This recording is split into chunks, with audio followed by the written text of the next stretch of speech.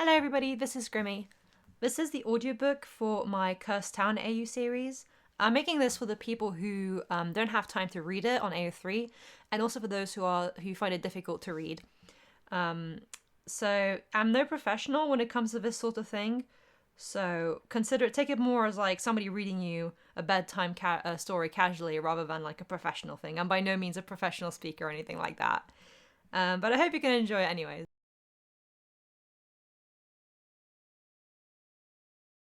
It was sad to see how full the graveyard was getting. This plague was merciless and had taken out 3/4 of town in mere weeks. Those who hadn't gotten sick had quickly made plans to flee, which left only a small handful of people left that lived in this small town among the woods. Callahan had plans to leave as well, as soon as he finished his job.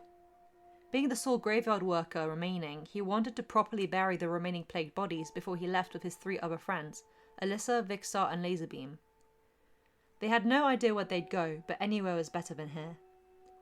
Looking around the masses of broken tombs, freshly dug graves and overgrown weeds, something caught Callahan's eyes. An ornate, almost glowing tombstone. That didn't make any sense. Nobody here was rich enough to commission such a thing, and certainly nobody had the skills to even sculpt those designs. Confused and intrigued, he approached the glowing stone. The tombstone was large, half of Callahan's size, and ornated with a sculpted skeleton.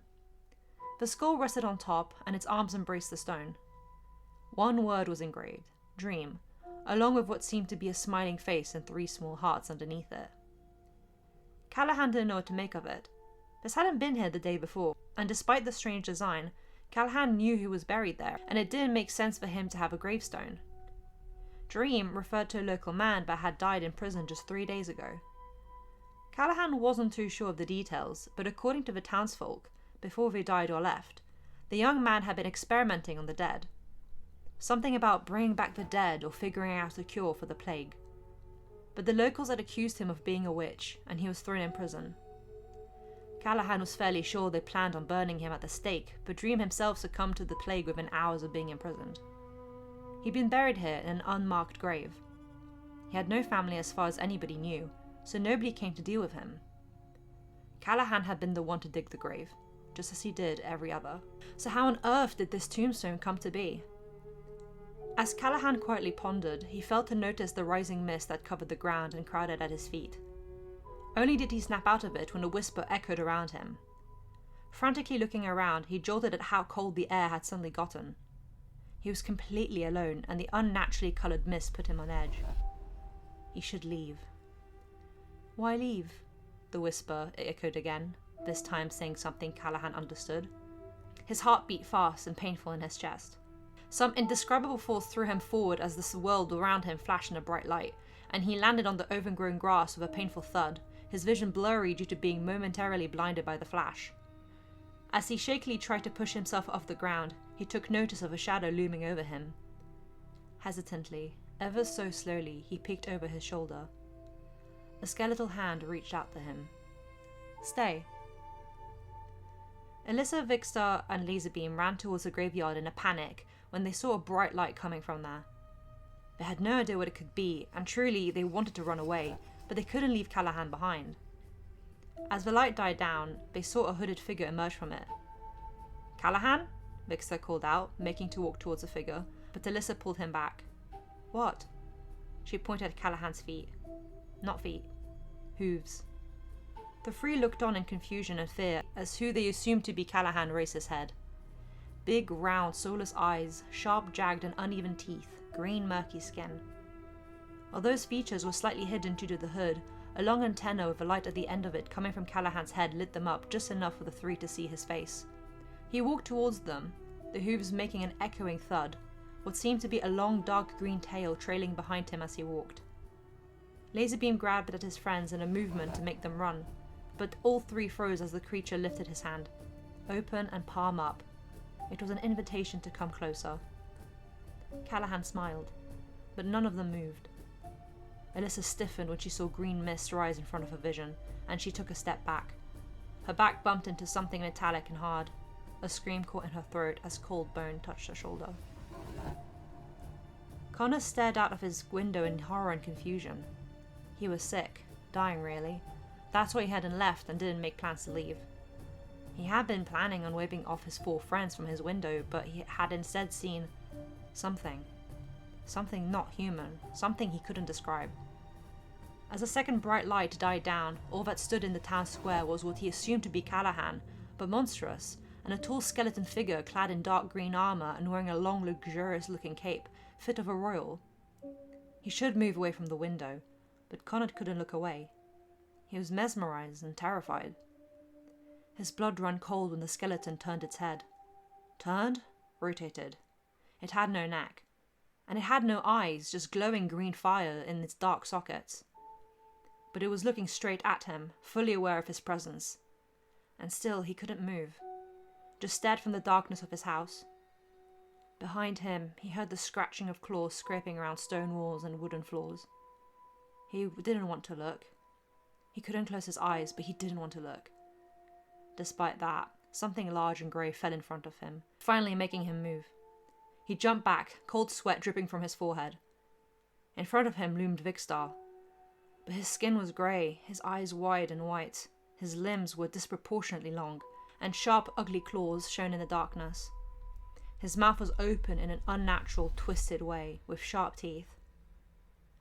Connor's breath shortened as it stepped closer. He needed to run. But 4 sets of claws grabbed at him, and he couldn't move. Not even when the skeletal figure entered his home and stepped towards him. Hannah was out collecting plants. Ever since most people in the town had left or died, food was scarce, so she had to make do with wild forest plants and hope that if the plague didn't kill her, then her experimentation with unknown plants wouldn't either. Being sick, just like Connor, she couldn't leave. So she might as well try her best to survive with what the forest naturally offered. A scurrying sound caught her attention. "Huh?" she exclaimed softly, looking at a large burrow-like hole in the ground. 2 eyes glowed from the darkness, but she wasn't worried. It was probably a fox, more scared than her. At worst it was a badger, and maybe she had to be more careful. She turned away from the hole and its inhabitant, but screamed when something sharp and cold grabbed at her ankle. It pulled and she lost her balance, collapsing to the ground. Looking at what had gotten her, she screamed again when she saw not 1 but 2 sets of glowing eyes. The 4-eyed creature was looking at her with a sharp-toothed grin, its large, clawed hand wrapped around the ankle and slowly dragging her into the burrow. Hannah kicked and screamed, trying to escape, but whatever it was had a strong grip on her. "Let me go!" she screamed. "Help!" Figures approached, and for a split second, Hannah felt relieved that she was getting help. Until she saw the desaturated dead skin of Alyssa, Vicstar, and Laserbeam, the wide beady eyes of Callahan, and the tall caped skeletal figure. "It's okay," a voice spoke. It echoed, as if not coming from any specific source, but Hannah knew it came from the skeleton. "It's just our friend Connor." "Connor?" Hannah echoed weakly, looking at the bluish creature in the burrow. How was that Connor? What had happened to everybody? What was going to happen to her? "It's alright, you don't have to worry," the voice said again, and Hannah almost started crying when a cold hand touched her head. "You won't ever have to worry again."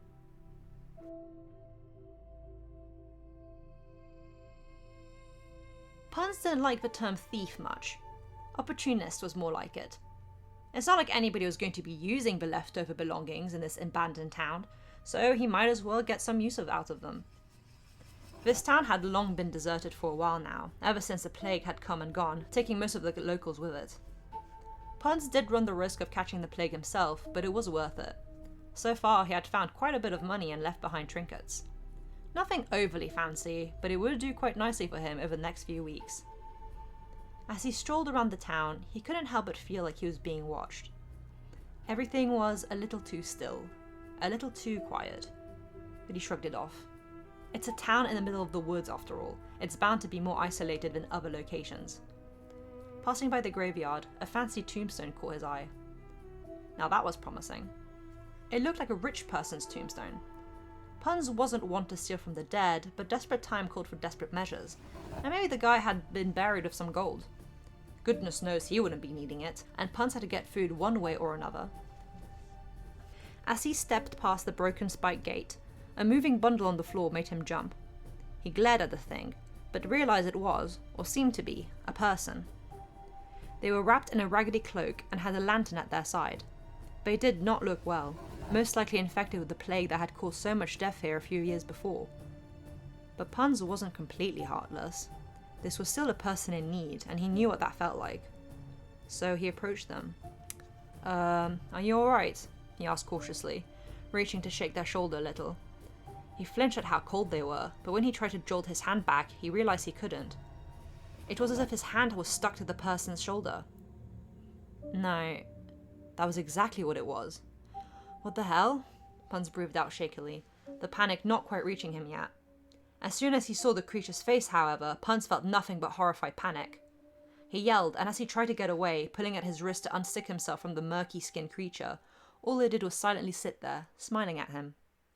It wasn't a comforting smile at all, and Punz refused to look at it any further, closing his eyes tightly as he struggled to get away. Something stepped behind him and dragged him up onto his tiptoes by his cloak. Eyes flying wide open, a scream caught in his chest, and he forgot how to breathe as two bright green flames stared into his soul. The tall skeletal figure had one of its sharp bony hands tightly gripping over the collar of his cloak, almost strangling Punz, but not quite. The other boned hand reached for the golden pendant around Punz's neck that rested on his chest. It was one of the many trinkets and jewels he had stolen in his lifetime, and the skeleton seemed to know that. Thief, it croaked, mouth not moving as the voice echoed in Punz's ears, bordering on painful. Here to steal from me, just as the townspeople stole my life. Despite the steadiness in its voice, it was clearly angered and full of hate, as if Punz's entire existence offended it. Or maybe not Punz himself, but Punz's actions. I'm sorry, I'm really sorry. I'll put everything back I took. Please, just let me go. I'll leave, I promise I'll leave, he said hurriedly, slightly straining against the tightness of his chest and throat. He wanted to cry, throw up and scream all at once. The creature stared at him coldly. Despite the emotionless skull, Punz could see otherworldly emotions in the fires that flickered angrily within the dark sockets. And then the flickering stilled, as if the creature had calmed. It almost felt as if it was smiling at him, almost fondly. You're forgiven, the voice echoed in Punz's ears once more. Relief flooded his system, just for one moment. But you can't leave. Searing hot pain stabbed at Punz's neck from when the creature's fingers were gripping onto his clothing, until he felt nothing at all. He didn't even feel himself scream.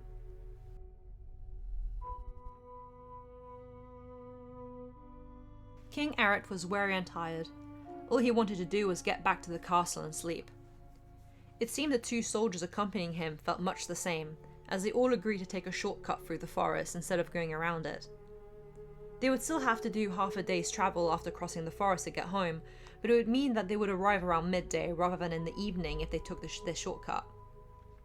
Still, ever since the three of them had entered the forest, Eret couldn't help but feel paranoid. Everything was unnaturally quiet for an early morning in a forest.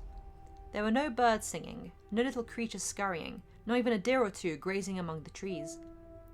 And as if that wasn't unsettling enough, a mist was collecting at their horses' hooves. Eret couldn't even see the sky, but he knew today was a bright and cloudless day, so the gloominess of the forest made no sense to the king. The soldiers didn't seem to notice, probably more interested in getting back to the castle than sticking around the forest. This was until the horses started fussing. They refused to move forward, and only stumped their hooves on the ground, shaking their heads. Whoa there, calm down, what's wrong? Eret asked out loud, petting his horse, but it didn't help. The horse started backing up away from the other horses and soldiers, ears flattened and eyes wild. The soldiers' horses weren't any better, they were actually starting to rear and buck. That's when Eret heard it, or rather, felt it. A strong gust of wind, followed by a dark shadow looming over him. Dust became unsettled and blinded his vision, trees shook violently and debris flew everywhere. Eret covered his eyes to protect them, but as he did that, he heard his horse neigh loudly and he lost his breath as he was flung backwards off of the saddle. The horse had reared in the chaos and made Eret lose his balance. "Your Highness!" one of the soldiers cried, but it was muffled by the deafening sound of large, heavy wings flapping. Instead of feeling the impact of the hard ground against his back, something sharp and cold dug around his torso and waist. A sudden change of speed made his stomach twist, and for a second he thought he was falling downwards again. Blinking through the rapid winds and unable to properly collect his breath, the king gasped pathetically as he saw the wide expanse of woods beneath him. Far, far beneath him. He was in the sky, the cold sharp things digging into him being shining black claws. In his panic, he snapped his head upwards, only to see a huge golden dragon with piercing blue eyes. A large pendant made out of gold was clasped around its throat and shone with an unnatural light. Eret wanted to yell at it, but the speed of the wind and being so high in the sky made it impossible for him to say anything. The creature ignored him, occasionally flapping its wings as it closed in on its destination. An abandoned town covered in the same mist as before. Before Eret could properly process what was happening, the dragon jolted back as he flew over the town and dropped Eret. The king let out a choked cry as gravity did its job. Looking up to the sky, he could see the dragon more clearly as he fell downwards. It held a strange expression, as if almost saddened by its own actions. Just for a second, Eret pondered why, before green mist obstructed his vision and everything went dark. When the soldiers had returned to the castle with the king's horse but without the king, Captain Sam knew something had gone terribly wrong. The soldiers spoke of a mighty wind and of a huge creature that swept the king away, but were unable to describe it properly due to the chaos, confusion, and the horses running away. The horses didn't stop running until they had long left the forest, and then the soldiers didn't know what else to do but get help. The story sounded ridiculous, but both the soldiers looked so shaken up and terrified, not to mention the state of the spooked horses, that Sam couldn't help but believe them. Being captain and a loyal soldier, he decided it best if he went to investigate the forest. He didn't want anybody else to be put in danger, and so he went alone with his mare, Fran. She was a fearless horse who had fought many battles with him, so he knew she wouldn't run off at the first sight of danger. Leaving the castle with the promise to return with answers, Sam rode to the forest. The land was unfamiliar to him, but this wasn't his first time going into unknown territory, so he wasn't worried. When he got to the forest, it was already late evening. He noticed that the closer he got to the forest, the less wildlife sounds there were. The crickets quietened, no owls hooted, and surrounded nature seemed almost desaturated of colour. No wonder this was no longer a frequently travelled road. The place was eerie and unwelcoming. But still, he had answers to find, so Sam trekked forward. He did, however, take his sword out of its sheath, just in case. If there truly was some huge beast that had kidnapped King Eret, Sam had no desire to confront it unprepared and unarmed. Fran steadily and cautiously walked through the forest, seemingly also aware of the danger. There was a wide pathway that had clearly led to somewhere, old hints of carts and horses from previous years imprinted into the ground, a sign that this used to be a lived-in area. Approaching some ruins, Sam arrived at an abandoned town. Fran stopped suddenly, ears flattening as she stared at something in the distance. There, it's okay, Sam said softly as he patted her neck. He didn't force her to move forward, but instead observed the darkness before him. He noticed marshes, deep lakes, and rivers surrounding the area that were grown over by vines and roots. The buildings of the town itself were cracked and falling apart, moss covering them. What he noticed the most, however, was the unmistakable suffocating stench of death. And no wonder why. At the end of the town he could see the overgrown and overpopulated graveyard, with far more tombstones that should inhabit such a small area. Sam's heart jumped when Fran stomped the ground. Looking down, he saw a green mist crowd at her hooves. Pulling on the reins a little, he made Fran back away. The mist followed them, as if sentient and keen on sticking to them. What a loyal soldier, a voice echoed, turning Sam's blood to ice. King Eret, he called out, hoping his king had somehow gotten to safety. You're here for your leader, the voice observed, its echo ringing in Sam's ears uncomfortably. It felt as if it was worming its way into his brain until he could hear nothing but the voice, his own thoughts drowned out by the echo. It seemed to affect Fran as well, so despite his own fear, Sam patted her shoulder. King no longer. Eret has been given a new position. Just as the words were said, something slithered above Sam. Looking up, he saw a snake-like creature crawling along the archway that led into the town. It twisted itself unnaturally until its face became visible to Sam. Despite some accessories hiding the creature's eyes, Sam knew exactly who it was. Eret, his voice came out shaky. The creature smiled, revealing a set of sharp fangs. As it did that, snakes reared back from Eret's head, mouth open and hissing, ready to attack. Fran started backing away, encouraged by Sam to do so, but stopped abruptly as something blue and scruffy made itself known from the bushes. This creature with 4 eyes and jagged teeth approached the soldier, followed by 3 other creatures with dead-looking grey skin and soulless eyes. Sam tugged at Fran's reins to make her turn. "How about you join us?" the voice echoed once more. Two figures swooped down from the sky, one much larger than the other. Claws and hands made to grab at Sam, moving faster than he could react, but not fast enough for Fran.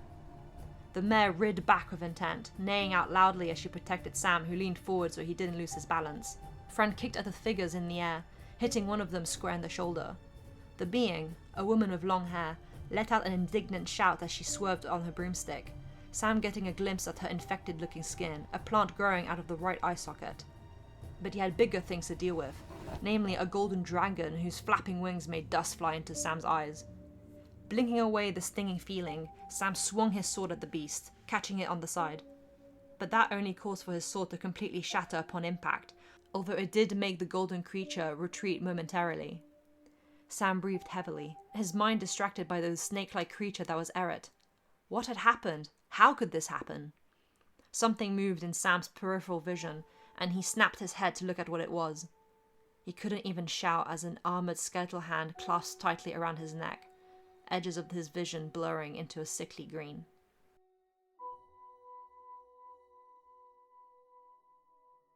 Work was scarce, and Skeppy knew that. Wanting to provide for himself while not being locked down by a landlord or some higher authority, he had decided on a life of travelling, doing odd jobs wherever he went. Most of the time, things were fine. Sometimes he got into trouble, but for the most part, he had a good sense of direction and he never really got lost. Although he was definitely lost at the moment.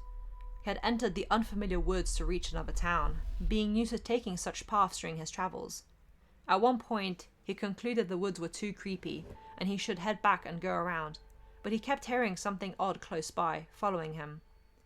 And if it was following him, turning back to face it was a really bad idea, so he continued marching forward, speed walking as to get out of here faster. But as he walked faster, so did the thing following him. It sounded like hooves, but there was a ghostly echo to them, as if not quite hitting the ground properly. It made Skeppy want to break out into a run, but his legs were too shaky to build up more speed. And what if whatever was following also started to run after him? Then what would he do? If it was some kind of horse creature, there was no way he'd be able to outrun it. That's when he realized the sound had stopped. The thing had stopped moving. Not stopping himself, but too curious to not look, Skeppy looked behind him. Nothing. Nothing that he could see, at least. He let out a shaky exhale. The quietest of hissing sounds came from above him. Something cold slithered onto his head and wrapped around his neck. His heart was beating hard in his chest and ears, the sound overwhelming him as a blue-eyed snake appeared in his vision. Snakes. They restricted his breathing. He wanted to move, but the snakes were much stronger than he anticipated. Something, a whisper, urged him to look up. He shouldn't. He really, really shouldn't. But the whisper grew louder, until finally, Skeppy slowly lifted his head upwards. He saw bright white eyes. He heard a loud sound familiar to when gravel is kicked. He couldn't move. Not his legs, not his arms. He couldn't even blink. He couldn't be sure he was even breathing. Maybe if his heart was beating, he'd be panicking, but he couldn't feel. Something approached, but it didn't slither. Whatever it was incredibly tall. A skeletal hand covered his eyes, and for a moment all Skeppy could see was green. Then he was able to move. He felt heavy and slow, but he could move. Worry not, he'll become accustomed to it. Of course he would. Why wouldn't he? He had nothing to complain about. He's home.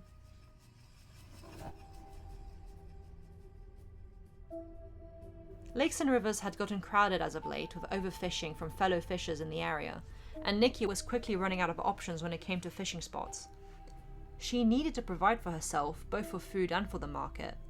But it didn't matter where she went or how early she got to a lake or river, it would already be crowded and in use by others. Too many fishers in one place wasn't good for anybody, as the fish would just swim away. So Nikki needed to find a new fishing location, but so far she had had no luck. This was until she found the narrowest of rivers. She hadn't noticed it before and concluded it must have formed because of all the rain recently. Deciding she had nothing to lose and couldn't afford being picky, she dragged her small fishing boat to the river, climbed in and rowed down. It was rather muddy, and after a while of rowing, Nikki was ready to sigh and give up. That was until she saw the river widen and merge into a lake. It was overshadowed by huge trees, the banks were overgrown in weeds, bushes and vines, so it was no wonder nobody had seen it before. Feeling the smallest bit of hope that this could become a secret fishing place for her, she rowed into the lake. On second thought, it was more like a marsh than a lake. That was no issue, you could find plenty of good fish in a marsh. It was just a question of knowing how, and Nikki definitely knew how. But try as she may, she didn't have any luck even spotting a fish in the water, let alone catching one. Stranger still, she hadn't come across the usual wildlife for such an area. No birds looking to hunt, no frogs, not even a fly buzzing by above the water. On top of all that, the water was very still. Too still even, as it had never been disturbed before Nikki arrived. Nikki sighed defeatedly. Maybe today was just a bad day for fishing here. She could try and come back tomorrow. Not like things could get any worse for her. Nikki yelped as her boat rocked suddenly and grabbed at the sides. Something had bumped into it from below. She knew that because a dark mass was looming under the surface. Nikki had no idea what it was and didn't want to stick around more than she needed to find out. Grabbing her oars, she made to start rowing back to the mouth of the lake and back up the river home. But the oars were violently ripped out of her hands and dragged below the surface. Panicking, Nikki stood up to try and fish them out of the water, expecting them to float back to the surface. But she saw nothing, the water too much of an opaque dark green for her to even see anything. Had it always been this dark? She could have sworn it had been more see-through before. Something splashed loudly behind her and rocked her boat violently, forcing her to cling onto the side. Before she could turn to look at what it was, something cold and slimy grabbed her from behind and with an indescribable strength dragged her backwards and into the depths of the marsh. Mouth filling up with water as she tried to scream, she noticed the sickly green skin of the hands dragging her down.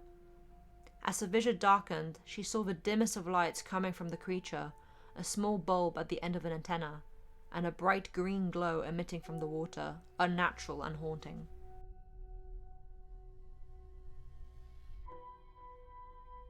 It had been another day of hard but good work, and Puffy was just about ready to go home. She ushered her sheep along with her staff, encouraging the few who were straying too far to return to the herd. Being a shepherdess meant Puffy spent most of her days out in nature to let the herd graze and live their best life. She worked with Foolish, a younger man who had become her apprentice some years ago. Although he was busy wrestling with one of the gates that had broken, trying to fix it before Puffy returned as to have a safe place for the sheep to sleep tonight. So usually she'd be doing the herding with Foolish, but she was alone for today. Not like she couldn't handle herself, she was more than capable, having done this for majority of her life. Roughly 3/4 of the way home, Puffy's head perked up as she heard something in the distance. It sounded like singing, and it was beautiful. She'd never heard such a voice, and the tune was both comforting and otherworldly. Looking at where the sound was coming from, she realized it was from the abandoned forest. There had been some rumors among some of the elderly locals about the forest being cursed, due to some disappearances over 100 years ago. Puffy never believed those old wives' tales, but that didn't mean she'd willingly wander into those woods without a good reason. The ground was overgrown with weeds and roots, there was a mist within the forest itself that seemed to always linger, and the general ambience made her uncomfortable. Anybody could get lost in there for any reason, it didn't mean it had to be cursed. All those thoughts left her at this moment, too entranced by the singing to really care. She wanted to find out who could sing so beautifully, and it's as if the tune was beckoning her to follow the sound, like an invitation. Dropping her staff and abandoning her sheep without a second thought, Puffy walked towards and into the forest. Too caught up by the sound, she didn't notice how the roots and ground shifted slightly to make her path easier to walk. The fog thickened the closer she got to the music, until she arrived at the banks of a dark marsh. Something was out in the water, sitting on what could be a rock or small island. She squinted, trying to see what it could be. Ever so slightly, the fog parted in an unnatural way to reveal who it was, or what it was. It looked like some fish creature with bluish grey skin and vibrant pink hair. but that's not what caught Puffy's attention. Its blank eyes glowed in the darkness, creating a shine on its thin, sharp teeth.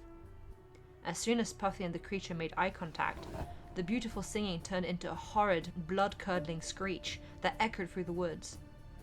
Snapping out of her trance, Puffy screamed and stumbled backwards to run, but something made her trip and she fell. Looking at her legs, she saw thorn vines wrapped around her boots and catching at the hem of her skirt, causing her to wince as the thorns dug into her skin.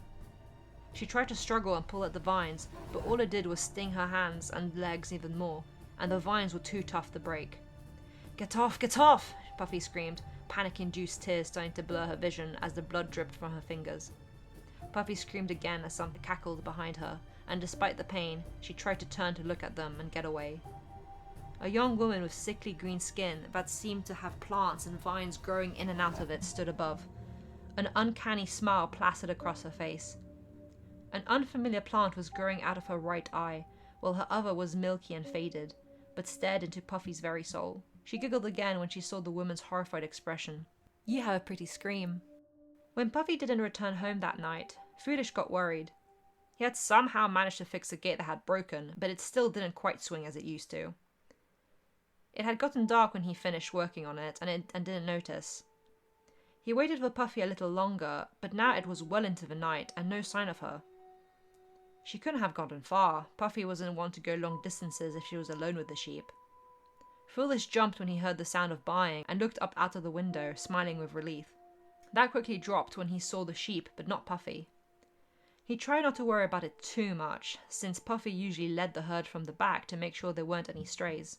As Foolish rounded up the sheep to get them through the gates and into the patch of land for the night, he realized that the herd had come home alone somehow. That didn't make much sense. The sheep were usually stubborn, so either Puffy had led them here and then left to go somewhere, or they had gotten spooked and ran home on their own. This worried Foolish, but it was too late and too dark for him to do anything. He'd go look for Puffy first thing in the morning. As intended, as soon as Foolish was ready the next day, he went looking for his mentor. He had notified one of his sisters that came from the family dairy to help with the sheep sometimes that Puffy had gone missing and so was going to look for her. "Okay, but whatever you do, don't go into the forest," Moo reminded her brother. He looked at her with a blank expression, clearly not getting her point. "The forest? You know, the cursed one?" "It's cursed?" Foolish replied, as if this wasn't a well-known rumor in the area. "Yes! Well, I mean, that's what Mum always says. Just don't go looking there. I don't think Puffy would be dumb enough to go anyway." Foolish wasn't too sure about that. Holding and rotating Puffy's staff in his hands, he stared into an opening of the forest. His sister's warning nagged him at the back of his mind, but his worry got the better of him. Puffy wouldn't just leave her staff here on the ground like that. Something bad must have happened, but what? A low sound rumbled in the air, starting off small that Foolish barely noticed, until it gradually built up in volume. Louder and louder. Too loud. Foolish winced and covered his ears, looking around for the source of the sound, but he saw nothing. It sounded like wailing, the type of pain-filled wail that only a tortured soul could make. Even if he couldn't see anything, it was very clearly where the sound was coming from. The forest. As the wailing died off, Foolish felt like it was familiar. It sounded an awful lot like Puffy. He had never heard wail or cry, but it was unmistakably her. "Puffy?" he called out, standing at the entrance of the forest. "Are you okay?" Only a wail answered him. What if she was hurt? Maybe an animal attacked her, and she was wounded. Ignoring his sister's words, and still holding Puffy's staff, he ran into the woods, following the sounds of the wailing. Despite it echoing through the empty forest, he could tell exactly where it was coming from. It got louder and seemed to pierce his skull, but he pushed past the uncomfortable pain. Skidding to a stop at the edge of a marsh, he looked around in confusion, panting softly. "Puffy?" he breathed out, something in the water catching his eye. No, not in the water. Above the water. A ghostly figure, unbelievably white, floated gently over the murky waters. Despite her back being turned to him, Foolish could tell from the hair it was his mentor. "Puffy!" he called out to her. She turned to look at him. Foolish's own skin paled. Her face was morphed and distorted into a pained expression, soulless bloodshot eyes and tears running down her face that seemed to disappear into thin air as soon as they dripped off her cheeks. She seemed worse than sad. She seemed to be suffering. A heart-wrenching wail came from her mouth as she saw him and covered her face, as if she recognized him but didn't want to believe it was him. The sound echoed violently, disorientating Foolish for a second as he held his head in pain, letting go of Puffy's staff in the process. Something lunged at him suddenly, water splashing onto him as sharp, webbed and slimy hands grabbed onto his clothing, and with an unbelievable strength yanked him into the water. He tried to fight the creature, but its large fish-like tail was stronger than him, and it only swam deeper into the depths, dragging Foolish with it. His vision was going dark, both from losing consciousness and due to the dark waters, but above him the unnatural glowing white figure loomed. As a green glow crept into the corners of his eyes, all he heard was Puffy's tortured wailing. Foolish's family never got answers.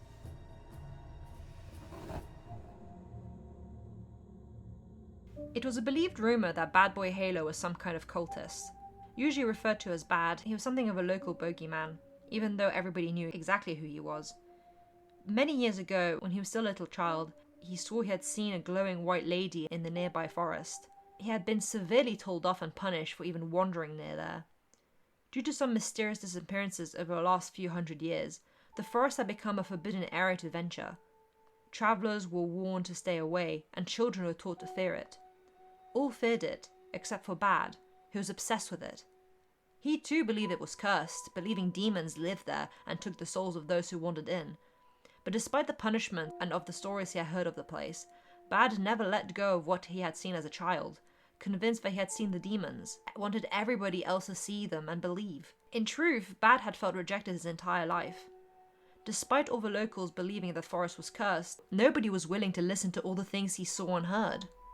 The wailing white woman, the stone creature with red eyes, the four-legged headless man, nobody would give him the time of day. He felt like he was going crazy, and eventually he cracked.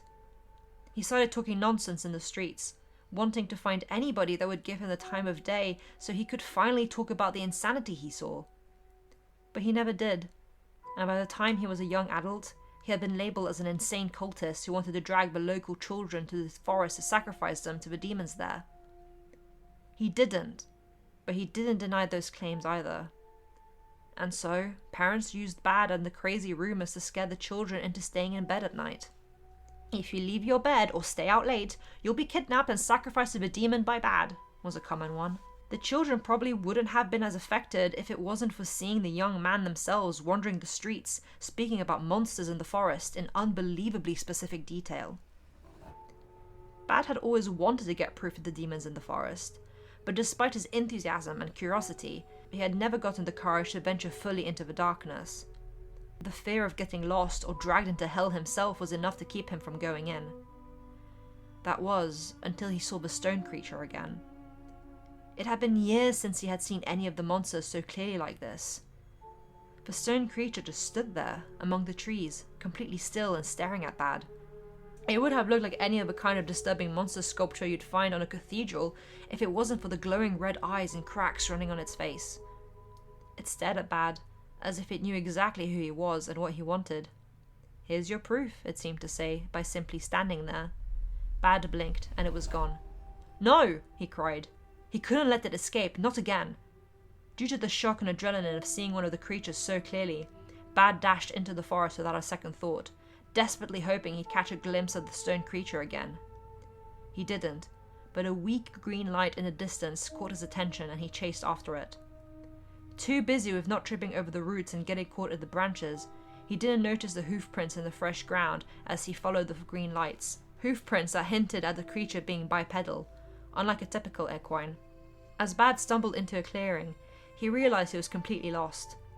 No sign of the green light, nor of the stone creature. He let out a frustrated shout and collapsed onto his knees.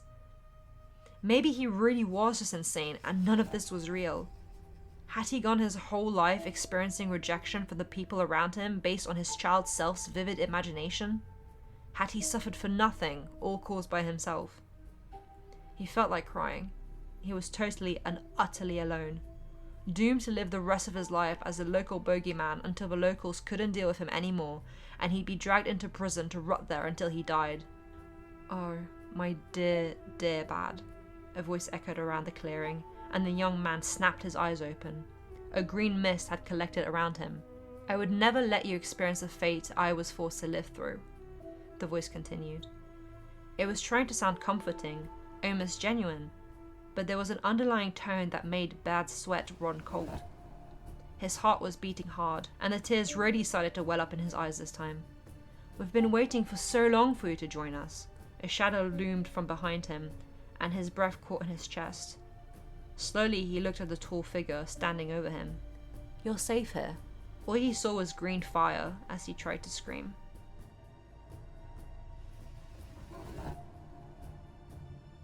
Michael McChill was a very capable and skilled journalist who had something of a niche and eager following. He was fascinated by fables and legends, so spent many years researching and publishing stories of local unheard stories.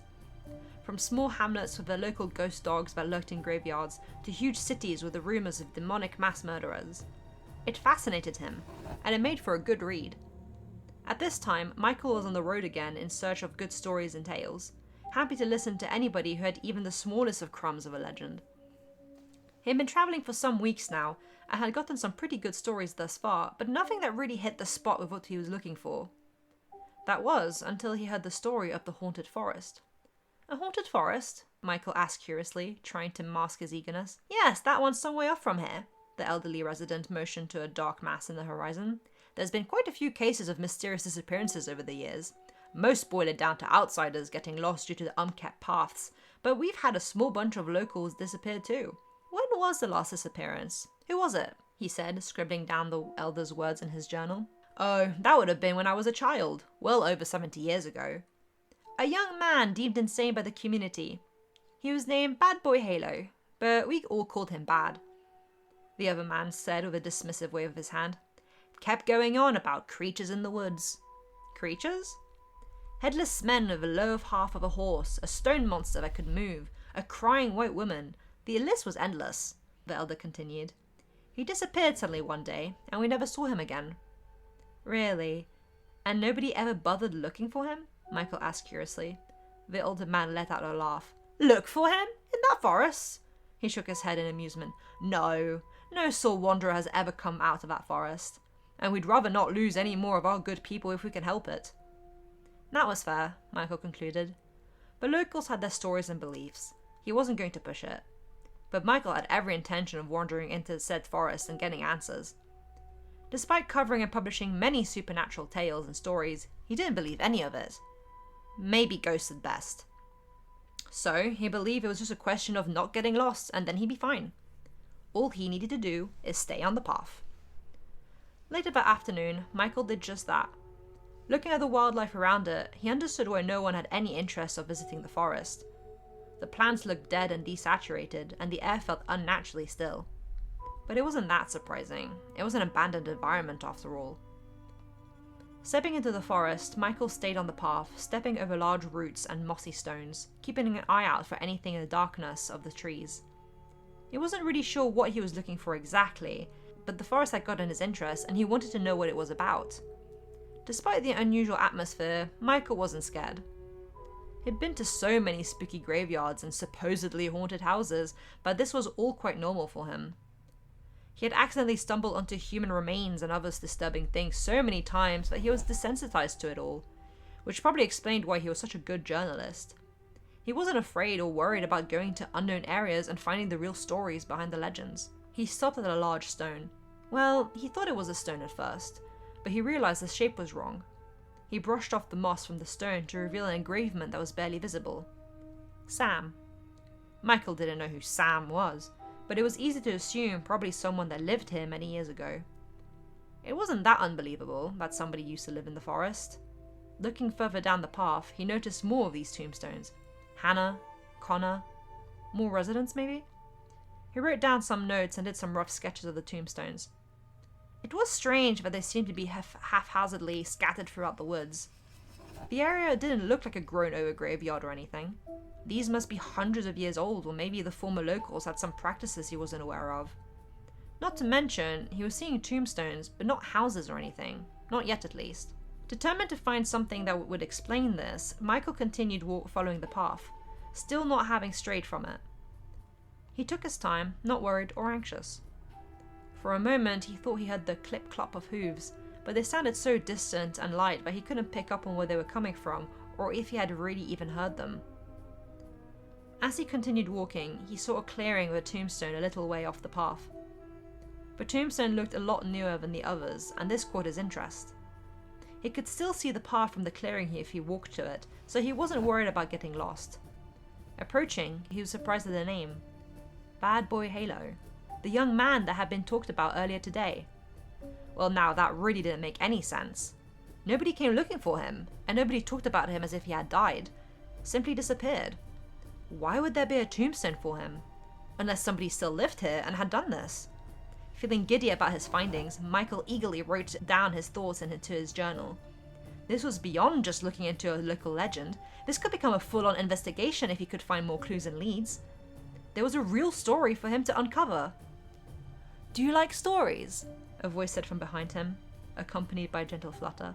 Michael jumped, which made him drop his journal and spun around. "I have lots of stories, but nobody ever wanted to listen to them."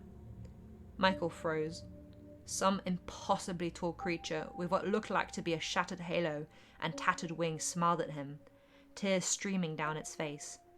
But despite all that, that's not what horrified him the most.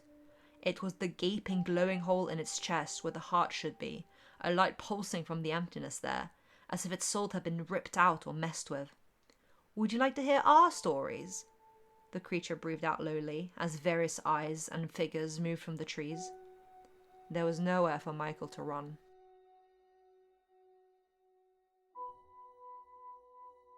Slimecicle had no idea how he got lost. He'd travelled his entire life, had seen plenty of treacherous and confusing roads, but somehow this forest made no sense. There was no pattern or natural sense to it, none of the normal signs of a living, healthy forest. He'd never seen anything quite like it, and it hadn't been his intention to get lost or even enter the forest, but he somehow found himself here without even realizing it, as if his body had moved without his mind noticing. He still felt a little out of it, but he didn't feel like sticking around, so pressed on, hoping to find a way out sooner rather than later. But as he continued walking and looking, everything just got darker and darker, until he could barely see a few steps ahead of him. It wasn't like Slimecicle couldn't travel at night or find his way. He'd done this plenty of times. But the way the trees and leaves blocked out the sky, the way the nature around him seemed to be watching his every move, the deadly silence, it all put him on edge. Taking a deep breath to try and ease his nerves, Slimecicle squinted into the darkness, hoping to make some sense out of the scenery around him. That's when he heard something rustle in the bushes. He jumped and turned to see who it was, and felt relief when he saw it was another person. "You have no idea how glad I am to see somebody. I thought I was lost." Slimecicle's enthusiasm quickly faded when the person got closer, and he could see their features better. It was clearly a man, or what had been a man, for half of his face was missing, revealing the socket of his skull. His ribs were exposed, revealing the organs inside, and his left leg was just bone. Slimecicle froze in shock, giving time for the other to get a little closer, slowly but purposely. As the man before him neared, he could see he was covered in insects, crawling in his long hair and a worm poking out of his eye socket. He could now see as well that the right side of his jaw was bloody and ripped, exposing the yellowing back teeth. Slimecicle only snapped out of his frozen state when the creature started reaching out to him with its right arm, which was only skeleton. The flesh had been torn from it up to its elbow. Without thinking about it any further, Slimecicle broke into a sprint away from the man, almost tripping and scrambling as he ran off the path in hopes of losing him. The ground was littered with overgrown roots, moss and weeds, making it harder for Slimecicle to run, but he was too panicked to really care. Every other step he was stumbling and tripping, but he never stopped running. Even when the tree branches caught on his clothes and the vines seemed to be tangling around his limbs, Slimecicle just snapped them and forced his way through, scratching up his skin and glasses in the process. But no matter how fast he ran, he could still hear something following him. It sounded like they were right behind him, even though the thud of its one boot was slow and steady. It's as if the sound was taunting the blonde man, that no matter how far or fast he went, he had no way to escape, and it was just a matter of time. Just one real slip-up and he'd be caught. As he ran, Slimecicle came upon a marsh. The ground was soft and was making it hard to run. He tried finding hard land, looking for patches of grass among the muddy earth, but everywhere he stepped seemed to just be muddier and more treacherous ground. In a desperate attempt, he grabbed at one of the tree branches and attempted to pull himself out of the slippery mud where he was ankle deep in. Just as he thought he was getting free, the branch snapped, and Slimecicle fell back into the mud where he felt himself sinking. His lower half was completely stuck, and it was as if the mud itself was grabbing at him to drag him down into the earthy depths, as if it was sentient. Slimecicle knew that with things like quicksand he shouldn't move too much, but this wasn't anything like quicksand. He didn't know what it was, and it just made him panic more. As he tore at the mud and tried to drag himself out, he remembered the footsteps, and they had stopped. Breathing heavily from his efforts, Slimecicle didn't dare move or look, even when he felt the mud crawl back onto his skin and clothes. Something was standing in front of him on the mud, not sinking, just watching him. Unable to help himself, Slimecicle moved only his eyes to look up. It was a partially decomposing black-haired man, staring down at him with the same grin as before. He looked proud of himself, as if he had completed a duty he had been given. As green mist rolled in suddenly, a taller, much larger figure loomed behind the man, bright green flames lighting up the darkness around them as they looked at the unfortunate traveller.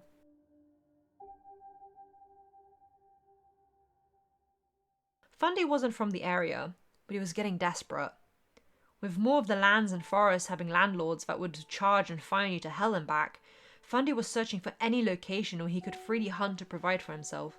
He didn't need or want much, just enough to provide for himself and to sell to others. Namely, fox fur was what he was looking for, as he could sell that for a pretty penny on the market. But he needed to find a location that would allow him to do his job without ripping him off. Fundy sighed sadly and tiredly as he wandered the paths. He was a long way from home, his hunting rifle over his shoulder, and he hoped the further he got away from towns and people, the more chance he had at finding an unclaimed piece of land he could venture in and out of. He wasn't a reckless hunter, or even an enthusiastic one. He just needed the minimum to survive, and he'd be sure not to target just any random animal out in the open. He wanted to go about this the right and respectful way. That's when he noticed a huge forest in the distance, a dark hazy mass that seemed hidden by some sort of mist. Fundy got excited. He hadn't heard of this place before, didn't see it anywhere on any maps, and seemed very much abandoned and overgrown. Places like this were perfect for hunting, especially since they tended to be overpopulated by animals, so Fundy catching 2 or 3 wouldn't hurt the flora and fauna. It did look creepy though. The mist that seemed to hide the forest was coming from within the trees, and the environment looked uninviting. But Fundy really had no choice and couldn't be picky. He was willing to try just about anything to get his hand on a couple of foxes. He'd even take rodents at this point, he was so desperate. Breathing in deeply and puffing his chest in false confidence, he strode forward into the forest, his feet disrupting the mist. He spent many hours wandering around the forest, setting traps for animals and trying to recognize landmarks so he didn't get lost. But he never even heard a rustling in the leaves, and the nature around him seemed to be forever shifting and changing until it looked both the same and completely different. Disorientated and stressed out, Fundy ran a shaky hand through his hair, fiddling a little with the white strands on his fringe as he looked around the area. Something that wasn't a tree caught his eye in the distance, and he got closer to it. They looked to be tombstones, but names on them being Eret and Nikki. This was a little disconcerting, but not completely unusual. People could have lived here long ago, that was completely within reason. As Fundy's eyes followed the path the tombstones were on, he saw something else in the distance. It looked like a stone arch that led into a town of sorts. Abandoned for sure, Fundy had no doubt about that, but maybe he could find something of worth there, or make it a base until he found some animals or the way out of here. Getting closer to the cracked stones, he looked up, and on top of the archway was a large gargoyle. Fundy had seen plenty of them on cathedrals and such, but never one quite so ornate as this one. Its waist seemed to be ornate with huge diamonds, and the tail hanging off from the ledge also had a diamond on it. Its expression was the strangest to Fundy. It looked eerily human-like despite the cold stone eyes and open fanged mouth of which the tongue was hanging out of. Freaky, Fundy muttered as a shiver went down his spine. Those diamonds could be worth something, but he had no interest in climbing an archway this tall where he could potentially fall to his death. And even if he got to the gargoyle, he had no idea if he'd be able to pry the diamonds out of the stone. So he continued forward, looking around the desolate town. Definitely abandoned, Fundy reconfirmed to himself. Everything about this place smelled old and musty, and the mist from earlier was at its strongest here. Fundy shivered again, this time because the air felt frisky, so he rubbed his arms a little, looking about for any signs of animals, paw prints, food remains, little burrows or holes. In his focused state, he didn't hear the crackling sound of stone scratching against stone, nor the soft thud of something heavy but cautious landing on the firm ground. But he did see the wide shadow that momentarily appeared on one of the houses. Fundy blinked a few times, thinking he was starting to see things, but the shadow appeared again for a moment, which made Fundy spin around to try and find the huge creature. Could it have been a deer? No, Fundy had never seen the deer so large, so maybe a stag? But he would have heard the sound of hooves, and the shadow had no antlers. And it seemed to be winged and to be on its hind legs, almost like the gargoyle in the archway. Just as Fundy made that connection, the shadow appeared again, this time looming right over the hunter. This made him lurch forward to get away from the source of the shadow, but he tripped and stumbled onto his front, his hunting rifle cluttering to the ground as well. Scrambling to get back up and away, he turned so he was sitting on the ground and looked up at the large stone creature. The previously cold stone eyes were replaced with two red glowing lights that pierced the mist, red cracks running along its face. Fundy wanted to scream, but his breath was stuck in his chest as he stared at the unmoving creature, until his tail flicked a little, the diamond at the end of it shimmering as it reflected a green glow that had started forming around them. Fundy remembered suddenly that he needed to get away, get his hunting rifle off the ground, which he tried to do, lunging at his weapon beside him. But that same tail as before moved faster than he could, and his chest was met with the painful force of stone whipping at him, knocking him back and winding him in the process. As he coughed into the dirt, he heard the thuds of the creature walking, and looked up his blurry and disorientated vision, those two red eyes staring down at him as the mist got thicker and thicker.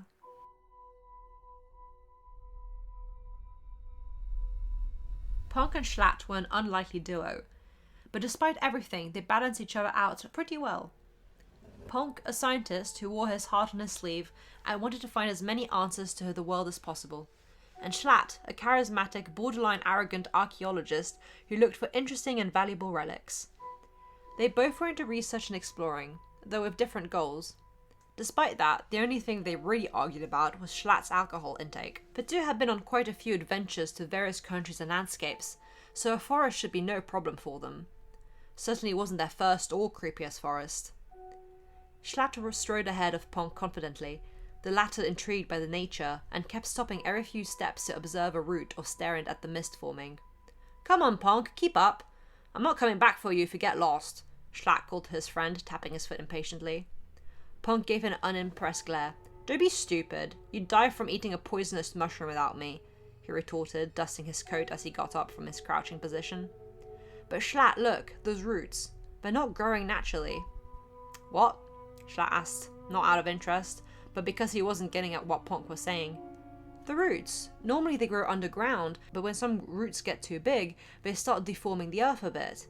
But here, it's as if all the roots are above ground, even the small ones. The trees are acting more like vines on the pathway than roots," Ponc explained, pointing to the overground path that they were on. "Okay, and that helps us how?" Schlatt asked fatly. Ponc rolled his eyes. "It's just odd. It's really not the weirdest thing we've come across, and it's not what we're looking for anyway. Come on." Schlatt pulled on Ponc's sleeve before the latter could go back to penalizing the roots again. "Oh yeah, I forgot. We're looking for dead people. Again." Ponc sighed flatly. Despite being a scientist, he wasn't the fondest of humans or animal remains. He was a little squeamish when it came to that. He much preferred plants and such. That was more his forte. "Not just dead people, mysterious disappearances," Schlatt said excitedly. He looked through his travelling bag to pull out a piece of paper. On it was the retelling of 2 soldiers whose king was strangely kidnapped by a creature, as well as the report of the missing captain that went looking for him. They had found it in the ruins of a castle about half a day of travel away. This wasn't the original copy from the castle, since the yellow paper had been crumbling from sitting around for several centuries, but Schlatt knew how to decipher it and wrote it down himself. I went asking some of the locals about this, and they didn't know anything about it, but they did know of the forest the story mentioned. Indeed, there seemed to be reoccurring cases of unusual disappearances. But the locals seemed to be rather hush-hush about it, merely warning outsiders to not travel there as it's easy to get lost and is infested with hostile creatures. But that didn't frighten Schlatt, and it had been easy to convince Ponc to come along when the idea of undiscovered plants was offered. "You just want to find the king and take what jewels you can get your greedy hands on," Ponc huffed, getting an offended look from Schlatt. "Okay, first off, fuck you. Secondly, no, I want answers," he replied indignantly. "You're always looking for answers about plants and stuff. Why can't I look for answers about history? It's my job, isn't it?" Ponc rolled his eyes again, but as he did, he noticed a clearing. "Hey, what's that?" he asked, pointing at the object in the distance. Schlatt looked at where his friend was pointing, and his eyes lit up at the finding. "Tombstone!" he exclaimed eagerly, dashing off the path to take a closer look. Ponc grumbled, knowing that this is exactly what Schlatt would be interested in. Graveyards and burial grounds were his favourite thing, something about the dead having secrets he could discover. It creeped Ponc out. Bad Boy Halo? Does that ring a bell? Ponc squinted at the old engravings, to which Schlatt shook his head. "Nope, no idea," he said as he scratched the stone a bit. Weird. Doesn't feel like any stone I've ever come across. The texture was both rough and smooth, icily cold, and left a strange ghost touch on Schlatt's fingers. "It's almost hard like chalk, but it doesn't smell like chalk." Ponc shook his head. Schlatt was always complaining about his plant talk, yet here he was talking about chalk smell.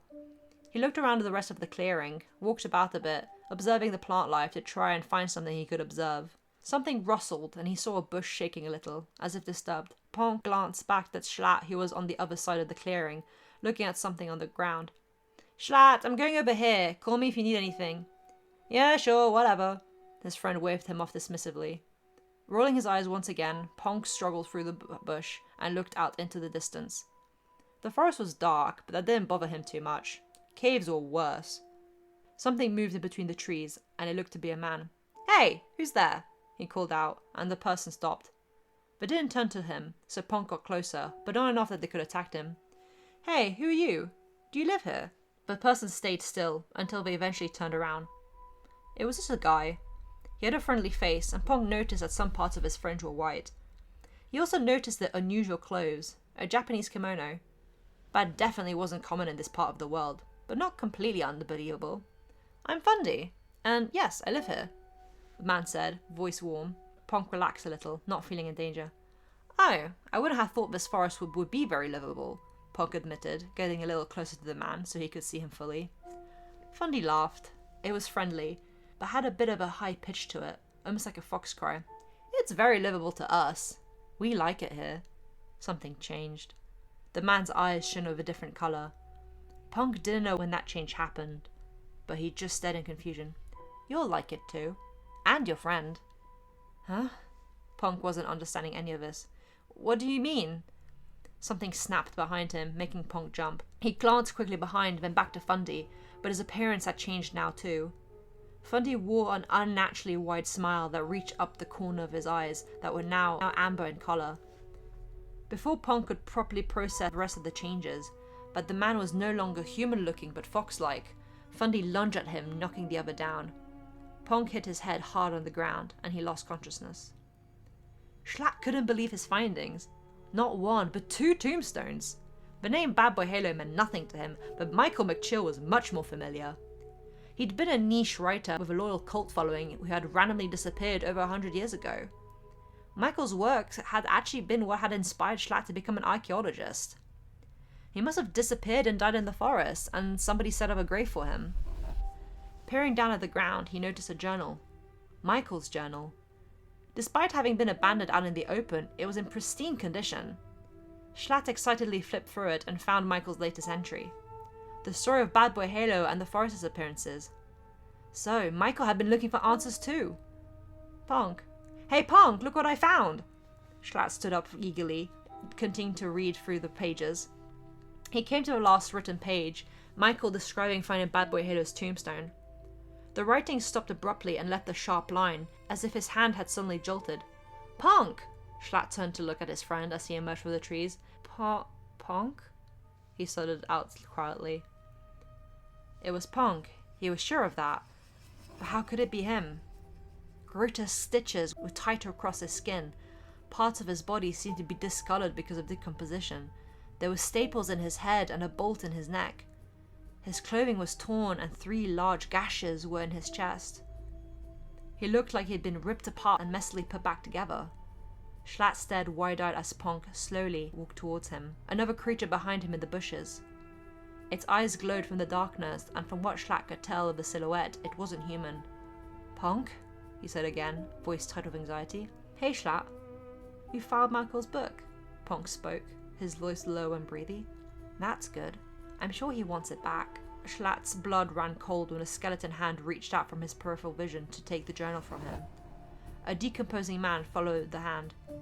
Schlatt had never seen what Michael looked like, but he could guess this was him. Seems like you found what you were looking for. It sounded like a taunt, but Schlatt couldn't be sure. He wasn't sure of anything anymore when green mist blurred his vision and a terrible pain shot through his body.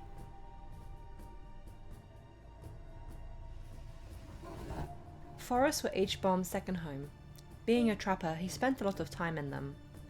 He respected the forest and animals, only catching what he absolutely needed to support himself, and would never leave traces of himself behind. He was a bit of a traveller as well, not wanting to bother the same area for long spans of time, so often hopped from location to location, a bit of a lone wolf in many aspects. He'd naturally wandered into an unknown forest that had been on his path. It was huge and seemed like one of those untouched forests that was brimming with hidden animals, so H-Bomb decided to set a few traps here and there. He diligently took note of where each one was and made a mental checklist to check up on them in a couple hours. There wasn't a particular animal he was hoping for. Anything was fine as long as he could either get the meat to feed himself or sell the fur. It was a simple life, but he didn't mind it. This had been his way of living for as long as he could remember, and he was relatively content with it. Being a bit better off at having a comfier lifestyle was of course always desired, but as things were, he couldn't complain too much. He fiddled a bit with his only bear trap and set it.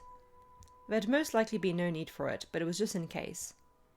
This one he didn't like to use much. It wasn't the most humane of traps, but the technology wasn't quite at a point where quick and painless traps were easily available for a wanderer like H-Bomb. But still, he made sure not to let any animal suffer more than it had to if it did get caught in the bear trap. But again, he didn't think he'd need to use it. Turning away from the trap, he saw a horned figure among the bushes. Squinting at it, he recognized the horns as being one of a ram. He couldn't see the rest of its body, just the silhouette of its head, but he was pretty sure of it being a ram. Quite unusual to find that type of animal in a forest, but maybe it had gotten lost from a farmer or a mountain he wasn't aware of. It seemed pretty docile and calm too, not running away as soon as H-Bomb had moved or noticed it, so it was most likely used to human company. Maybe if he got a closer look at it, he could see if there was a tag or anything that said it belonged to a local farmer.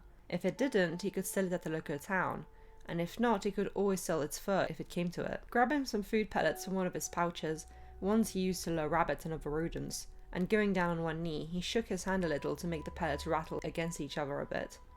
The ram's ears twitched and it lowered its head a little, as if observing the movement curiously.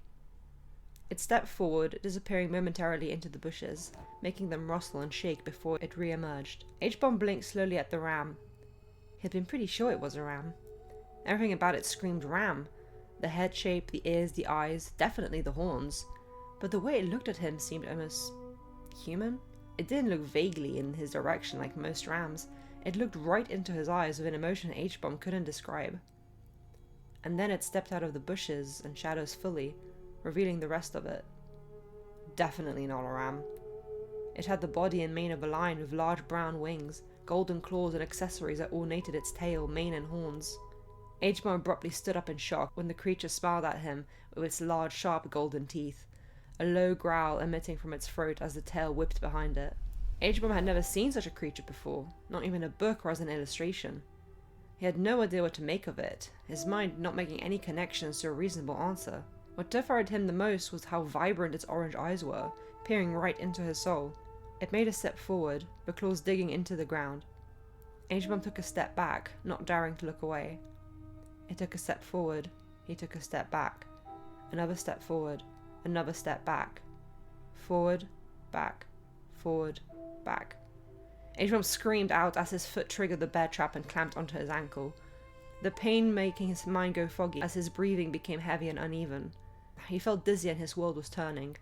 Momentarily, he forgot about the creature, only remembering when a hysterical laughter broke through his heart beating in his ears and echoed through the woods. Looking up at the monster through his pained tears, he saw it flapping its wings in the light and shaking its head as it laughed maniacally. "Oh, that's funny," it laughed, its tail whipping in the air, the amusement of it all. "That's really funny. Isn't it funny, Dream?" The creature looked at H-Bomb. Not quite. Behind H-Bomb. H-Bomb swallowed as he saw a dark shadow looming over him, followed by an unnatural green mist that covered the ground, covering the bear trap that mangled his blood-covered ankle. "That is pretty funny," a ghostly voice echoed.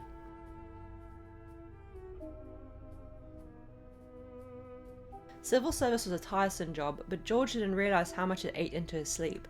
He barely slept over the last few months, and whatever sleep he did get was fitful at best. That certainly didn't stop his leader from giving him orders to fulfill some duties in a neighbouring town. Not only that, but the only route there was by walking, something about not wanting to waste resources on a single civil service servant, and the walk not being too long. Sure, 3 hours wasn't that long, but to an exhausted young man like George, he felt like it'd be the death of him. Still, he followed his orders without much complaint beyond a grumble. He was off on the road under half an hour to make it to the other town before midday. But despite the path being obvious and clearly signed, as well as having a map, George's tired mind could barely decipher the words and what way he was supposed to go. What should have been a 3-hour walk turned into 4, then 5, then 6 hours because he kept taking the wrong turn or missing one. And as the walk went on, he got more and more tired and more frustrated. It was doing his head in on top of the headache he already had. He sighed loudly and rubbed his face angrily as he realized he'd gone the wrong way again. This time he was really lost, not even knowing which way he'd come from. The forest was dense and foggy, the trees so huge that the leaves hid away the sky completely, making it feel like night despite George knowing it wasn't even late afternoon yet. Looking at his map, he felt his vision swerve from exhaustion and almost went cross-eyed again. This really wasn't getting him anywhere, and at this point he'd only get into more trouble once he arrived at the town for being late to fulfill his orders. He might as well look for a place to sleep and get back on the journey again once he had properly rested at his own leisure. Maybe he could make the excuse the map was difficult to read, or that he was unfamiliar with the place, or that he'd been jumped by some criminals. Probably wouldn't help his case, but he so didn't care at this point. George was thirsty, hungry, frustrated, sweaty, angry, and worst of all, shatteringly exhausted. He'd rather just lay in the middle of the road and pass out. Maybe he'd get lucky and get run over by a locomobile. As he sighed heavily, he noticed that he could see his breath clearly in the atmosphere. Great. Add getting a cold on the list of George's problems. How did he not realize how much the temperature had dropped? Rubbing his arms to try and get some warmth, George continued walking forward. Maybe he could find a covered space where he could lie down for a bit, a large burrow or low tree. Anything would be fine at this point. He'd rather find something sooner than later. His legs were starting to feel weak and wobbly. Breathing out shakily and shivering a little, he tried to get his coat tighter around himself. The cold was now turning from uncomfortable to icy, biting at the tips of his nose and ears and turning red. At this rate, getting a cold was the least of George's problems. He might actually be in real danger if he didn't find somewhere warm to rest and recover a bit.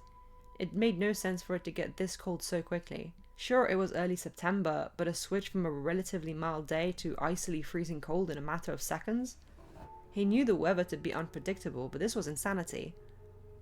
Lost in his complaints and thoughts, George barely noticed the town ahead of him. Only when he almost stumbled on what he assumed to be a stone did he notice the large archway. Looking about, he saw that the town was completely empty and very old. It hadn't been lived in for years, maybe even centuries by the looks of it.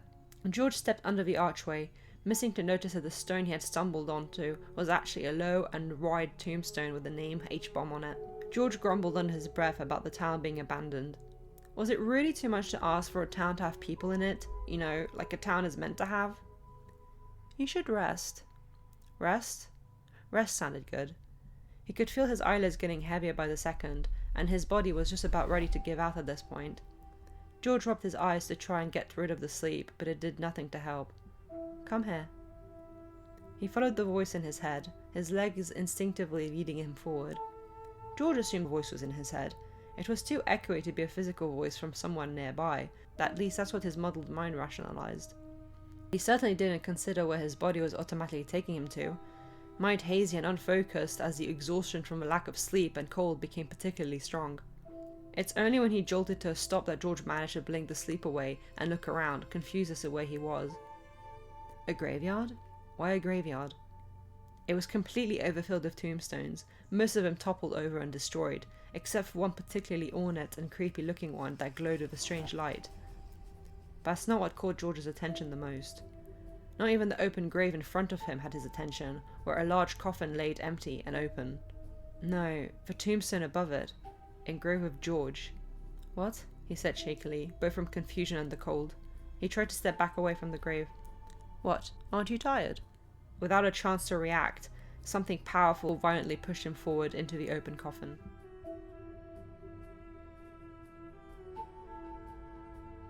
Floof had been gone for a couple of days. Normally that wouldn't be too unusual for an outdoor cat, but Floof was an indoor cat, and didn't usually go outside for more than a couple hours at a time, if at all. Anfrost stared worryingly outside his window, lamenting the untouched food in his cat's bowl. Deciding he was too worried to settle down for the rest of the day, he got his outdoor shoes and collected his jacket, catching Velvet's attention in the process. "Where are you going?" he asked, despite having a pretty good idea as to what his boyfriend was up to. "Going to look for Floof. I know she's a cat, but I'm too worried. I'd rather be out looking for her than sitting around and getting anxious," Anfrost replied as he finished buttoning his coat. "I'm just going to look around town a bit, see if she got lost or stuck somewhere." "Do you want me to come with you?" Velvet offered, reaching out for his own coat, but Anfrost shook his head. "No, it's fine, I can do it. You've just come back from work, so you should relax. It's still light outside, I shouldn't have any problems." He smiled as he reached for the door. "I'll be back before nighttime," Anfrost promised. Looking around town wasn't too boring or scary, despite still being new to the area. Velvet had lived here his whole life, and Anfrost had moved in about a year or so ago. They kept to themselves for the most part, preferring each other's company over anybody else's. Still, it was a nice place. It'd be even nicer if it wasn't for the weird stories and rumours about the forest somewhere away from town. Something about disappearances and creatures. Anfrost didn't believe them at all. Why would you keep living in a town so close to a haunted forest if it was actually haunted? Velvet had never seen anything himself, but still believed the stories enough to not go out too late at night, which Anfrost argued was probably the point. A bogeyman to frighten the children into behaving. That's all it was. That's all these stories ever were. But that didn't matter too much. Anfrost was just looking for Floof. The town wasn't particularly big, so Anfrost covered majority of the area in a couple hours, but still no sign of his cat, and he was beginning to feel disheartened. Not wanting to give up so soon, he started walking in the outskirts of the town, where the forest was much more in sight. It was about half an hour walk away, with an uneven marshy path to get there, so there was little reason or appeal to go in that direction. But after another hour of no signs of Floof, Anfrost decided to walk further into nature. He had no plans of going into the forest himself, but maybe Floof had wandered off in looks of food or things to play catch with, like mice or insects. "Floof? Floof?" Anfrost called out, keeping an eye out for the setting sun. Floof? He stopped suddenly, catching something in the bushes of the woods. It looked like a pair of eyes up in a tree. Anfrost got a little closer and squinted. "Floof, is that you?" The eyes seemed to come from quite deep in the forest and shone the same way a cat's eyes shone in the dark, so Anfrost got his hopes up a little. He'd be in and out of the forest, all he needed to do was stay on the path and there'd be no reason for him to get lost. Entering the woods, he frowned at how dark it was. Certainly not welcoming, no wonder there were so many stories about this place. Shuddering a little at the chilliness of the air, he walked forward, never losing sight of the eyes shining in the darkness. They were definitely coming from trees, so he assumed Floof must have gone on a little venture and gotten stuck in one. "Isn't that a silly thing to do?" he tutted quietly, knowing he wasn't really mad at her, just worried. As he continued to get closer to the eyes, a build on his left caught his eye. Looking at it, he wasn't too sure what to think. It looked like a simple stone coffin held up by two other sculptures that looked to be large mushrooms. The coffin door was open to reveal emptiness inside, but the whole thing being made out of stone made Anfrost believe it was designed to be an open casket. It was a weird thing to find, for sure, but not the weirdest thing Anfrost had ever seen coming from the art world. Maybe this had been something made and abandoned here years ago, and only fueled the bogeyman stories. A bit unnerving, but it didn't get to Anfrost really. Turning back to look at the shining eyes in the trees, he realised it was gone. Confused and worried, he looked around him again, calling out Floof's name a couple times until he heard a rustling from the bushes. Looking, he saw the eyes again, though this time he got scared. The eyes in the darkness were close, and far too high up and large to belong to a cat. Being closer, Anfrost could see that the shine of his eyes wasn't reflecting from the moon anymore, but coming from the eyes itself. They had changed colour completely too, now a vibrant red. Shifting, the creature's silhouette came more into view, and Anfrost would have thought it looked like a human was it not for the eyes, and the fangs glinting at him from how the creature grinned. Velvet was getting worried himself now. Anfrost had said he'd come back before nighttime, but it was dark out now. He didn't want to assume the worst, and he trusted his boyfriend to make it home safe like he promised, but if he didn't come back within 10 minutes, he was going to go out looking for both his boyfriend and cat. That's when he heard a familiar meowing at the window. Looking out, he saw Floof on the windowsill, looking tired and filthy, as if she had been in the dirt for the last 2 days. Velvet quickly opened the window and brought her in, Floof making a beeline for the food. Watching her for a moment without moving, Velvet looked out into the street. Everything was dark and still. Maybe a little too still. He saw the forest in the distance. A thought nagged at the back of his head, an emotion stuck in his throat. He never did find Anfrost, and Anfrost never came home.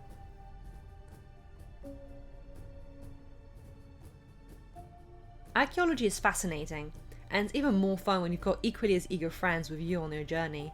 While they were all fascinated by different aspects of their profession, Sapnap, Carl Jacobs and Quackity got on like a house on fire, and there wasn't a single mystery or discovery that could daunt them. Despite only being in their early 20s, the Fizz trio had tackled journeys not even the most educated and daring archaeologists would consider. Call it courage, curiosity or stupidity, they took on any challenge that crossed their paths. That being said, their biggest challenge yet was a niche yet curious disappearance of a certain fellow archaeologist named Schlatt. While not particularly famous in the wider population, Schlatt and Ponc were renowned names in their circles, and their disappearances even more so. The duo had gone on one of their many adventures together, and then poof, gone, without even a letter of explanation. The 100-year anniversary of their disappearance had just happened, and Quackity had been the one to rediscover the mystery from somewhere deep within the numerous papers of their shared attic. Sapnap had been the one to suggest looking for them and solving their mystery, and Carl had been the one to find their first true lead to where they should start looking. It had been a couple months now since their departure, and while finding lots of little hints and clues, it felt more like a wild goose chase than anything else. Still, none of the three were getting discouraged. Even if they couldn't resolve Schlatt's disappearance, they were still resolving other smaller mysteries along the way. None of them could say no to a good journey or adventure. That's how they ended up finding a ruined old castle. Weird, it's not any records I've ever read, Carl pondered, looking at the ruins. It must have been a relatively small kingdom. Or records were destroyed to let it be forgotten to time, Quackity offered. Wouldn't be the first time that's happened in history. Carl grumbled in agreement. Destroyed records were the bane of any researcher's careers. Sapnap himself pondered about, until he came across a pile of disintegrating papers that looked out of place, as if they had been moved recently. Well, more recently than the rest of the castle. Guys, look at this, he called the other two over. As the trio looked over the faded and crumbling paper without touching it, they were able to read a story of a king and captain that had long disappeared. The king had been kidnapped by some unseen creature in the nearby woods. The soldiers survived, and when the captain of the soldiers went to search for their lost king, he never returned. On any other account, I brushed this off as a fairy tale from long ago, but... Quackity started looking up at his partner, Sapnap grinning. These papers have clearly been moved within the last 100 years, while the rest of the castle is untouched, Sapnap finished. It's definitely an unclear lead, but...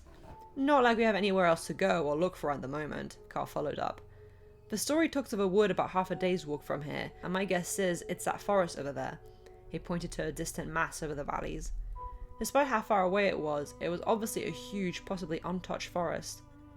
We better get going then. I'd rather arrive at the forest before sundown, Quackity said, ushering his two taller friends in the direction of their new destination. The walk had been pleasant, although Sapnap had noticed how the atmosphere seemed to change the closer they got to the woods. The trio shrugged it off instantly. It wasn't the first time they'd come across such a feel. Entering the forest, the sun had just started setting, so while the valleys and area around the forest were glowing in a soft orange and red, the inside of the forest was dark and cold. Very unwelcoming, but no undiscovered place was ever welcoming, so the three archaeologists continued further without a worry. As they did, they came upon some scattered tombstones. Again, not the weirdest thing they had ever seen. It certainly didn't compare to the catacombs. Bad Boy Halo, Michael McChill. I don't recognize the former, but Michael McChill rings a bell, Carl noted. Didn't Schlatt refer to Michael as an inspiration for his journeys? Sapnap replied. I think he was a journalist. Or a writer. He wrote about myths and stuff. Guys, Quackity called out to them, his two friends turning to look at him. Wasn't Ponc Schlatt's scientist friend who travelled with him? Yeah, what of it? Sapnap asked, walking up to him to see what he was looking at. Oh. There was a tombstone with the engraving Ponc on it. Carl peeked over their shoulders, and his eyes landed on something a little further back. Another tombstone, this time with a book in front of it.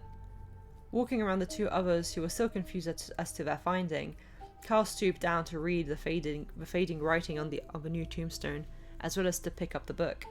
His eyes widened. What? Carl? Quackity reacted. Carl was too stunned to reply, only pointing at the tombstone in dismay. SCHL. Sapnap started reading the engraving, only to pause. Schlatt. So, Ponc and Schlatt died here? Quackity asked. Maybe, but that's not all, Carl said as he stood up, showing them the book. This is Michael's journal. The trio flipped through the book, too fascinated and captured by their findings to notice movement in the trees. Alright. Michael was looking for Bad Boy Halo. I can assume Schlatt and Ponc were either looking for Michael or came across the same castle as us and made their way here, found Michael's book, and then, what, just stayed and died here? Quackity thought out loud, sounding more and more confused.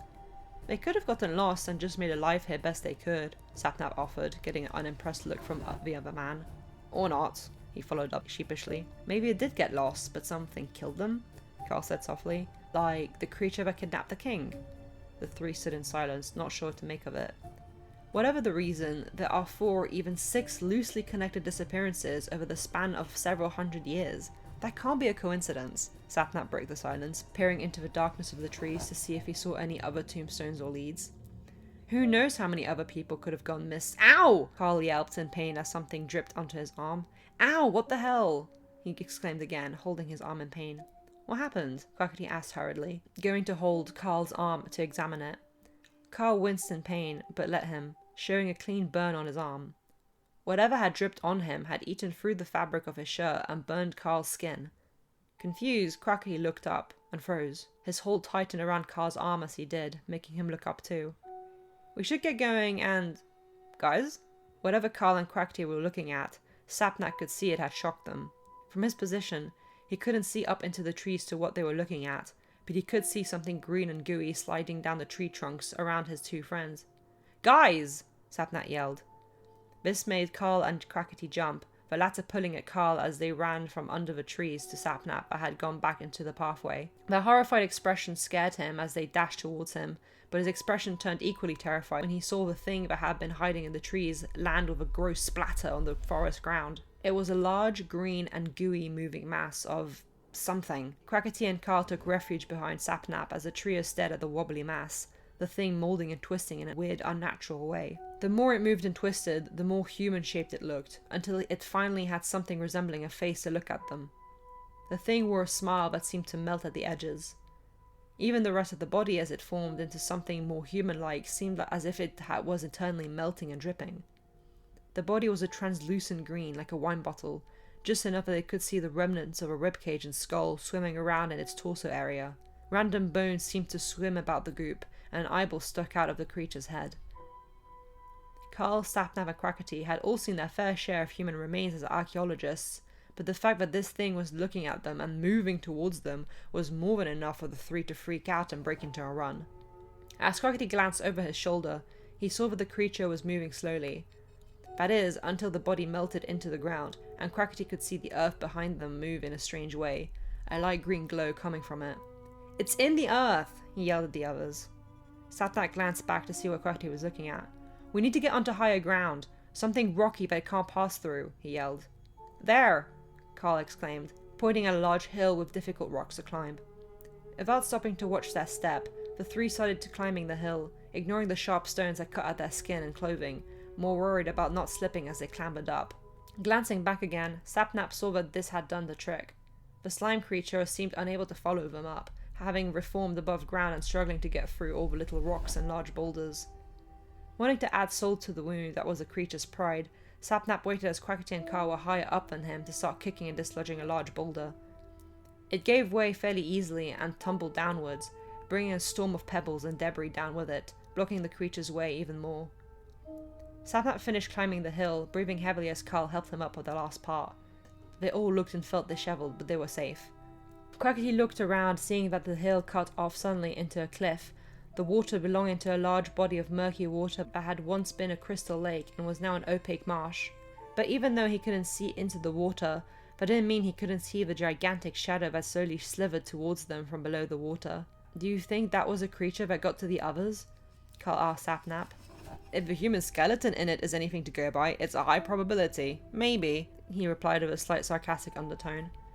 He didn't mean it to be rude. He was trying to cope with some humor. "I think it had friends," Quackity called out to them, pointing down. Confused, Carl and Sapnap peeked over the edge to where Quackity was pointing at, seeing the large shadow in the water as well. "Oh, what the fuck?" Carl breathed out in horrified disbelief. As he said that, a large golden scaled tail with sharp fins lining its back raised out from the water and purposely collided with the cliff. The impact was so strong that the cliff started to crack rapidly, causing rocks to tumble down that only made the cliffsides split into two even faster.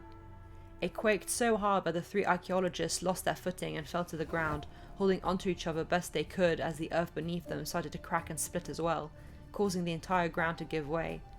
Sapnap tried to pull himself up, but the ground shook so violently, and the rocks made the land slippery that he just kept falling. Carl felt himself starting to fall downwards, which Quackity tried to stop by grabbing onto him even tighter, but the force of the environment around them falling apart made them vulnerable and helpless, unable to stop what was going on. Before they knew it, Quackity, Sapnap and Carl were plunging into the darkness of the demolished hill, water from the marsh filling the empty gaps like angry rapids. If the fall didn't kill them, the water sure would. But somehow that seemed kindlier than the third option. A goopy green body looking up at them with a gleeful-melting smile, surrounded by a glowing and unnatural thick green mist, the vague shape of a skeleton appearing in it with its arms raised up to them, welcoming them home.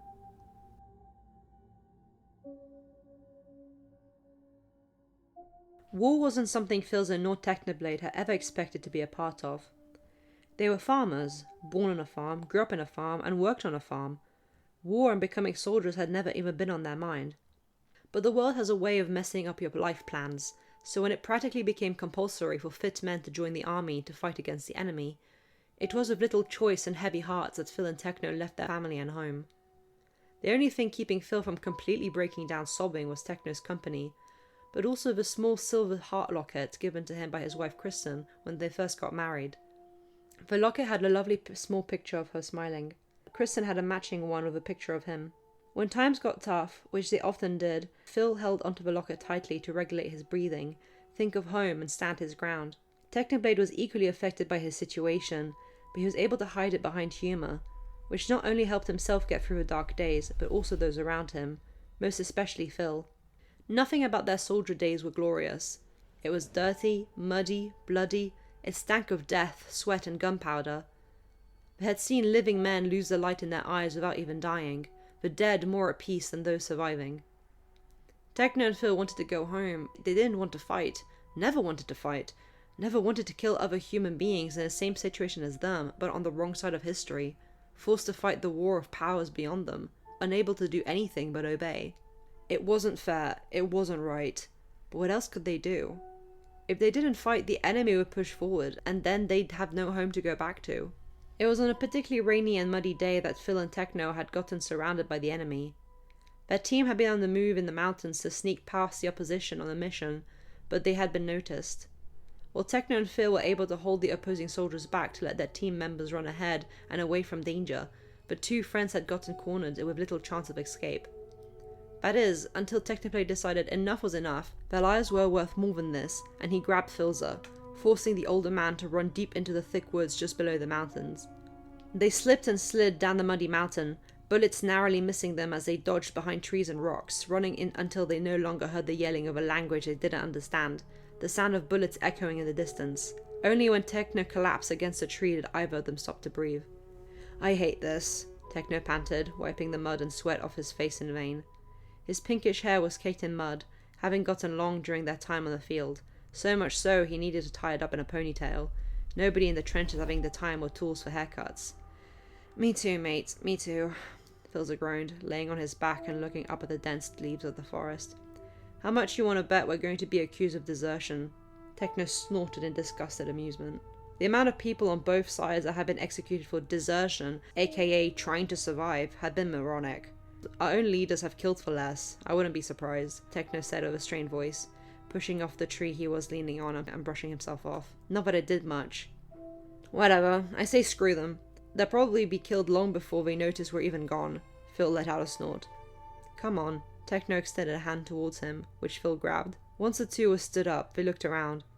They weren't sure where they'd come from or where they should go. The forest was so incredibly dense and dark. "At least it's not raining anymore," Phil sighed weakly. "Sure, if we don't die by splitting our heads open because of slippery mud, starvation will get to us first," Techno said flatly. Phil punched him weakly in the side, too tired to argue, and he knew his friend was right. They needed to find something to eat or drink. "No point standing around here, might as well get a move on," Phil said, Techno following him without complaint.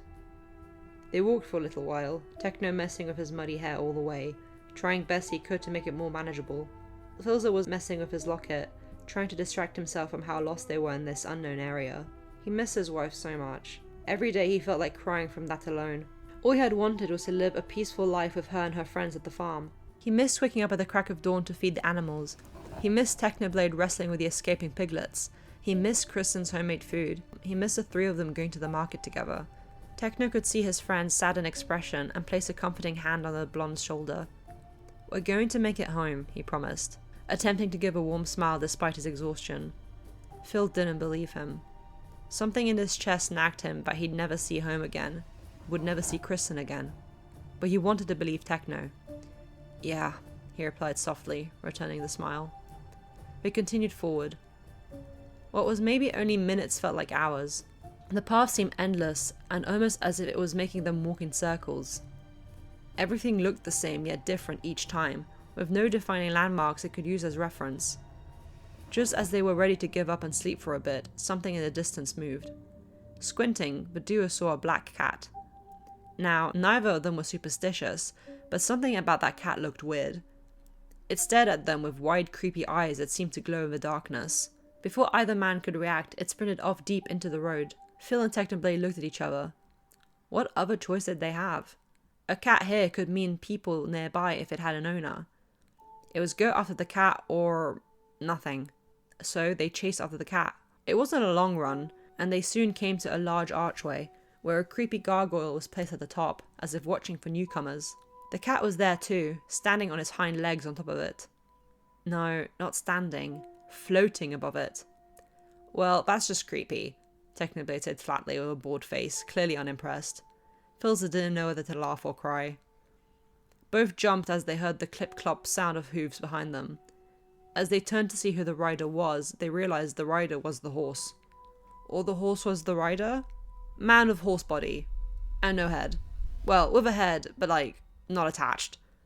The armored centaur was holding its own head in its left arm, a green glowing fire coming from where the head should be on its neck. The two soldiers stared at him with wide eyes. They didn't know whether to look at the head's face with deep black eyes or at the flickering unnatural green flame. The headless rider's tail whipped, either impatient or curious. Techno let out a nervous low chuckle, looking at the tall creature, making eye contact with the serious expression of the head. Good horsey?" Techno said sheepishly, smiling nervously. The centaur clearly didn't appreciate that, stamping its front hoof, as if insulted. The sound it made echoed throughout the forest in such a way that it shook Philza's ribcage. He grabbed Techno. "Run!"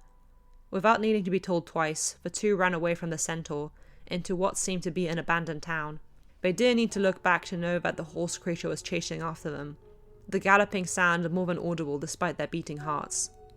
Something cold and fluffy but surprisingly strong rammed into Phil's shoulder, making him lose balance and fall to the ground hard. The thing landed on his back, 4 small yet powerful clawed paws keeping him down.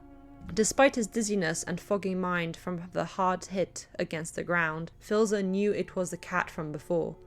Bone-deep cold started to creep into his back from where the cat was standing on him, as if infecting him.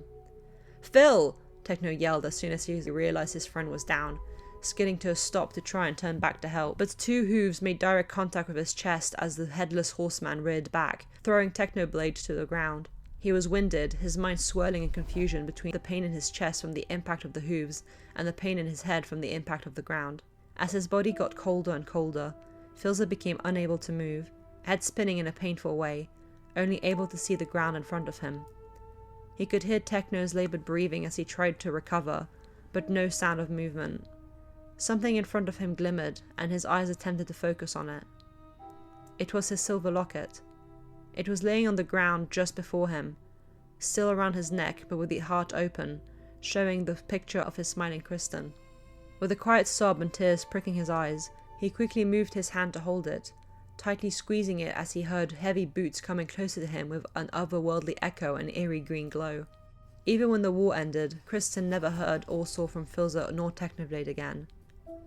Nobody knew where they were, and nobody went looking for them. Just 2 of the 100,000 missing in action cases.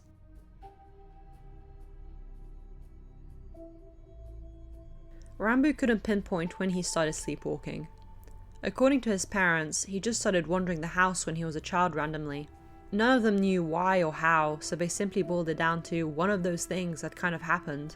Actually, it was a complete lie when Rambo said he didn't know when he started sleepwalking. He had a very vivid memory of the day when it started happening, but it wasn't until he was a teenager that he made the connection. But even then, he never told his family, in fear that it would worry them to death and that they'd be upset, disappointed and mad at him. Rambo had been taught since he was born to not get close to the forest, not too far away from his town. It was taught to all the local children. There even was a clear path that went around the forest so that outsiders didn't accidentally wander into the woods. No entry signs were everywhere, and despite the forest looking like a shortcut to many different locations, it was strictly forbidden. As a small child, Rambo had always asked why there was no fence or gate or wall around the forest. His parents always said that the builders were too afraid to stay around the woods for long. Once he was older, Rambo learnt the truth. Yes, the builders were absolutely terrified, but most disturbingly, whenever building security around the woods had been attempted, whatever little construction would happen would be absolutely gone in the morning, as if it had never existed. So, after a few tries, everybody stopped trying and instead attempted to warn any outsiders. It wasn't a well-known area at all, quite secluded and very hard to come across if you didn't know exactly where to go, which is why the disappearances that had happened over the centuries were both strange yet understandable. It was weird for people who weren't from here to accidentally stumble upon the woods, and it was understandable for the same people to get horribly lost and never come back. It made more sense when the rare locals disappeared, because they were already here. Searches were never attempted. If somebody went missing in the local area, everybody assumed it was because of the woods. Even if that wasn't the case, the authorities would just rule it as such, and nothing more was done because of it. Unrelated disappearances and murder cases had gone cold because of this carelessness, although the locals didn't know that yet. But Rambo knew. He knew which cases were caused by the woods, and which ones were unrelated and completely caused by humans. He also knew why the woods were so dangerous. Well, not exactly. He didn't know for sure, he couldn't prove it, he just had a feeling, as if somebody had told him, and he didn't remember who or the context, but he just had a notion he'd been told. And he knew exactly why he had those feelings. When he was still small, about 10 or so, he had wandered to the woods, too curious about all the stories to not see it for himself. He should have listened. He left the safe guiding path to walk to the edge of the forest, just as he'd always been told not to, and peered into the forest. He should have listened. Something in the darkness glowed, 2 bright cat eyes that stared right into his soul. Thinking it was just a normal cat, he called for it, extending out his hand to pet it. He really should have listened to the stories and his parents. Whatever had been in the forest, Rambo assumed it was a cat. It had scratched him, quite deeply into his hand. Rambo had yelled and fallen back, away from the forest, just out of arm's reach from the trees. He'd ran straight home, and when his parents asked about his wound, he had blamed it on a stray cat, without specifying it had been a cat from the forest. He would have been in trouble if he said he had been near the forest. He should have listened. After that, Rambo had terrible nightmares, and 3 days later his parents caught him sleepwalking, which just got worse throughout the years. It started off small, with him just wandering about his room. By the time he was 13, he was wandering the hallway. By the time he was 16, he was wandering down the stairs and through the living room. And at 19, he tried to open the front door. His parents had taken many security measures over the years to keep him inside and safe at nighttime. It had been such a slow and steady progress from simply wandering about his room to trying to open the front door that Rambo didn't make the connection to the cat scratch until later in his teens. Rambo never described his dreams to his parents, too worried about being labelled insane and becoming the new bogeyman of the town. It had happened before to another local, centuries ago, until he eventually disappeared. He didn't want that to happen to him too. But his dreams were always the same, swirling, twisting dreams of confusing hues of green. He was always walking in his dreams, tripping over roots, being scratched by branches, following a green light in the darkness that knew him by name and was calling for him. It was the same voice that told him the truths of the missing cases, although it had never told him. He just knew. So whenever he woke up in the morning and there was a rare case of a missing person in the area, Rambo knew it had nothing to do with the forest. The last disappearance had been in 1940. Not that anybody else knew. It had never been reported on. Rambo didn't even know who had disappeared or how or why, just that they did, and the forest was the cause of it. As he got older, the call from the forest just got stronger. So, on the night that his parents caught him trying to open the front door in his sleep, they barricaded the front door and locked his room. He might be 19, but he knew it was for his safety, and he agreed with their decision. They were only worried and trying to protect him, and Rambo felt terribly guilty but he never told them the truth of what really happened. When he fell asleep that night, he had the same dream again. A voice coming from a green light in the forest was calling out to him by name. It was louder, clearer, and more demanding than ever before. Having no control of his body, he walked forward. The world was turning, sickly in colours mixed together to disorientate him. Impossibly tall and long trees loomed over him.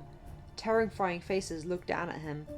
The night sky a dark green with bright lights to replace the stars that looked nothing like stars, more like eyes. As he walked forward, something was stopping him. Branches and leaves were in his way. Some force that wasn't his moved his arm so that he could push the obstruction away. The branches swung to the side and a cold breeze hit Rambo's face. He stepped forward. Below him there was a sudden cut-off in the forest ground, and a long vine climbed the side of the cliff. Without fear, Rambo pushed off the edge and using the vine, climbed down the side until he reached flat land again. Something pulled at his wrist, guiding him forward. The more he walked, the more the collars swirled and twisted, until they started losing colour, desaturating and fading to create a void around him, the only thing he could see now being the green light calling to him. And then he stopped. Something sharp and cold held his head from both sides, as if encouraging him to look up. "Wake up, Rambo." Rambo snapped awake, eyes wide and confused. He was hyperventilating and would have collapsed if it wasn't for the two skeleton hands holding his head. Rambo couldn't breathe, and everything hurt. Bright green flames emitting from a grinning skull peered into his terrified soul. Welcome home. In the morning, Rambo's parents found his room empty. The window was wide open, and from the damage done to the climbing plants on the side of the house, the local authorities brushed away the missing persons case as a runaway situation. Just another statistic.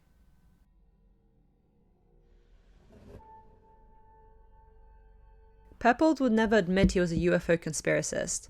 He never admitted that aliens fascinated him, and that while he didn't 100% know if they existed for sure or not, he'd much rather believe in a world where aliens did exist.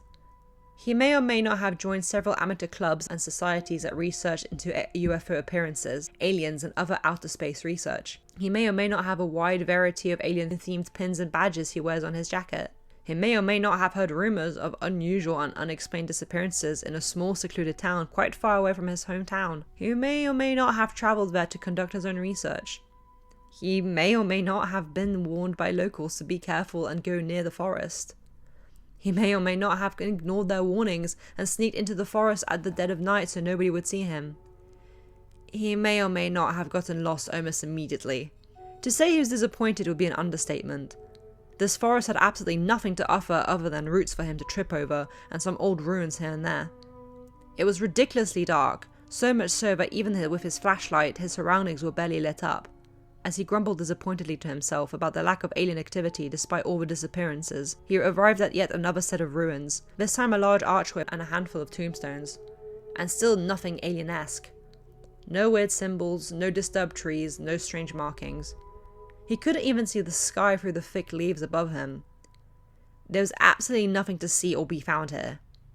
Except for a very, very distant small swaying green light in the distance. Not a normal light. It felt otherworldly, unnatural to this earth. Purple's eyes lit up, and despite wanting nothing more than to sprint after the light and see what discoveries he could make, he wasn't that reckless. Reckless enough to go into a forbidden forest, though. Eagerly, yet carefully, he stepped forward to get closer to the light. But as he walked forward carefully, keeping his own torch down as to not frighten whatever this green glow could be, the light started moving, getting smaller as it went into the forest. Now he's definitely convinced this could be a variant of alien lights. There weren't that many hard-set rules about alien evidence, more so general guidelines and patterns that were found between each appearance. And alien lights were up there as the most common sighting. The light started disappearing more and more into the trees, and Purpled, not being one to give up so easily, walked off the path to squeeze in between the trees and thick branches to follow it. He was still trying to be careful and sneaky, avoiding stepping on any branches on the floor. As he struggled to get past the large tree, something above him hissed. For a second, he thought it was just some night creature that sounded more threatening than they actually were, that is, until the hissing came from right behind him. Jumping in surprise and fear, he fell forward, landing on his side awkwardly as he scrambled to get away from whatever the creature was. As he struggled, he saw his abandoned flashlight on the ground flickering weakly, only to be crushed under the heavy weight of a large lion-like paw. The smell of something burning filled his nose, and he started coughing at the intensity of it, eyes tearing up as the creature in front of him approached. Through the blurriness of his vision, he could see two sets of glowing eyes attached to the lion body. Two men, one on the front of the body, and the other on the back. The one on the back had a mess of hair that mostly covered his eyes, and unusual shaped horns adorned its head. The man at the front had a crazy mane of black hair, and Purple realized where the burning smell was coming from. In the darkness, the black-haired man's mouth was lit up by the wildfire in his chest, smoke leaking out in between his teeth as he grinned at the terrified Purple. The creature seemed to circle him slowly, as if observing what his next move was going to be. Purple stayed still best he could for as long as he felt he could handle. What felt like minutes was merely a few seconds, but the pressure of his situation got too much for the blonde, and he panicked, making a dash for the trees in an attempt to escape. But that was the trap.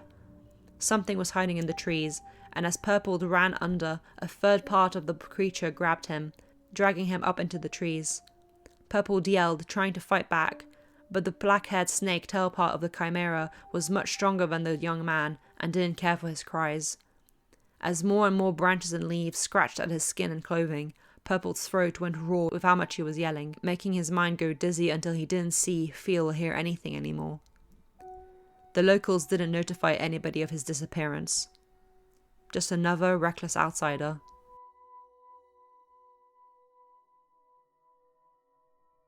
This is a bad idea and you know it. Jack, you say that about every idea I have, Wilbur retorted. Well, maybe if you had a good idea, I wouldn't say that about every idea you have, Jack snapped back as he fiddled with his handheld camera. Wilbur rolled his eyes with a smile, hands on hips as he observed the forest they were about to enter. It'll just be like any other video. We talk about the spooks, we look for spooks, we find no real spooks, we play it up for the camera, we leave. Boom, 1 million views, payday. CPK laughed, trying to lighten Jack's mood a little. From Jack's less than infused reaction, he clearly wasn't buying it. Wilbur, Jack and CPK all ran a successful YouTube channel where they looked into haunted locations and other legends like that. Ghost hunters, in a way, although none of them believed in ghosts, it was just for the fun and thrill of it. They each individually had their own channels and social media that do really well, but this channel they ran together was by far the most successful, much more than they could have imagined. Their friend Amesy had come across a rather lacking Wikipedia page about a haunted forest in a small, secluded, faraway town that had some unusual disappearance cases. Wilbur and CPK were all up for the trip, but Jack was less than eager about it all. Mainly because he was the cameraman, and the cameraman is always the one to suffer when it comes to hauntings. I don't see why we can't stick to small graveyards and haunted houses. At least that's a finite area, but forests? If the ghost won't get us, a bear will, Jack grumbled as he went to stand next to Wilbur. That's the spirit, now let's go, CPK said sheepishly, pushing his two friends forward into the forest. Jack stumbled, and Wilbur strode forward. They did a bit of an introduction before entering the forest, so they just went straight into the filming spooks part of the video. If we disappear, I'm gonna be so mad, Jack said again, recording the creepy dark forest. We're not going to disappear. The last known forest disappearance happened in 1973 anyway, according to the locals, Wilbur replied. Last known disappearance? Jack asked. Yeah, apparently any missing people's cases here get written off as a forest disappearance. But the last time somebody came here specifically asking about the forest was in 1973, Wilbur added. He'd spoken extensively with the locals, all of them clearly knowing his intentions. We won't be contacting anyone if you do disappear. You're going in there at your own risk, a local woman had said. There's warnings for a reason, son, so people don't go in, an elderly man had warned. This is why we don't publicize the hauntings and keep things hush-hush, because boys like you come here looking for a story then never return, another lady had said. A lot of warnings, but the ghost hunting trio had come across superstitious people before, and in those cases it turned out to be nothing more than a creepy owl or old man on a late night walk, not ghosts. Apparently 20 or something people disappeared over the course of like 600 years. More even, CPK contributed. Way more people disappear and get lost in mountains or the countryside every year, so it's not that unusual to have a couple dozen people disappear in abandoned forests over the series of hundreds of years. I guess if it's a small town, any small event is a big deal, Jack shrugged. As he said this, something caught in his legs, and he started stumbling forwards, catching himself on Wilbur before he could faceplant into the roots. The fuck was that? He complained. Tombstone, CPK said, pointing at the object. The trio looked at it, and indeed, it was a tombstone. The name Purpled was engraved onto it. Purpled. That doesn't ring a bell, Wilbur pondered. One of the missing people, maybe? Yeah, maybe. Hey, look at this, Jack said, shining the light of his camera into the trees and bushes, where in the distance there was something shiny. While not cowards, none of the three had any desire to go deep into the dark depths of the forest.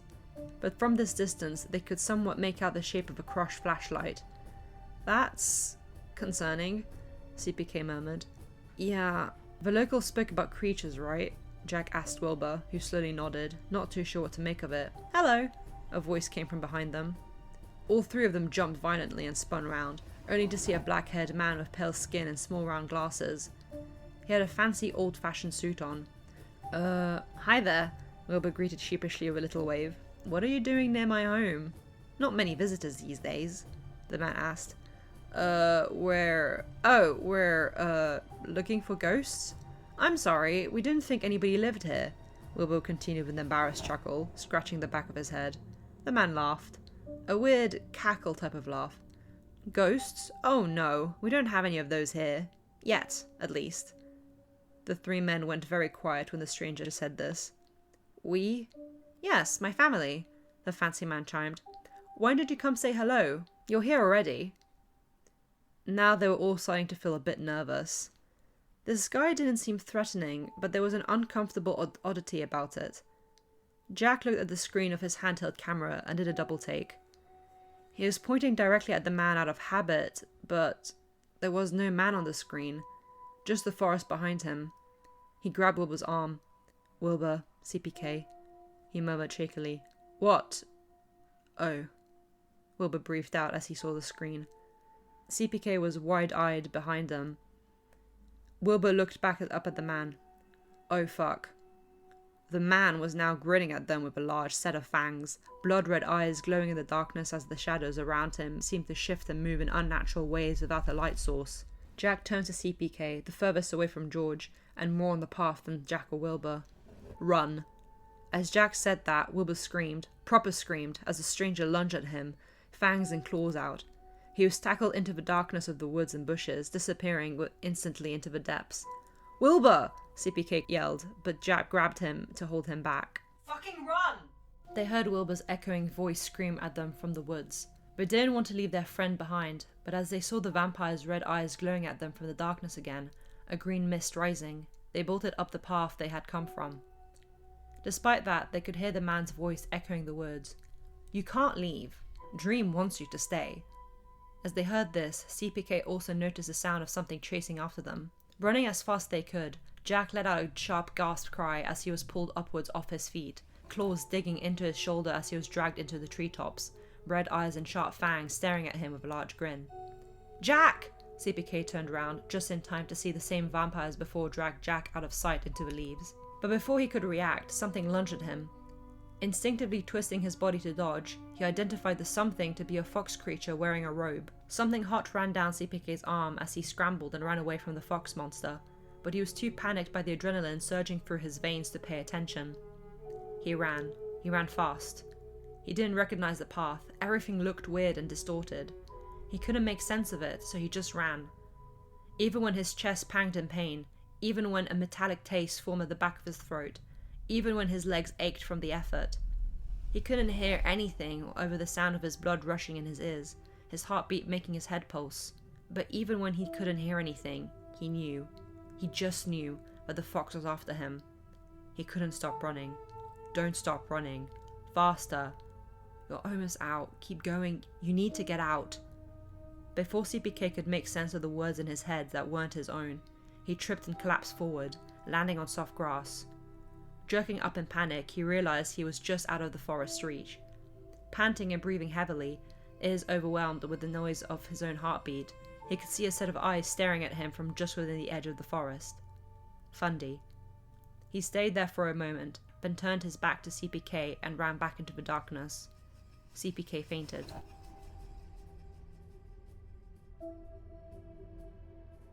He felt cold and numb. He didn't know where he was. He could see nothing other than a sickly green glow coming from his arm. It hurt. Really hurt. It stung in a way that crawled under his skin and made him want to tear his skin off. Something glimmered in the distance. 2 small flames. He felt scared, knew he was in danger, but at the same time, he longed to get closer to those flames. It felt like home. He moved to step forward, but something grabbed the back of his shirt, holding him in place. He heard the sound of chains and a murmur. Up. 8. Up. Wake up! CPK jolted as he snapped awake, Amesy leaning over him. Hey, Amesy, he drawled out tiredly, too weak to move from his lying down position on his side. Don't hey Amesy me, what happened to you? Amesy exclaimed, looking extremely worried. Where's Jack? Where's Wilbur? Why are you sleeping out in the open? Why are you bleeding? The long string of questions threw CPK for a loop, his mind reeling as memories from the evening before flooded his mind suddenly. I'm bleeding? He asked weakly, then noticed his arm. Oh, yeah. The blood was dry now, but his less full arm was covered in it. Squinting at it a little, he saw some scratches there. They weren't deep, but the claws had scraped just enough to cause bleeding. Again, not much, enough to make it look worse than it actually was. CPK, what happened? Amesy insisted, frowning at him. So he explained. It sounded crazy. They went to a supposedly haunted woods, found a tombstone, got attacked by a vampire that captured his 2 friends, and was wounded and chased by Fundy until he toppled out of the woods. As he explained the story, he got more and more frantic, realizing how unhinged he had sounded. Amesy didn't react for the most part, just listened attentively to the man's ramblings. Amesy, please, you have to believe me, he begged at the end, wanting somebody, anybody, to reassure him he wasn't insane. Amesy stared at him for a while longer, before looking at the trees. Normally, I wouldn't. But they went quiet and lowered their eyes to the ground. You were gone for over a whole day, and none of you were replying to my messages, so I came here myself to check up on things. When I saw you laying on the grass, there was something in the woods. Amesy was kneeling beside CPK, who was still laying on the grass, and looked down at him again. It was tall. It had red and green eyes, horns, and blanket-like wings on its arms. As soon as it saw me, it creeped back into the forest. Definitely not human. Something flashed in CPK's mind. The exact image of that creature, and closely followed by an image of a boy? No, a young man, the lower half of his face covered by a scarf. For some reason, he knew the creature and young man were connected, but he didn't understand why. Did somebody tell him? CPK, in your story, you mentioned a Fundy, Amesy asked carefully. Who is Fundy? CPK stared at them, speechless. He tried to speak, mouth gaping a little as he looked for words. I don't... He started, confused. He was the fox monster that wounded and chased me, but why do I know his name? It's as if he just knew. Something had happened. He might have escaped the forest, but something had happened to him. He couldn't think straight.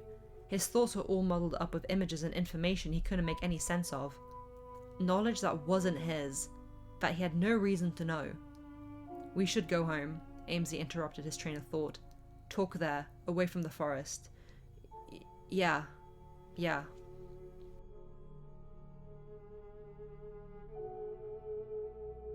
Tubbo stared out of the window. A light dimly flickered in between the trees of the forest.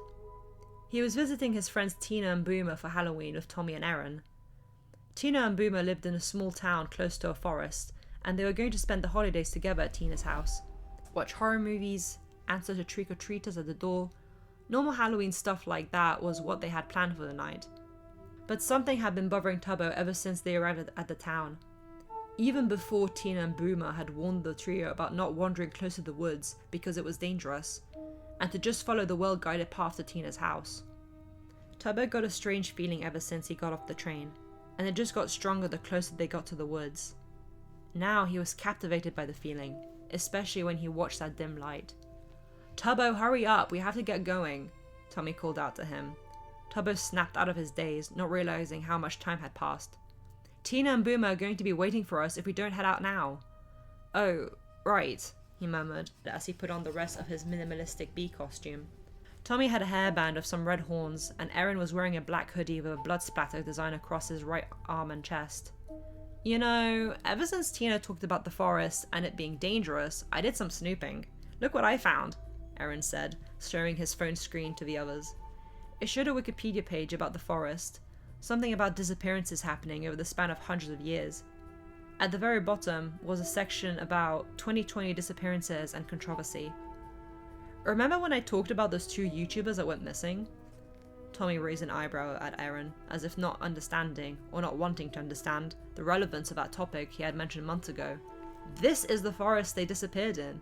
And look, their two friends have been trying to add information to the wiki, as well as give interviews to spread awareness. All I'm seeing is unhinged online influencers spread fear-mongering about a haunted forest, Tommy replied flatly, pointing to one of the websites linked as a reference on the page, and also drunk YouTuber hallucinates attacked by animals, and that they were banned from editing the wiki page due to misinformation. Okay, sure, their story isn't believable, Erin shrugged.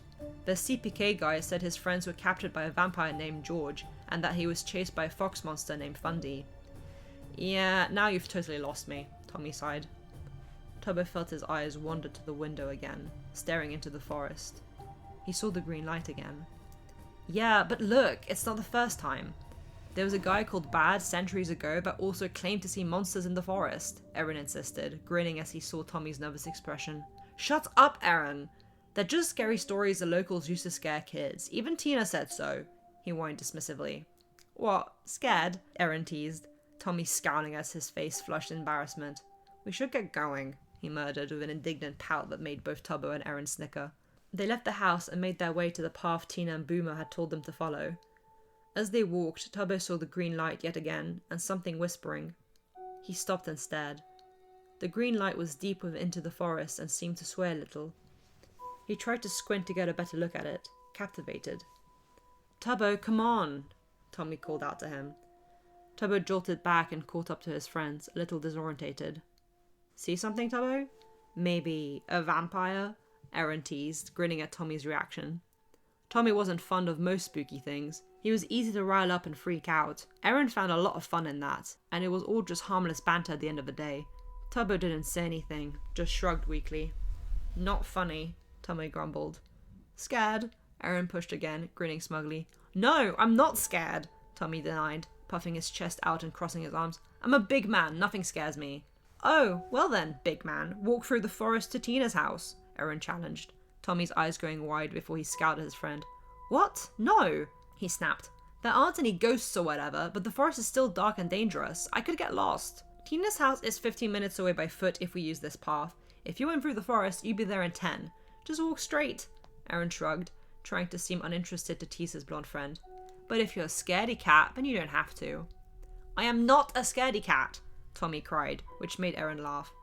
He had no intention on forcing the blonde to go through the forest. He was just having a laugh and teasing him. Nothing out of the usual. Tubbo would have joined in by now or made a comment. I'll do it. Huh? Aaron and Tommy looked at Tubbo. I'll go through the forest, he said, stepping off the path and making his way to the shrubbery without another word. Tubbo? What the hell? Tommy called out after him. Aaron and Tommy stared at their friend walking into the darkness, then at each other. Aaron had an amused grin on his face, while Tommy looked about ready to punch him. Oh, for fuck's sake. Tubbo, wait up! Don't go alone! With that, Tommy and Tubbo were gone into the woods, and Aaron followed the path to Tina's house. He arrived after 15 minutes, just like he said he would, and fully expected Tommy and Tubbo to be making faces at him from Tina's window. He knocked, and Tina opened the door, Boomer waving from behind her. Hey Aaron, she greeted brightly, before noticing the lack of the other two young men. Where's Tommy and Tubbo? They're not here? Aaron asked with a raised eyebrow, but wasn't worried. They took a shortcut through the forest. Should have made it here by now. They what? Tina and Boomer exclaimed in horrified unison, making Aaron jump.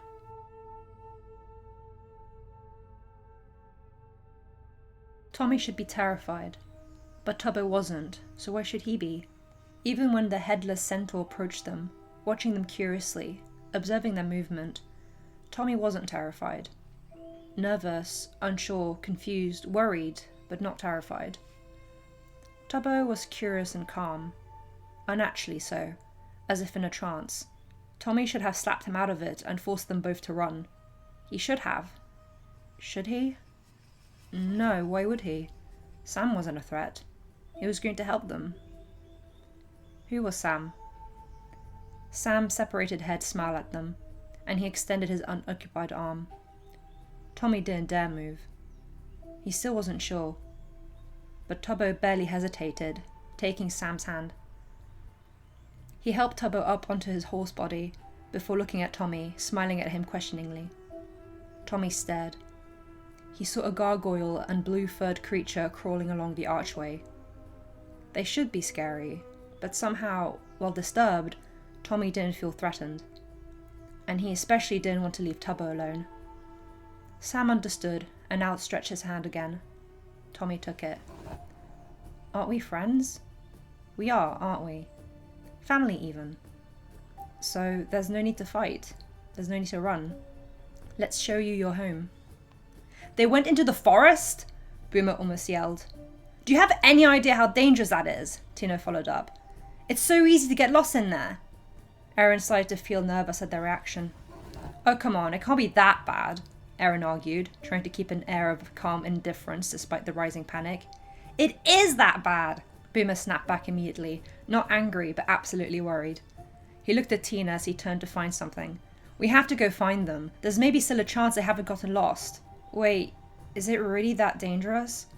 Aaron asked with a slightly shaky voice, guilt starting to crawl into his chest. Yes! Why do you think these stories exist? The no entry signs aren't just for decoration! Tina snapped sarcastically, but stopped when she saw Aaron's distraught expression. He'd only meant to tease and poke fun at his friends, specifically Tommy, but he put them in danger instead because of his nonchalant attitude. Look, Aaron, we don't know exactly what's in that forest, if anything at all, but it's not safe to be out in the dark like that, Tina said with a softer tone. Aaron rubbed his arm in a vain attempt to comfort himself and ignore the guilt. This is a terrible idea, but we're going to go look for them, Boomer said, coming back with a set of flashlights. They haven't been in there for long, so if they really headed our way, we should be able to find them if we call out for them long enough. Won't that attract things? The missing YouTuber story flooded Aaron's mind. What if Tommy and Tubbo had got attacked by animals? Or worse? We can't know that for sure, Tina said with a sigh, but I'd much rather try and find them than abandon them in there. Goodness knows the police or anybody else won't do anything. They'd just be written off as yet another missing persons case. Aaron nodded solemnly, and the three stepped out of the house towards the forest. Stepping off the main path and lighting their torches to point them at the woods, Aaron gulped at how dark it looked. Now that Tina and Boomer's fear had gotten to him, and knowing he potentially had put his friends in danger, Aaron was feeling horrible. "If we stay on the main path, we'll be fine. Do not stray from the path," Tina said sternly before stepping forward and leading the way. Aaron lowered his head and followed her, Boomer giving him a reassuring pat on the shoulder as he walked alongside the younger.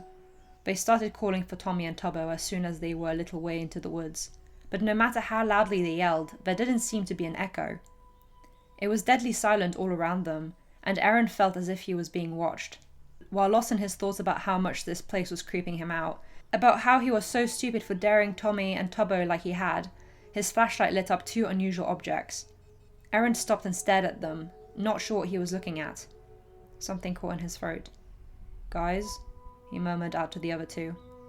Tina and Boomer stopped and looked where Aaron was staring at, horrified. In turn, their eyes widened. Two tombstones under a tree besides a large marsh. Tubbo, Tommy. "What the fuck?" Boomer breathed out. Just as he said that, quiet whispers broke around them. They started off quiet but grew louder and louder until they were almost deafening. It was hard to decipher what they were saying or if they were saying anything at all, but all Aaron knew is that he was terrified. Tina pulled on his hoodie sleeve, as well as Boomer's, and pulled them to her, keeping her two friends close. They backed up a little, Aaron's back bumping into a tree. Tina was on his left, and Boomer was on her other side.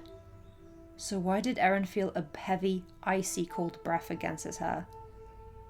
Aaron looked up and was face to face with an ugly set of teeth, a horribly long tongue, and white, dead, blank eyes. Before he could so much as scream, the creature lunged forward and latched onto the younger man's shoulder with its teeth, biting deep into it. With an indescribable strength, it started to back up into the tree it was in, dragging Aaron up with it. Now Aaron was screaming, catching Tina and Boomer's attention. "Aaron!" Boomer yelled, going to grab his friend. "Let him go!" The creature ignored the man, mind set on dragging its victim up and away into the trees. That is, until a hard metal flashlight collided directly into its face, causing it to jump back in surprise and let go of Aaron, who collapsed in a pile at the foot of the tree. In a panic, Tina had thrown her flashlight at the creature. Boomer rushed to help Aaron up, both of them wincing. Boomer winced at the amount of blood that wetted Aaron's hoodie, and Aaron from the intense pain in his shoulder. He didn't dare look at it, didn't want to know how bad it was. Without a second thought, Boomer pulled him up and the trio started running back from where they came from. As they dashed forward, they heard a loud hiss and the sound of hooves chasing after them.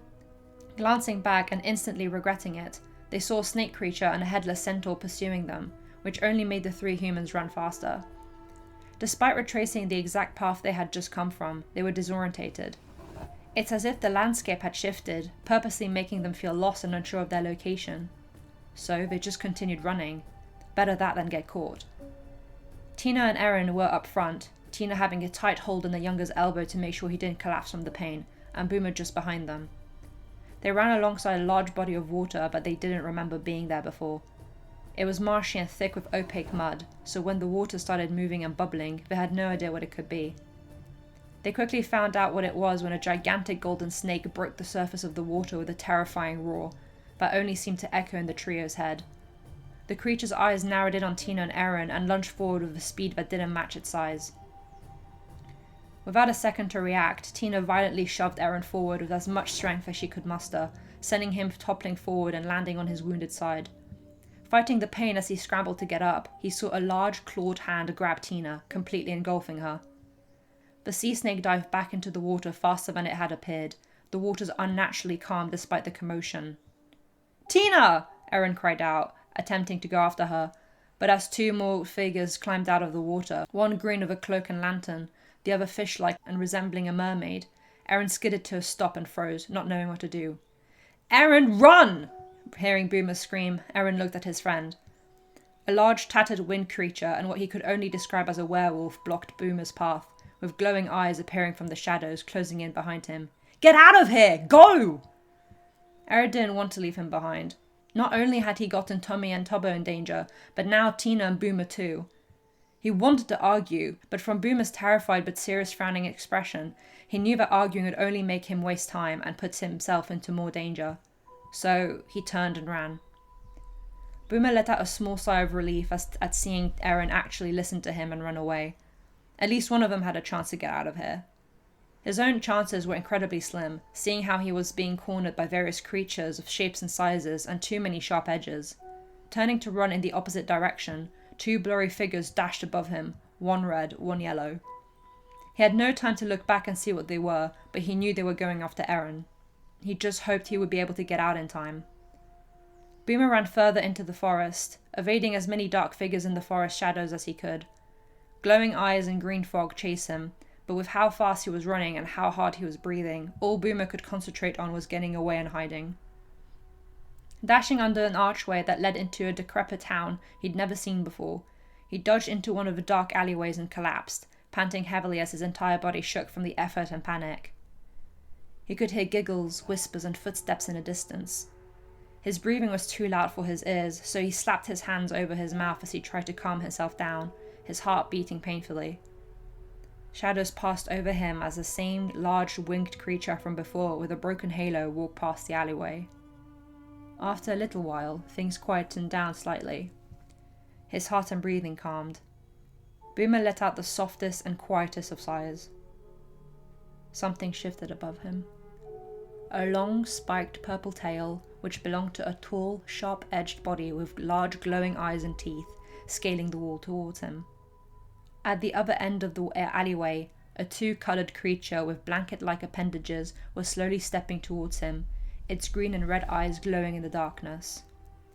Boomer stared in horror until he heard a giggle, and a long-haired woman with sickly green skin infected with plant roots and a Venus flytrap adorning her right eye popped into his vision, hanging upside down in midair thanks to her broomstick. He yelled out in shock, jumping backwards and stumbling out of the alleyway, exposed to the other monsters once more. Just as this happened, a bright green light flashed in the distance, accompanied by a terrified scream that sounded familiar. "Tina!" he called out to his friend, not thinking as he dashed forward to the source of the light. Running under another archway, he somehow managed to miss a large golden dragon staring down at him with piercing blue eyes. As he skidded to a halt at the gates of the cemetery, he saw a bundle squirming on the ground, green fog settling down on the uneven earth. "Tina?" Boomer asked again, unsure what he was looking at. The bundle stretched, moved and twisted until it was standing, its body skinny and tall with a long tail whipping behind it.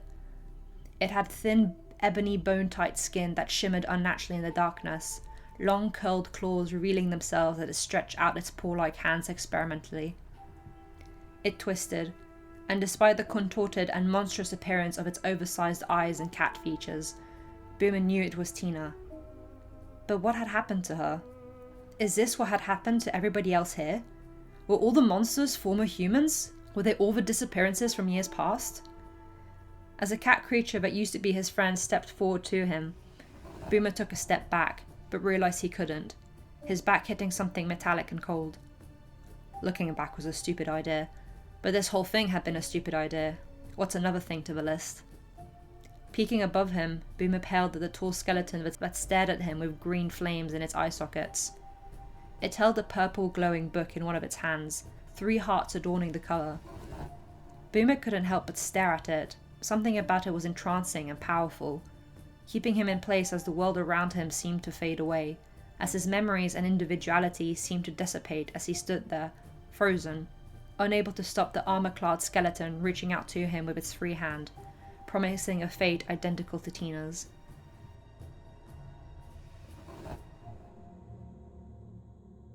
Boomer had yelled at him to run, and despite wanting to argue, Eren ran. He ran back the direction him and the others had come from, despite the landscape being wildly different while looking identical at the same time. If he wasn't too occupied with surviving and getting away from the danger, he might have gotten disorientated by the fever dream-like trees and path that seemed to continuously shift.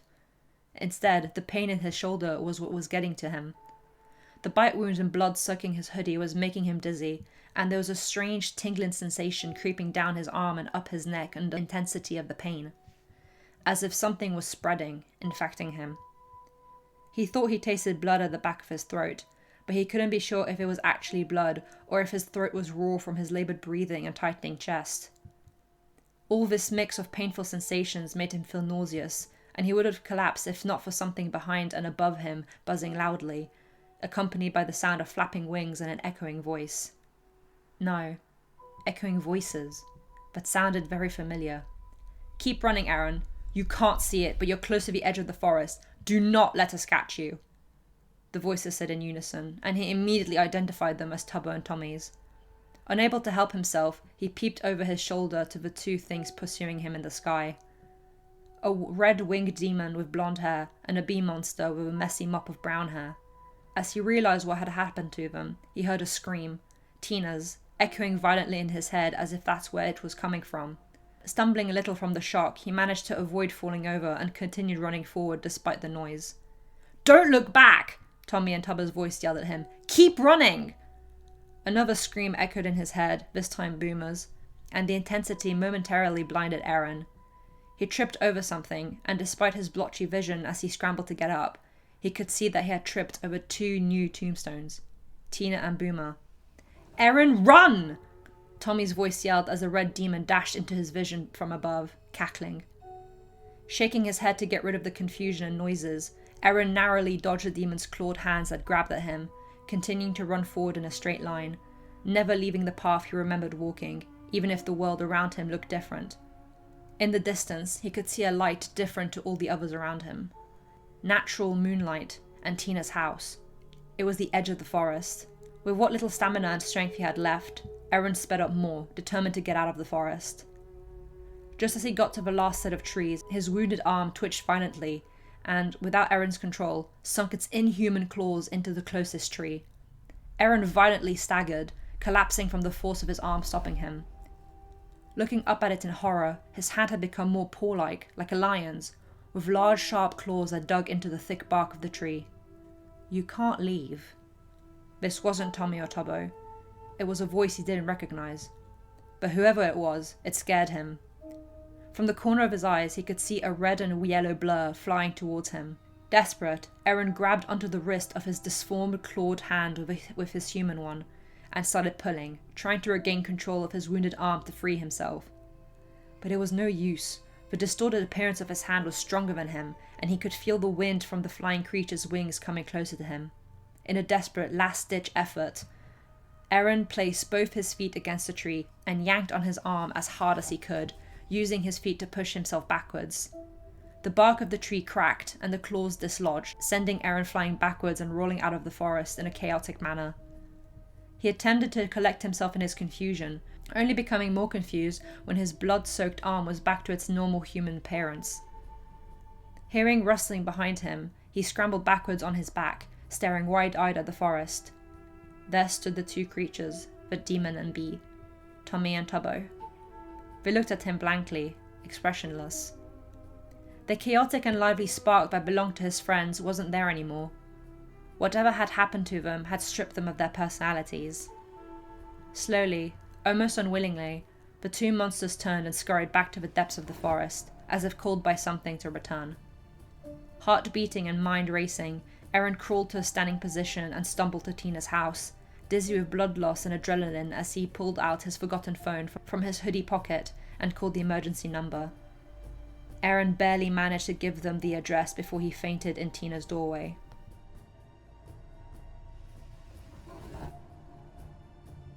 They didn't believe him. No matter how much he sobbed, cried, and retold the story, they didn't believe him. "There are monsters in the forest." "Monsters don't exist, dear." "I was attacked by a ghoul." "It was dark. You were attacked by a wild animal." "My friends were kidnapped." They panicked and got lost. "Please believe me." "We believe you suffered immense trauma, son." It was Halloween night.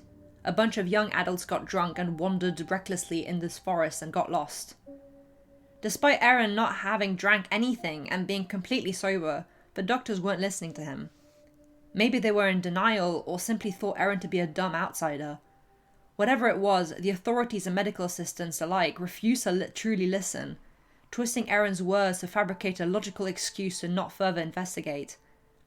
He understood why Tina didn't call the police. They were clearly of no help. So Aaron sat on his hospital bed, eyes red and sore from crying, right arm bandaged.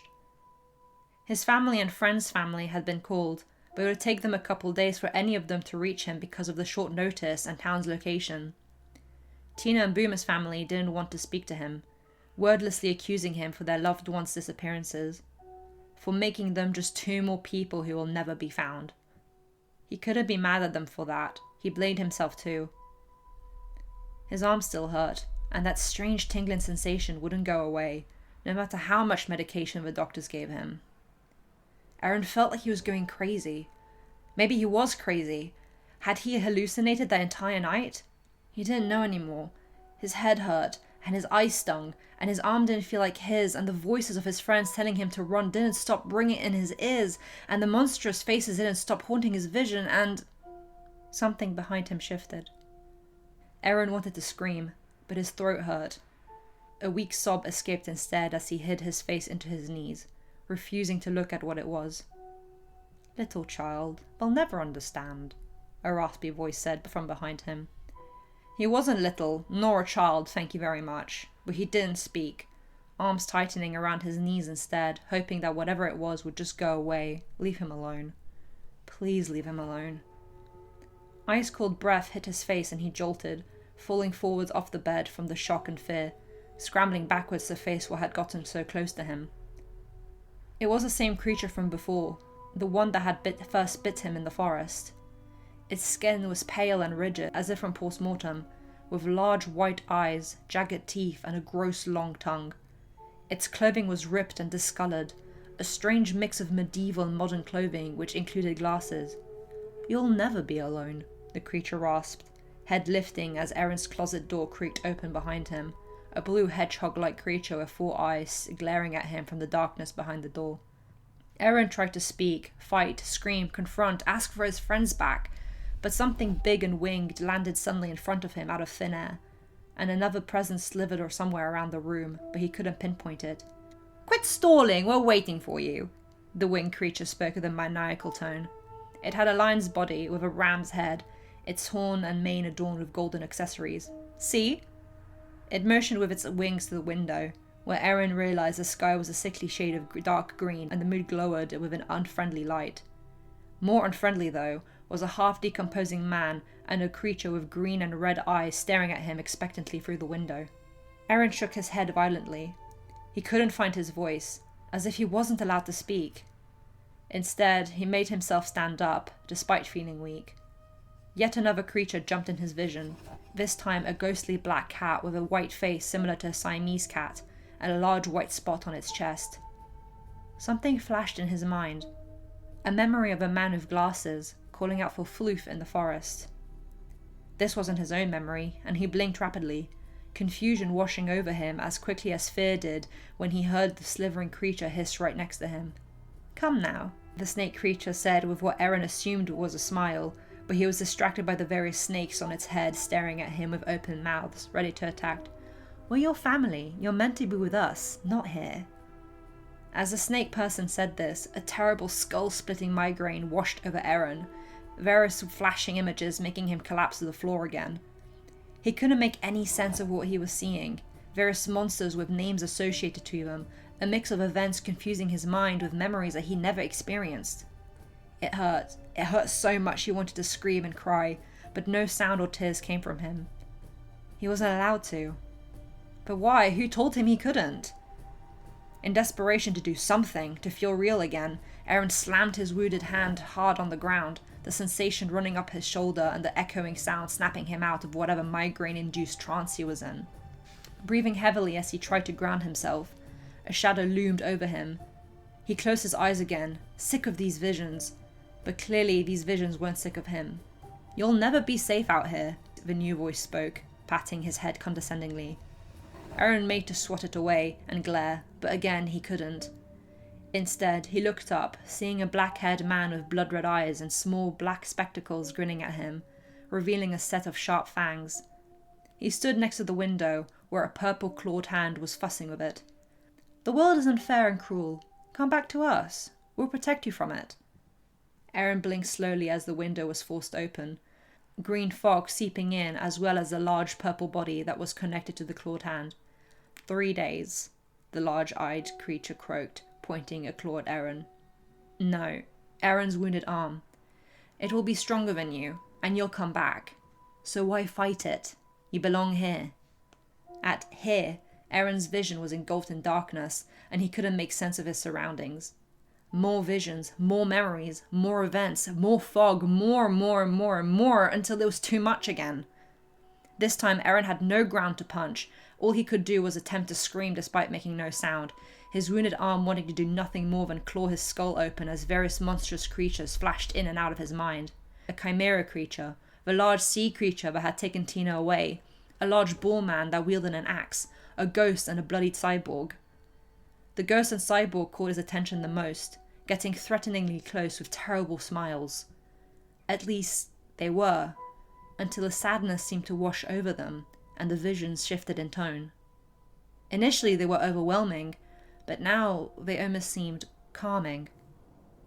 The overwhelming visions and memories were still there, but muted, as if left up as a distraction while new secret memories were being pulled up for him as guidance. A guidance from Wilbur and Jack. Leveling out his breathing, Aaron concentrated on those, even if he didn't understand what they meant. He couldn't quite make them out, except for one. A face he recognized, but he couldn't make the connection. The man was looking away from him, then suddenly jolted, and looked back to Aaron with a surprised expression, as if he was meeting Aaron in real time. Somebody with long hair was standing behind him. Before either of them could say anything, the vision shifted. A woman with a veil, then the same woman again, but this time as a photo within a heart locket. She was smiling. The locket belonged to someone who was in the forest. A large crow monster with a skull head flitted into Aaron's mind, initially terrifying him, but it quickly shifted to show a man wearing the locket. He wore a uniform. A soldier. He seemed pale, see-through, as if barely existing. A black liquid was streaming down his face like tears. The world around him changed again, and all the visions were gone, leaving him abandoned and alone in what looked like the forest. Was this actually happening or just in his head? Aaron couldn't tell. Nothing felt real, yet too much all at once. Green mist started crowding at his feet and raising until it was above his head. 2 green flames flickering as the mist took shape and formed into an armor-clad skeleton. "Child, come home," a voice echoed in his head. It was the same voice that had told him he couldn't leave. "Your friends are here. They're happy. You'll be happy." Visions of a bony cat creature and a 6-legged monster with twisted horns flashed into his mind, and he knew they were Tina and Boomer.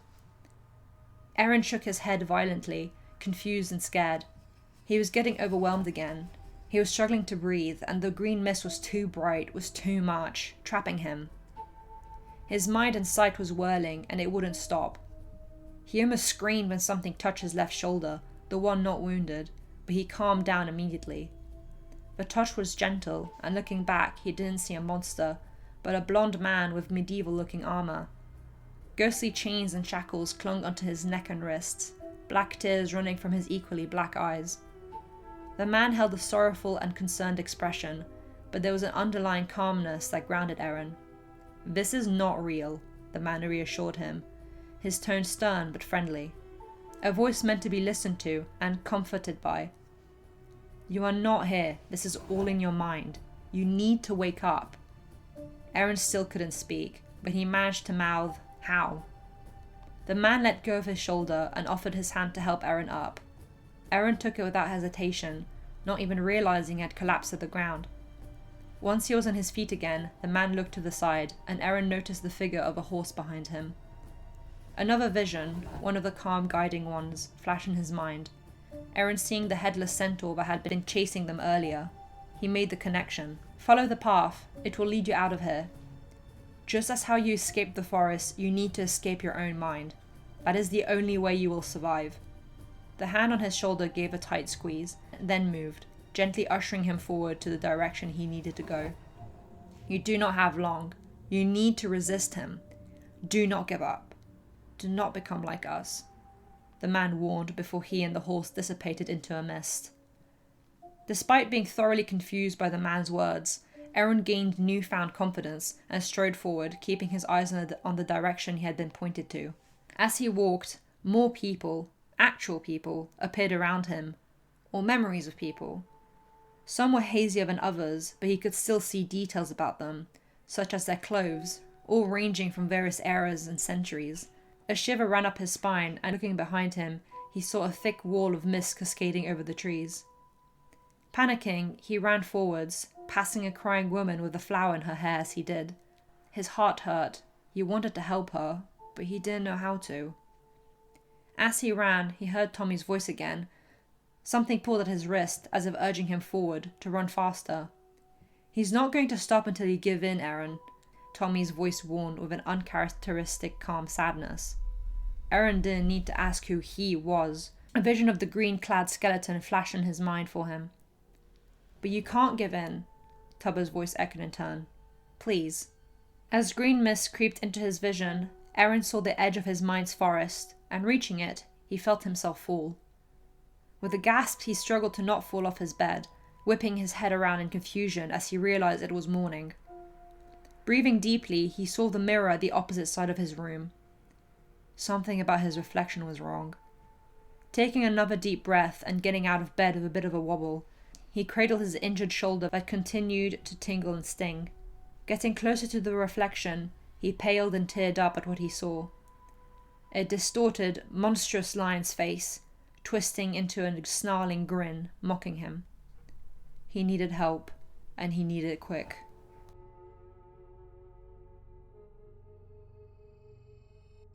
Aaron was sure this wasn't helping his case, but he didn't know what else to do. His wounded right arm moved without him needing to think about it, doodling down crazed sketches, names and dates that he didn't understand or was able to connect to anything. He hadn't stopped since this morning, since he'd woken up from his nightmare.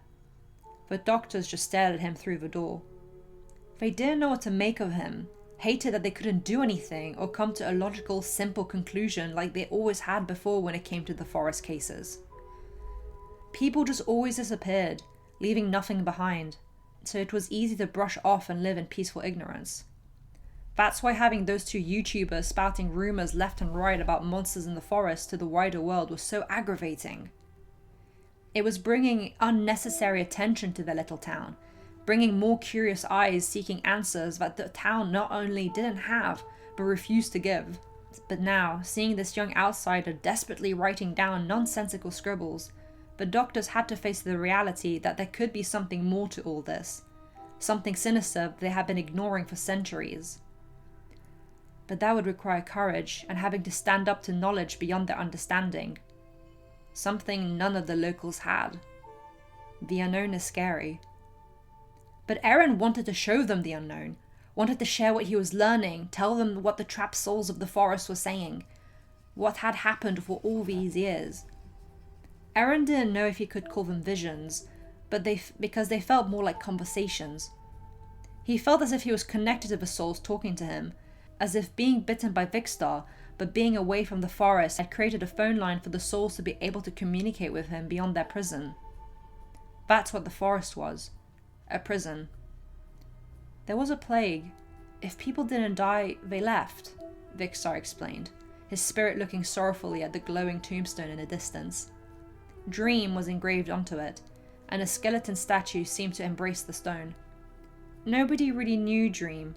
He kept to himself for the most part, so it was easy for the townspeople to accuse him of being a witch when he was found experimenting on the dead he had dug up. He was trying to find a cure, Laserbeam explained, but they thought he was trying to raise the dead. The plague had gotten to him too, and he died before they could execute him, Connor added. We don't know what happened after, Hannah said, Aaron recognizing her as the crying woman he had passed in his nightmare. Callahan and Alyssa stood off in the distance, as if looking for something, or rather, keeping an eye out for something. Maybe someone. He's not like us, a blonde man with a golden pendant said. Aaron knew his name was Punz without needing to ask. He's not connected to us like we are to each other. We don't think he even knows we still exist. Aaron blinked rapidly as a migraine started settling in and his arm cramped painfully. He winced and took a deep breath. Sometimes the connections were clear and felt like he was listening to someone in real time. Other times, memories and words twisted together into a confusing spiral that clouded his mind and became overwhelming. When that happened, the souls were muffled, and Aaron felt utterly alone. That's when the urge to go back to the forest became the strongest. You must not go to the forest, Ponc and Schlatt said in unison. You managed to escape. You still have a chance. Despite Sapnap being the only one talking, there were two other voices alongside his own. His chains were entangled and connected to Carl's and Quackity's, unable to be separated. But you're on a time limit, Puffy warned. Even through the black tears and saddened expression, Erin could see the concern she had for him. Foolish had come looking for her. She had been the one to bring him to the water, and that hurt more than anything else. She refused to let Erin meet the same fate. Foolish wanted to reassure her, to comfort her, but there was no comfort to be had or found in this limbo. Not when their emotions and personalities were being twisted and stifled. Tomorrow is your last day, Nikki explained. You need to leave the town and get as far away as you possibly can. The further away you are from here, the less control he has, Bad urged. He won't ever let you go, but you can at least avoid becoming like us. Erin couldn't speak. He never was able to speak to the souls, but they could tell from his frowning expression that he hated that idea, hated the concept of leaving them here to suffer any longer. It is all right to run, Erin urged. It is all right to be afraid. It's too late for most of us. You need to save yourself, Sam insisted. Behind him, Fran, his loyal horse, raised her head up and flattened her ears. Something was coming. The connection ended abruptly, and it made Erin's vision swim. Looking down at the ground, he saw a sea of papers. All of them depicted each monster in detail with the names of the humans turned, dates and descriptions of events. But more importantly, the drawing Erin had just finished sketching. The book. The book was important. He had never seen it, but he knew it was important. He heard chattering coming from just outside his door, and he looked up. Two doctors were speaking, and from his expression he could tell it was about him. They looked worried, but one was more distressed while the other seemed to be angry. Erin knew they were mad at him for not just accepting their explanations and leaving. He had argued with them the whole night before the vision started, and they hadn't been able to convince him to let it go. He knew they knew something in the forest was otherworldly. He had to make them listen to him, if not for the soul's sake, then for his own.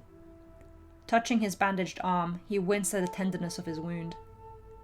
When he had first woken up at the hospital, after having fainted at Tina's, he'd frantically begged them to amputate his right arm. A desperate solution to stop the infection. Of course, the doctors had refused, saying there was no need. And Erin knew there was no need, because it was too late. The wound was beyond physical, and the infection had already done its job the second fangs broke skin. Breathing shakily, he looked back at his crazed writings. He needed help, desperately so, but nobody wanted to listen to him. He was so tired, he didn't want to move off from the floor, so he just laid there, among the pieces of paper that depicted the horrors he saw but that nobody would consider. As soon as he saw Jack and Wilbur, who he recognized immediately due to the news reports, he knew he had fallen asleep. The sensation of this connection was much more like his previous nightmare, not like the ones he got when awake. He noticed that they looked different to the other souls. While all the ones he had seen so far had shackles on their wrists and necks, as well as tears streaming down their faces, Jack and Wilbur only had black eyes and shackles on their wrists. The two friends knew he made these observations without saying it, and looked back at George, who looked like all the other souls had. Erin would have thought that Jack and Wilbur would have been mad at George for being the one to catch them, even maybe hated him, but they didn't. The black-haired man felt a suffocating amount of guilt for actions he couldn't control, not just with the two 21st century men, but also with Anfrost. I stole him from his family, George lamented, more black tears dripping from his chin. We're stuck here, forever. We can't die, we can't live, just an eternal limbo.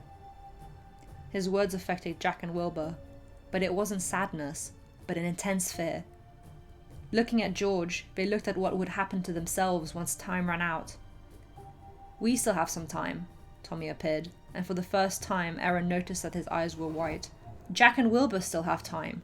We can still escape, Tubbo joined, peering from behind Tommy, also with ghostly white eyes. Erin, you remember the book you couldn't figure out?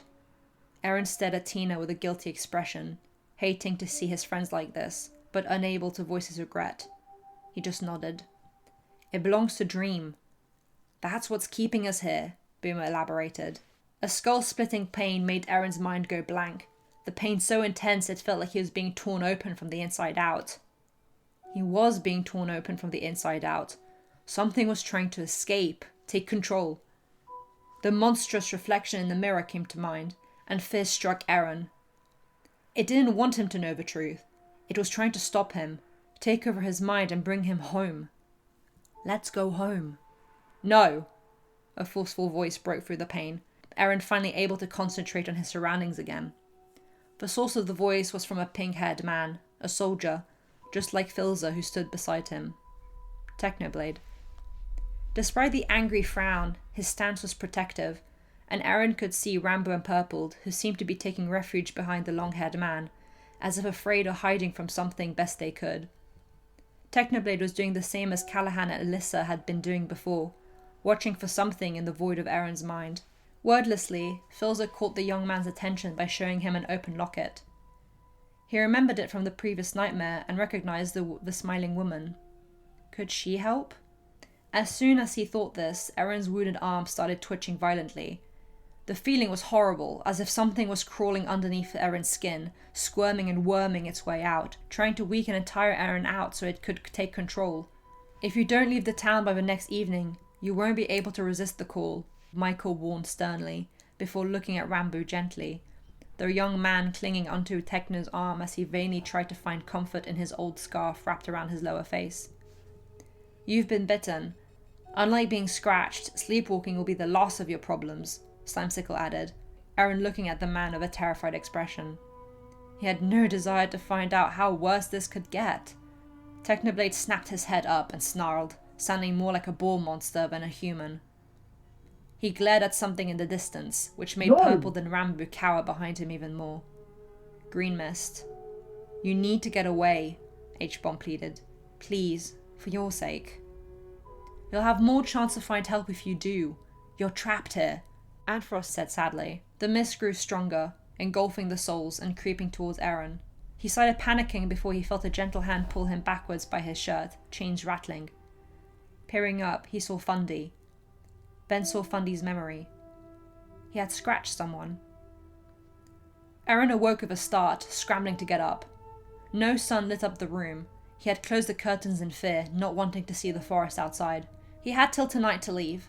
He had to get away from the forest immediately, pull himself together, and find a way to free who he could from the forest. Sweat clung to his forehead as he struggled to stand, body weak from the panic, and somebody else breaking him down. He heard the door to his room open, and saw yet another set of doctors. Aaron, they started, but the young man interrupted them. I need to leave, he exclaimed. The two doctors blinked at him in surprise. You will be leaving. Your family is arriving tomorrow to collect you. They just called. Tomorrow? I don't have till tomorrow. I need to leave now, Aaron argued, one of the doctors sighing. Aaron, you're unstable. We can't discharge you alone. You'll need to wait until your family arrives. No! He yelled, before catching himself, scared of his own reaction. That wasn't just him. Aaron said no because that would be too late, but it said no because it didn't want Aaron to be taken away. No, you don't understand. Aaron scrambled to pick up his drawings and writings, showing the doctors the ones of Anfrost and Fundy. The same doctors before sighed, this time getting impatient. Aaron, those aren't real, she said sternly. They are, Aaron snapped, desperate fury bubbling up. And you know they are. You live here, you know the stories. I didn't listen to them, and now this is all happening. You know I'm telling the truth, you just won't listen. The other doctor grabbed his colleague and pulled her back, away from Aaron, whose body language had gotten more aggressive, his right hand curling up as if about to strike her. Aaron had no intention of hurting anyone. He'd done that enough with his friends. He just wanted someone to listen to him, to please believe him. But looking at the doctors, he knew they refused to. Actively refused to. The doctors turned away, closing the door quickly. They think you're insane, unstable, unhinged. They'll never accept you. We do. We accept you. We believe you. We'll protect you. Tears pricked at Aaron's eyes. Please leave me alone. He sobbed softly, falling to his knees and curling into himself. Please, I'm sorry. Why are you sorry? There's nothing to forgive. You haven't done anything wrong. Please come home. It's not home. You're not home. My friends are not at home. Please come home. Please stop. Please come home. Aaron. Aaron? He jumped and looked up with wide, tearful eyes. A man looked down at him with a concerned yet kind expression. He looked familiar, but in his scared, confused state, he couldn't quite remember why. Are you Aaron? The man asked, and Aaron nodded quietly, sniffling a bit as he tried to wipe his eyes. The man's expression softened in understanding? Empathy? He crouched before Aaron, offering a hand to shake. My name's CPK.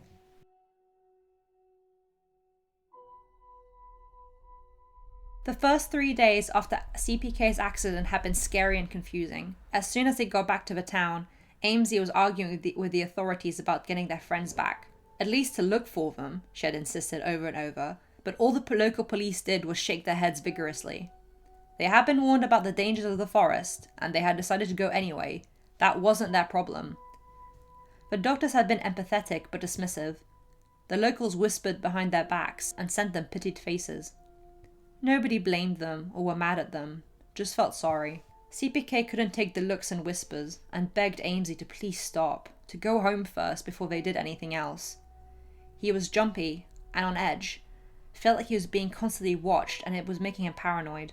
During the several-hour train journey home, CPK kept getting headaches and feeling nauseous.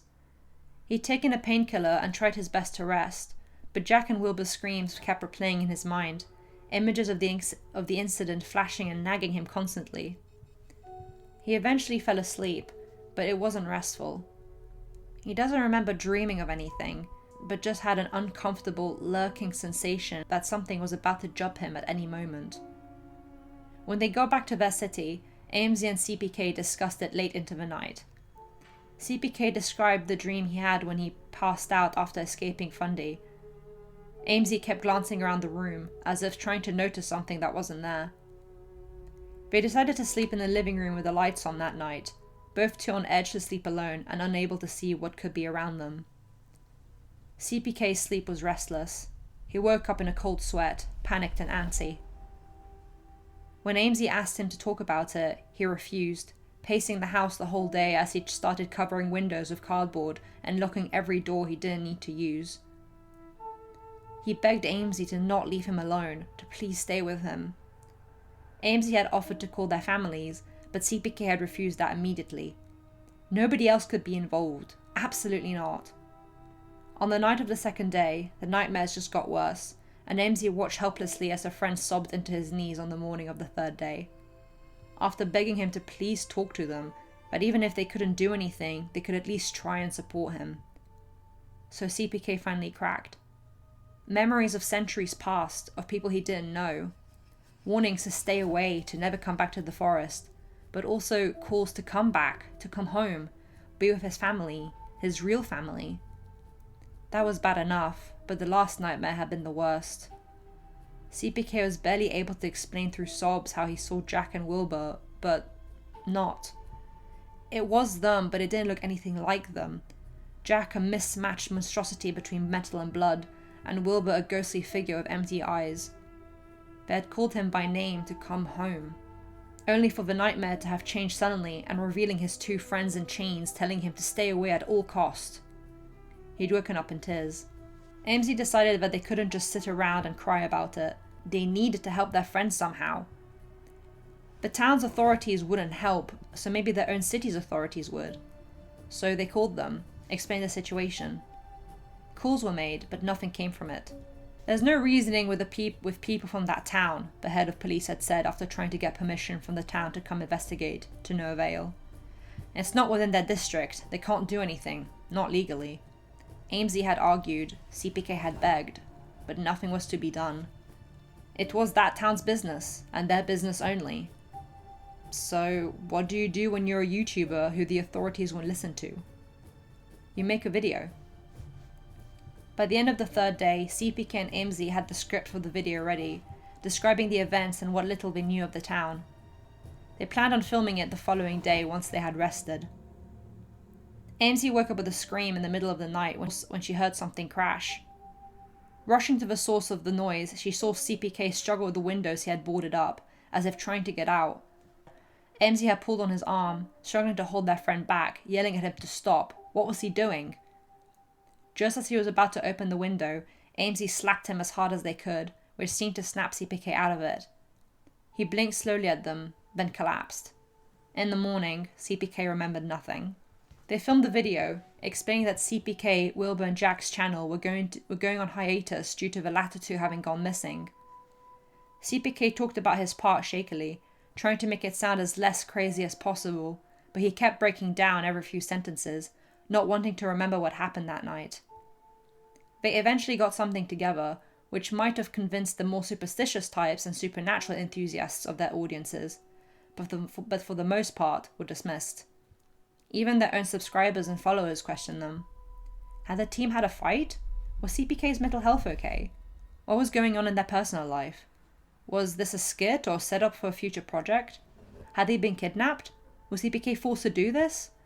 The comments were empathetic and kind at first, majority not believing AMZ or CPK, but at least concerned for their well-being, especially CPK, who looked on the verge of crying at all times. But as the video was spread more and more on the internet, it left their target audience, and the comments became much crueler and more dismissive. And eventually they became mocking and accusatory. What have you done to Wilbur and Jack? CPK always was my least favourite. AMZ is just jealous of their success. By the end of the day, online news reports, drama YouTubers and general internet discourse had completely turned against the duo. Wilbur and Jack's families refused to talk to them or make any comment. They silently accused the two content creators for their loved ones' disappearances. CPK refused to sleep, couldn't help but doom scroll and respond to as many comments as he possibly could. AMZ kept trying to get him to get off his phone. Nothing worked. The more CPK posted, the more lambasted and mocked he was. Everybody boiled it down to a mental breakdown. When even AMZ and CPK's own families and friends reached out and suggested they get professional help, CPK had enough. This wasn't going to work. None of this was. He refused to get their families involved any more than they had, not that they believed them. The authorities were of no use, and not even their internet stans were going to defend them to hell and back on this one. AMZ couldn't help but fidget and glance around them as night got dark. During the day they were fine, but at night they became antsy, trying to look for something that simply wasn't there, but it felt like it was. Seeing this, CPK knew that human ways were not enough. This wasn't a human matter, this was something paranormal, so he had to attack the situation in a paranormal way. Unwillingly but determined, CPK let himself sleep. AMZ having reinforced the house so CPK wouldn't be able to leave if AMZ couldn't hold him back. They were too nervous to sleep anyway. CPK fell into a fitful, uncomfortable sleep. AMZ watched blankly as CPK slept, looking for any unusual movements he might make. When his hand started to flatten against the ground to push himself up, AMZ grabbed his elbows, so he lost balance and laid back on his back. This happened a few more times until morning, and CPK groggily woke up. Anything? Nothing that helps. This went on for almost 2 months. CPK tried describing his nightmares, but they were just murky, muffled confusion. It's like a broadcast that's losing connection. I'm being told or shown something, but it's muffled and nonsensical. That's the best way he could describe it to AMZ. Memories, events, words, information, something, somebody, several people were trying to get through to him, but he couldn't comprehend any of it. CPK had pondered the idea of returning to the town. Maybe there the visions would be clearer. AMZ had shot that down immediately. The night before, they had to tackle a sleepwalking CPK to the ground when he tried tearing the front door off its hinges. There's no way I'd be able to stop you if you go to that town, they had pointed out sternly. CPK agreed. If the connection here was weak, but he was still trying to escape, he didn't want to think what he'd do if he was sleepwalking in the town. At the 3-month mark since his injury, CPK started injuring himself in his sleep, clawing at his chest, letting out fearful whimpers. AMZ tried to stop him, but he lashed out at them in his sleep. Not wanting to get injured themselves, they kept a careful watch from the other room. In the morning, CPK was covered in cuts and grazes all over his chest and arms. He looked at his hands and almost started crying when he saw they were ever so slightly clawed. Not enough to be noticeable by a passerby, but enough for CPK and Amesy to penalise and panic about. Upon closer inspection, that's not all that had changed. CPK's pupils had lost all colour and had become slits, and his canines were ever so slightly sharper. CPK did start crying when Amesy told him he had tried to claw them in his sleep. He didn't want to hurt Amesy. What if scratching them would have the same effect as when Fundy scratched him? Would they start sleepwalking and having horrible nightmares too? He didn't want to test that. But there was one silver lining in all this. It was different, CPK had explained. I was being tormented more directly by someone. A skeleton. I think his name is Dream. I don't think he meant to torment me. He is calling me home. He paused, staring at his unusual nails and poking at them. But then he was muffled, and Fundy appeared. Human Fundy, not the fox. He looked so sad and guilty. I wanted to tell him it wasn't his fault, because it isn't. I'm not sure why I know that, but he didn't mean to. But I couldn't say anything. Amesy waited as CPK stopped his rambling to breathe a little. Somebody else was there. A soldier, I think, and he showed me a necklace. A locket. There was a picture of a woman. He looked at Amesy, hoping they could make sense of any of this. Amesy gave him a deadpan look, before poking aggressively at his cuts and grazes with the disinfecting alcohol, causing CPK to wince. That's for trying to claw my face off. That made CPK laugh a bit. During this time, neither of them had stopped posting about their accident. Amesy tried to scoop up any information they could about the disappearances in town, making several mini documentary-style videos. They gained a lot of attention, but also a lot of scrutiny. CPK, on the other hand, had turned his Twitter into a dream journal of sorts.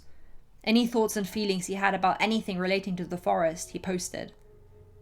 He just hoped it would connect with someone. Anyone. But the best it did was make the few remaining loyal followers beg him to get medical help.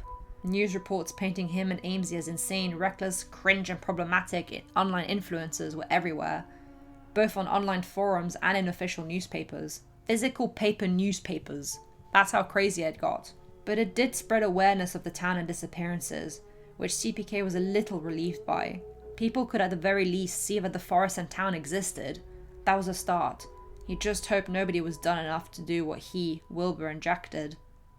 He's sure somebody would eventually. Now, Amesy and CPK had a new goal. Figure out who the woman in the locket was. Amesy was doing as much snooping and researching as they could, but there was so little to work with it was almost impossible. That's where CPK and his fitful nightmares came in. He needed to create a connection with the soldier. That would be how they find the identity of the woman. With something to focus on specifically, CPK felt a little more confident. On the first night, he managed to get a connection with the soldier again. Fundy was somewhere in the distance, as if keeping watch. He didn't get much, but the year 1940 stuck in his mind. Amesy researched missing soldiers from World War II. The list was endless. On the second night, the nightmares were more aggressive and violent, confusing and disorientating CPK, but the same soldier managed to break through for just a moment. He couldn't speak. The connection was too weak, but he showed the locket again. Not the locket, but dock tags alongside the locket. Philza. Amesy looked up any missing soldiers named Philza from the same year. On the third night, CPK and Amesy were taking a train to a farm in another country. They arrived at the crack of dawn and met up with one of the workers of the farm. He had no idea who they were, but he grew wary when they asked about a Philza who used to work here. "What do you want to know about Philza?" he asked suspiciously, eyes narrowing. Amesy and CPK looked at each other, a little nervous and very tired. "Does he have any living relatives? A daughter or a niece?" Amesy asked.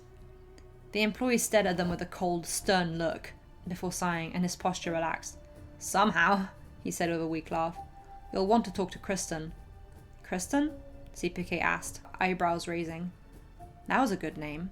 It warmed his chest somehow. "Where is she?" "Come with me."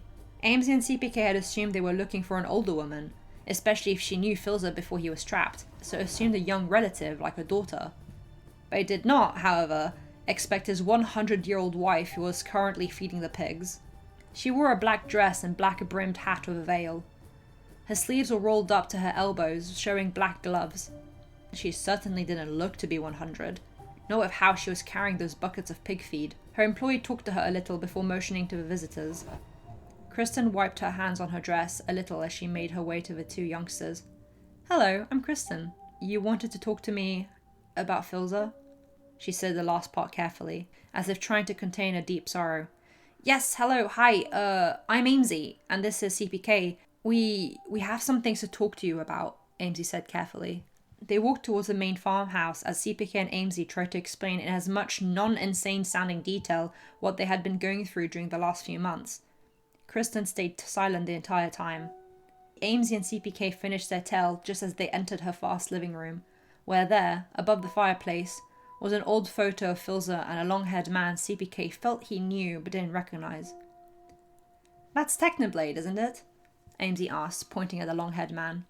"They went missing together at the same time. I found out about him in my research." Shot her a fake betrayed look. Didn't I tell you?" "No, you didn't tell me," CPK whined. "Based on your story," Kristen spoke up, catching both of their attention, "my Philza and Technoblade have been turned into monsters and are now trapped in a faraway wood. Am I understanding this?" It sounded insane. She didn't believe them. Why would she? They couldn't blame her. "Yes," CPK said solemnly. "You honestly expect me to believe that?" Kristen said with a shaky voice. "I lost my husband and a close friend I considered a son, and you come here with wild tales about monsters and forests and why? Why would you do this?"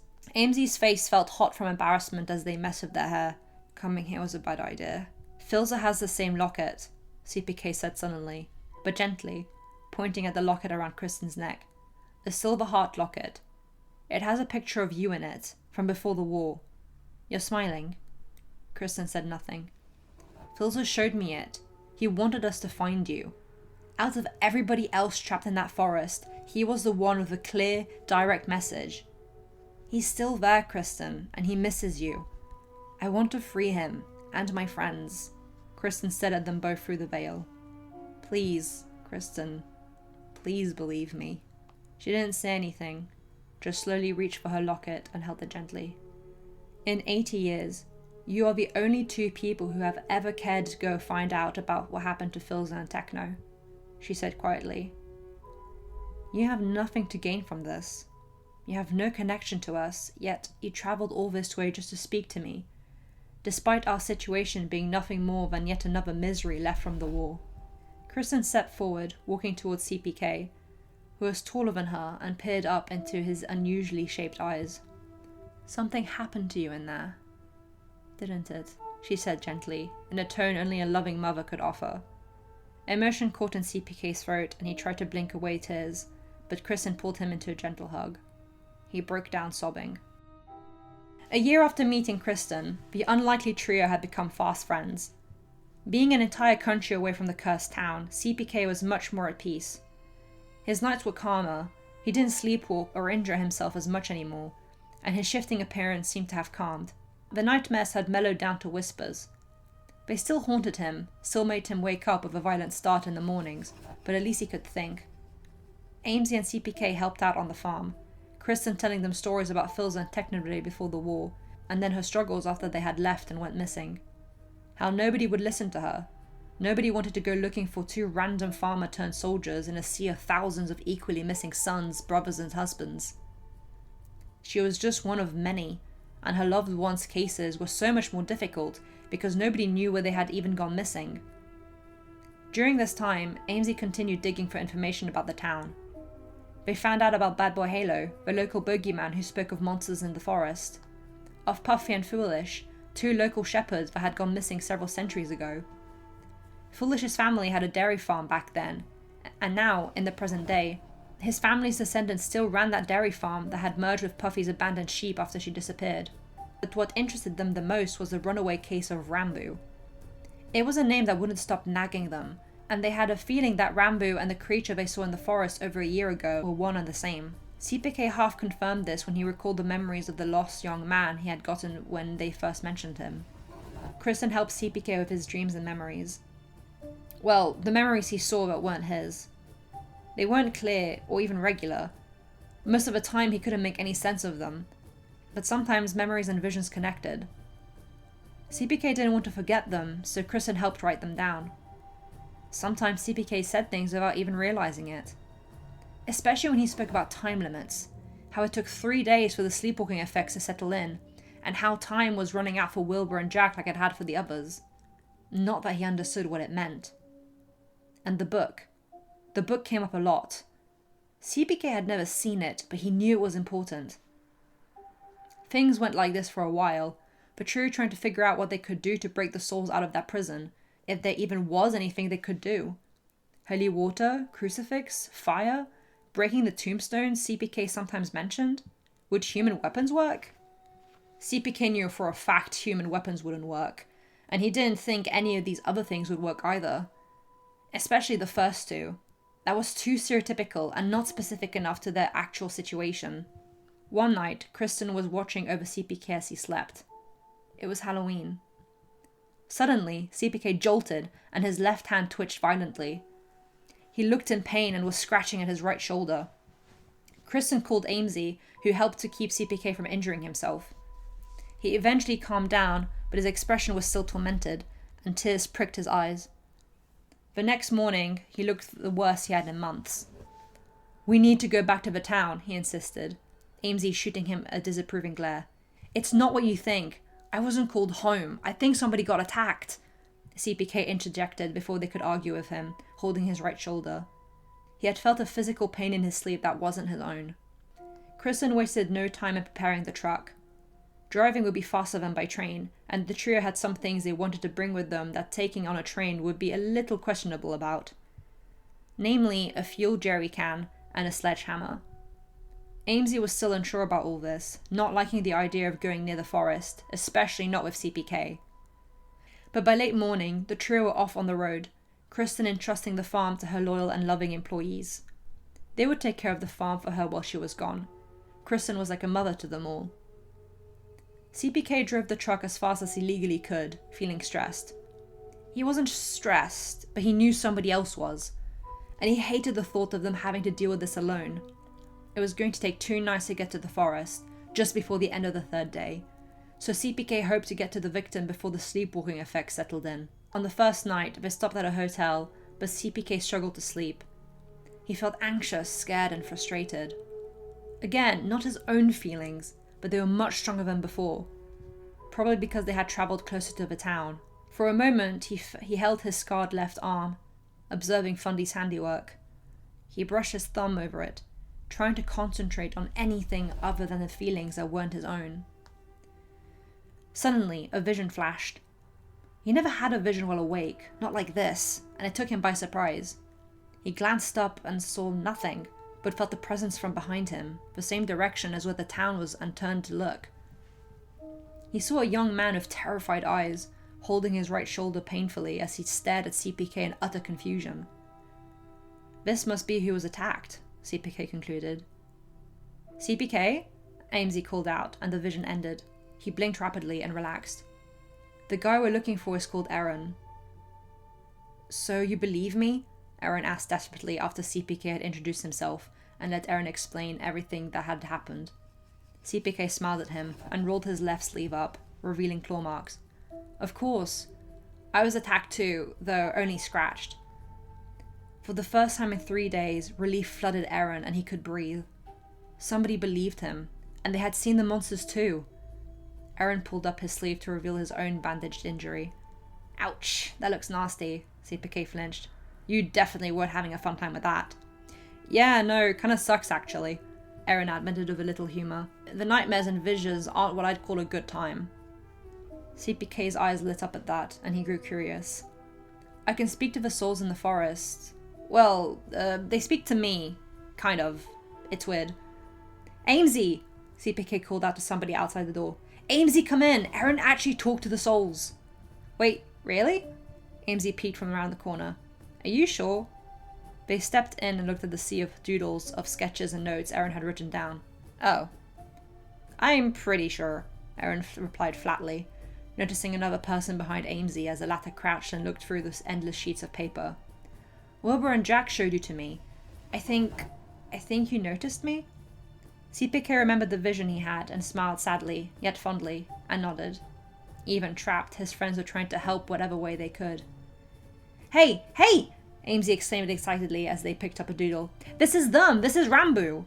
They eagerly showed the drawing of a black and white horned creature with blanket-like appendages. "That's who I saw in the forest!" Aaron couldn't help but smile in relief at their reaction.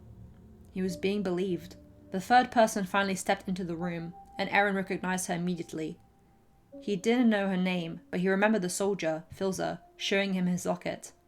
"My name is Kristen," the woman in black said, opening a familiar silver heart locket and revealing a photo of Philza, smiling brightly. "Do you know of—" "Philza," Aaron cut her off, frantically scrambling for his papers and picking out two of them. "And Technoblade." He showed the drawings of a crow and bull monster. Kristen stayed quiet for a moment, before reaching out to the drawing and taking them to observe the details closer. It looked nothing like her boys, but she knew it was them. Something about these creatures felt like her lost loved ones. She pressed them close to her chest, against her locket, and exhaled softly. "It's truly real," she said softly, CPK and Amesy smiling softly at their friend. "Aaron, we need you to get away from the forest," Amesy said suddenly. "I know," Aaron nodded, but scowled. "I should leave, but my friends." He glanced at the curtains that hid the window. "It's my fault they were trapped. Tubbo, Tommy, Tina and Boomer. I caused this. I can't leave them behind." Amesy wanted to argue, but CPK interrupted them. "I get that," CPK nodded. "I want to save Wilbur and Jack too, and free the others if that's at all possible." "Us and what plan?" Amesy snapped. "We know nothing about the forest other than there are tombstones and the book is important to all of this." Aaron lowered his head, a little disheartened, but CPK placed a gentle hand on his uninjured shoulder and grinned at Amesy. "Why do you think I insisted on bringing the jerry can and sledgehammer?"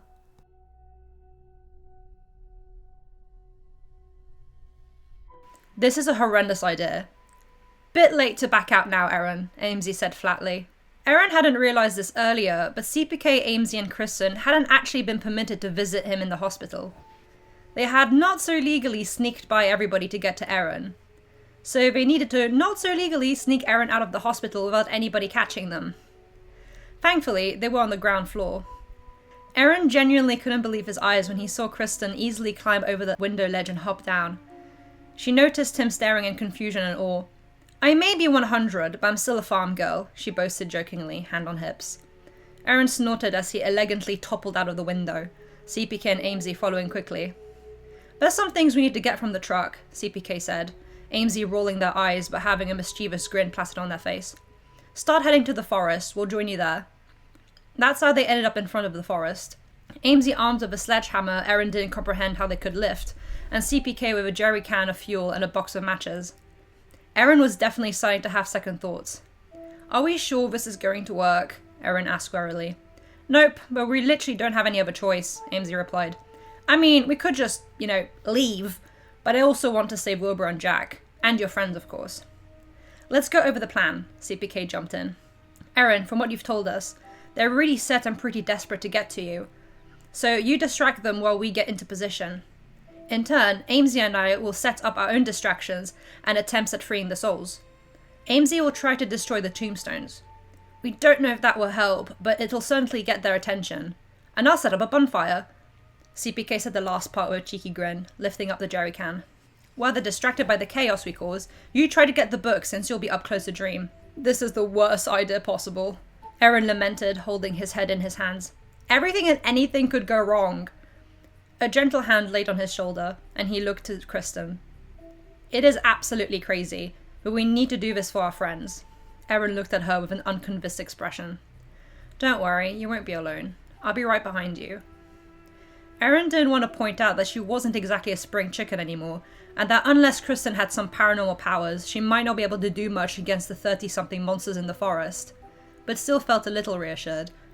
Maybe it was her motherly attitude or her kind voice, but Aaron felt like he could genuinely depend on her, even if it was unrealistic. He took in a deep breath and looked at the forest. "Here goes nothing," he murmured, walking forward.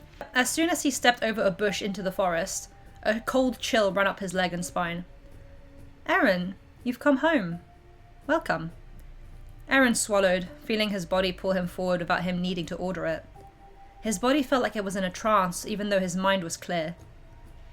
He followed a path that shifted into place for him, a direct line to the archway that led into the town. A little further behind him, Kristen followed at her own pace, watching the younger man carefully. On the right, Amesy followed them from within the trees, carrying the sledgehammer over their shoulder, ready to destroy the first tombstone they set their eyes on. On the left, CPK followed Aaron from within the trees. The scars on his left arm felt itchy, and his eyes twitched uncomfortably. This was not a fun feeling, and coming back to the forest was without question a terrible idea, but he couldn't wait any longer. He wanted to save Wilbur and Jack. Aaron stepped under the archway into the town, where the ornate tombstone glowed green in the distance. As he walked forward, the monsters crawled out of their hiding spots. He wasn't scared of them. Not this time. Yes, they could injure him if they felt like he was about to set off running, but he was willingly giving himself in. And he knew who these monsters were. He saw Hannah flying above him on her broomstick, saw H-Bomb prowling from within an alleyway, Purpled scaling a wall. Seeing them in their monstrous states instead of as changed souls just reinforced his desire to save them. He pushed on forward towards a calling green glow. Amesy narrowed their eyes at the tombstone. Rambo. What a coincidence, they thought sarcastically, getting into position. They swung the sledgehammer over their head. CPK was sneaking behind the houses, out of the monster's view. He poured the fuel as he went, doing his best to ignore the nagging whisper at the back of his head. He knew that Dream nor the others had realized he was there yet, or they would have come after him by now. The whisper wasn't from any of them. Just as he finished pouring the fuel and dropped the jerry can, he looked up into an alleyway. His heart stopped when he saw the ghostly form of Wilbur and the corrupted appearance of Jack facing away from him. It hurt him deeply to see them like that, guilt clenching his heart from having abandoned them for a year. He knew he couldn't do anything, but he wished he had. This was his chance to not fail them. Back in the town, Aaron was standing in front of the glowing tombstone, his heart beating fast as he faked confidence. Green mist started to rise and shift, forming into a familiar skeleton figure. As this was happening, Aaron caught a glimpse of his friends' monstrous forms. Tina, Boomer, Tubbo, and Tommy. They were trapped because of him. Not really, but he still felt that way. He needed to get them out. "Aaron, welcome," the familiar voice echoed, and Aaron looked up, fear hitting him all of a sudden as he saw Dream's fire-filled sockets. "It's okay. You're safe here," the voice said again as Dream lifted a hand, a purple book materializing from the mist. Aaron had never seen it before, and his eyes narrowed in on that. That was his goal. That was the source. He couldn't help but be mesmerized by the book. It radiated a power like nothing else in the forest. As a skeletal hand reached out for him slowly, almost gently, Aaron couldn't help but flinch. "CPK, Amesy, please hurry." CPK lit a match. Amesy narrowed their eyes onto their target. The match was dropped. The sledgehammer swung down. All of the monsters jolted suddenly as Rambo twitched violently, shaking his featureless head as he peered into the woods. Somebody had messed with his tombstone. They all knew. Distracted, Skeppy and Anfrost failed to notice the flames engulfing the alleyway behind them until the heat of it knocked them forward. Sapnap roared at the flames, roaring back as Carl snarled and Crackety hissed. Schlatt growled, the fur of his mane puffing up as he raised his wings in a defensive stance. The flames were spreading, engulfing a section of the town, but the monsters weren't worried. They weren't going to be hurt. Dream wouldn't let that happen. Before long, the forest would snuff out the flames before they could cause any real damage. For now, the fire roared still, and Fundy dodged them, before his ears perked up and noticed a familiar aura. "You!" he barked, glaring with his wide, unsettling grin at CPK, who scowled back. He could run, but he refused to. That's what he did last time, so even if the monsters caught him, he was standing his ground. The flames created a wall in front of him. He couldn't see anything. So when Michael, Fundy, and Boomer emerged from the flames, Boomer letting out an ear-piercing screech, CPK tripped backwards. The three creatures pounced through the fire without being burned, surrounding CPK as he realized the flames had gotten weaker. He looked up at the creatures that loomed over him, grinning.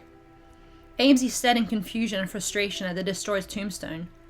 Well, it was supposed to be destroyed, but as soon as they had swung the sledgehammer down to shatter it, the stone structure had fixed itself instantly, as if Amesy hadn't just broken it to pieces. They didn't have time to dwell on it as a loud buzzing neared them quickly, as well as three tall shadows. Peeking backwards, they saw a bee creature, a skinny black cat monster, and Rambo. They gulped, backing away a little as the three monsters closed in. "What?" Dream gasped as chaos ensued. Nobody had ever tried to burn his town down, or destroy his family tombstones. He needed a moment to properly react. He grew a little angry. How dare they try to deface his home? Maybe once they became family, they could be taught some manners. A sudden blur in his peripheral vision made him jump, and he realized it was Aaron. His human features were a lot more feral, sharp teeth snarling, and pupils pinprick in his eyes. The wounded arm had become more paw-like, large black claws swinging down on Dream. No, not Dream. The book. He had to protect the book. Dream snapped it shut and twisted his skeleton body away from Aaron's attack. His claws only grazed his cloak. "Insolent child," he snapped, backhanding Aaron so it sent him flying, right into Technoblade's chest, where he wrapped his arms around Aaron to keep him in place. "What are you trying to pull?" "Let me go!" Aaron yelled, struggling against the pinkish ball creature. He threw his head back in a weak attempt to headbutt the taller monster. "Techno, let me go! I'm trying to help you!" "Help?" Dream spat. "You're hurting them! Bring the other here!" Aaron heard yelling. "Stop it! Stop! No!" CPK cried, fighting against Boomer's forearms and Fundy's sharp teeth digging into his coat. The freckled man noticed his trapped friend, panicking eyes meeting his own equally panicked look. A distant, rapidly approaching scream echoed as Amesy ran as fast as they could away from Tubbo, Tina, and Rambo, skidding around a corner into the town without knowing where they were heading. A terrifying screech came from above, a black blur swooping downwards towards them at a great speed. "No, no, no, Amesy!" CPK yelled as he helplessly watched a large crow creature go in to catch his friend. Amesy couldn't react fast enough. They dropped to the ground and curled into themselves. They waited for the crow's claws to sink into them. Huh? Amesy breathed out softly, blinking through frightened tears. They were still on the ground. Something should have impacted against them by now, but no, they were still unharmed. Looking up, they saw Kristen. Kristen had her arms wide open, shielding Amesy from the crow. The crow just stared. All the monsters just stared. What was going on? What was he doing? "Philza?" "Phil?" Kristen asked gently. Drip, drip, drip. The ground below became wet from the tears that ran down the crow's skull. It let out a low, deep, sorrowful caw, lowering its head as more tears dripped down. Two gentle, warm hands reached out to him, holding the cold bone of its skull. Its sad cawing sound became louder and more frequent, as if heaving, unable to catch its breath in between its sorrowful sounds. Kristen pulled the crow in for a hug, pressing her veiled forehead against its head, gently cradling him. The image shifted, and it wasn't the crow anymore. It was Phil, the chained ghost, human tears mixing with the black liquid cascading down his cheeks, shoulders shaking violently as he sobbed. Relief, regret, disbelief, lamenting the life they lost, happiness to see his love again, all of it was mixed within his painful cries. The creatures around them didn't dare move. CPK didn't move. Amesy didn't move. Aaron didn't move.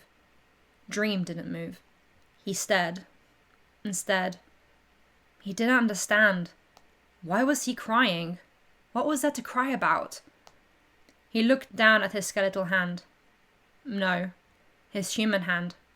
Why was he turning back? Emotion grasped at his non-existent heart for the first time in centuries. Fear. "Philza, bring her here," Dream ordered, keeping his voice leveled despite feeling nothing but panic. Nobody moved. Not Philza, not Kristen, not any of the monsters. "I said," Dream's voice lowered, "bring them here." Aaron flinched as the boar monster holding him moved slightly, loosening his grip on him. Peering up, he swallowed. It wasn't the boar holding him anymore. It was a shackled human Technoblade. And he looked pissed. "Friggin' nut," he snarled at Dream, pushing Aaron out of the way as he dashed forward, his shackled form shifting back into the boar creature, axe at hand with all intention to split the town leader into pieces. Jolting back, Dream outstretched his hand as the flames in his socket went wild. "Settle down!" he snapped at the pinkish creature as glowing green chains rose from the ground and wrapped themselves around Technoblade, dragging him backwards onto the ground. "All of you!" More chains whipped from thin air, entangling each of the creatures. Chains flew in every direction, catching all of the individuals, flying or not.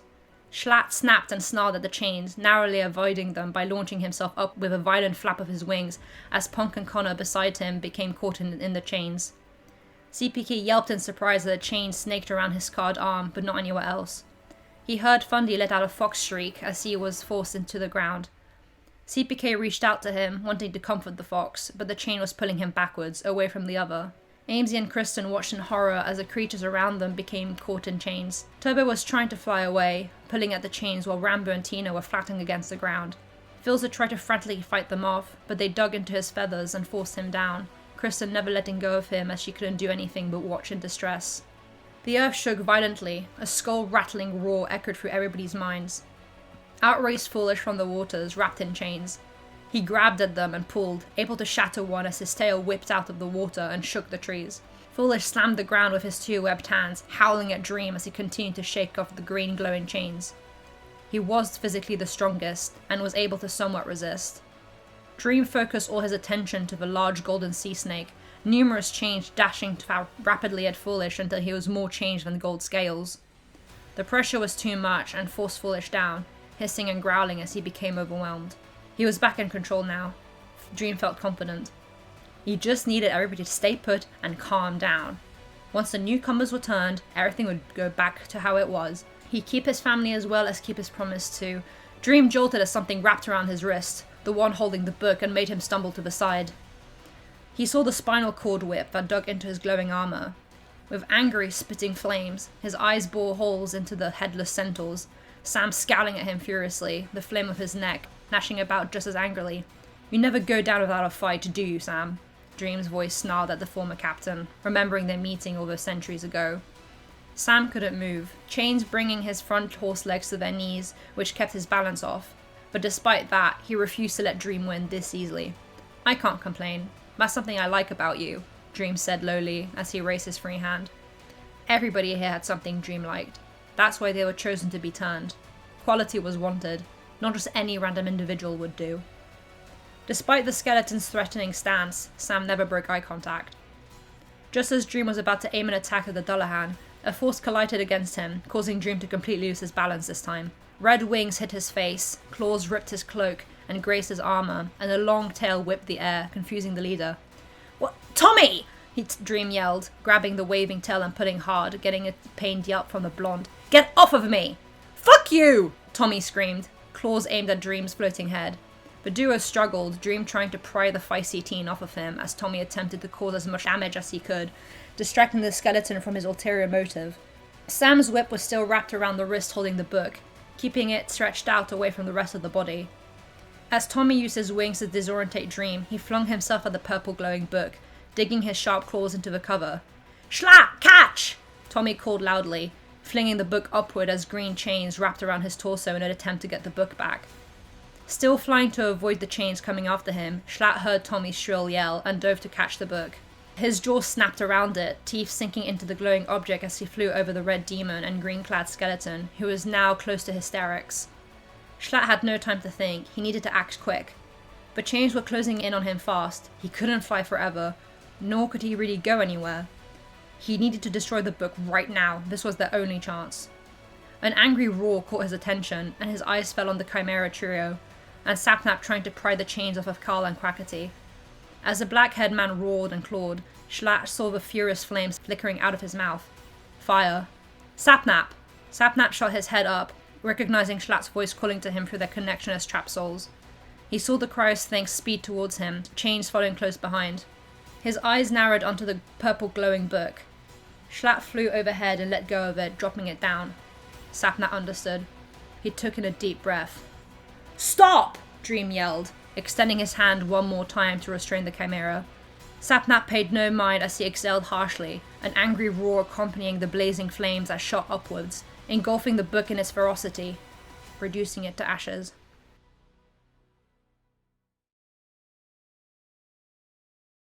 Patches died. The plague wasn't exclusive to humans. It affected every living creature. He had tried to make her better, find any possible remedy to her symptoms, but she was gone within hours. Dream had lived alone for years, and Patches had been his only companion during that time. And now he was alone again. He stared blankly at the little stone he had placed on top of her grave, patches roughly scratched onto it. He had no money for anything better, and the town was quickly diminishing inhabitants, either due to death or leaving.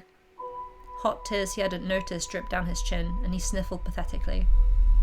More people were just going to die, and with the people leaving, there was a large possibility they were unknowingly carrying the plague with them. He exhaled heavily, rubbing his upper arms in a weak attempt to comfort himself. Turning away from his beloved cat's resting place, his eyes fell on a shovel leaning against a tombstone in the overcrowded graveyard. Dream stared. He literally had nothing left to lose. And the other townsfolk weren't going to do anything. They were far too superstitious and afraid to try and find an actual cure to all of this. Concepts such as contagious illnesses being far too complex for them. Not that Dream was any better. He wasn't a doctor or educated beyond reading or writing, that in itself being a rarity for someone like him. But he was at least willing to try. He picked up the shovel. 3 days of exposure to the dead without any protection was of no benefit to anybody's health, but Dream had no means to get anything to help him out beyond what he had in the house. Ink-covered notes were scattered all over his small house, especially around the blanket-covered corpses he had dug up. It made him sick to have to do this, but what other way was there to figure out what was causing the plague? Whatever it was, it had gotten to him too, so along with his research specimens, he used his own symptoms to try and find a cure. Coughing up blood was never a good sign, which meant that whatever it was affected the lungs to some extent. His breathing was thin and wheezy, he felt dizzy constantly and his body was weak. Food repulsed him and he could barely keep water down. On top of all that, he was pretty sure he had a fever. Whatever it was definitely airborne. Attacked the lungs first and then spread slowly to the rest of the body. Maybe something in the forest? Fungi or some animal had died, infecting the forest. They hadn't had any outside visitors in months, and this plague had wiped out almost everybody in mere weeks, so it had to be because of something local to the area. Dream wrote down all the possibilities. Unclean water, stale food, bad crops, diseased animal. Slam! The door hit the wall with a terrifying force, causing Dream to jump and almost collapse from how weak he was. Witch! An accusing finger pointed at him as he saw a crowd of the remaining inhabitants standing outside. What? What? No! No! Dream's confused mind caught up, and he shook his head violently. You've been digging up our deceased fellow men, and for what? To revive them? A voice screamed at him. No! I'm trying to find a cure! Dream yelled back, dizzy from the noise. There is no cure to be found for a curse that you created! Yet another voice accused. He's always been an outcast. No wonder he has no family. His cat was always suspicious. Where is it now?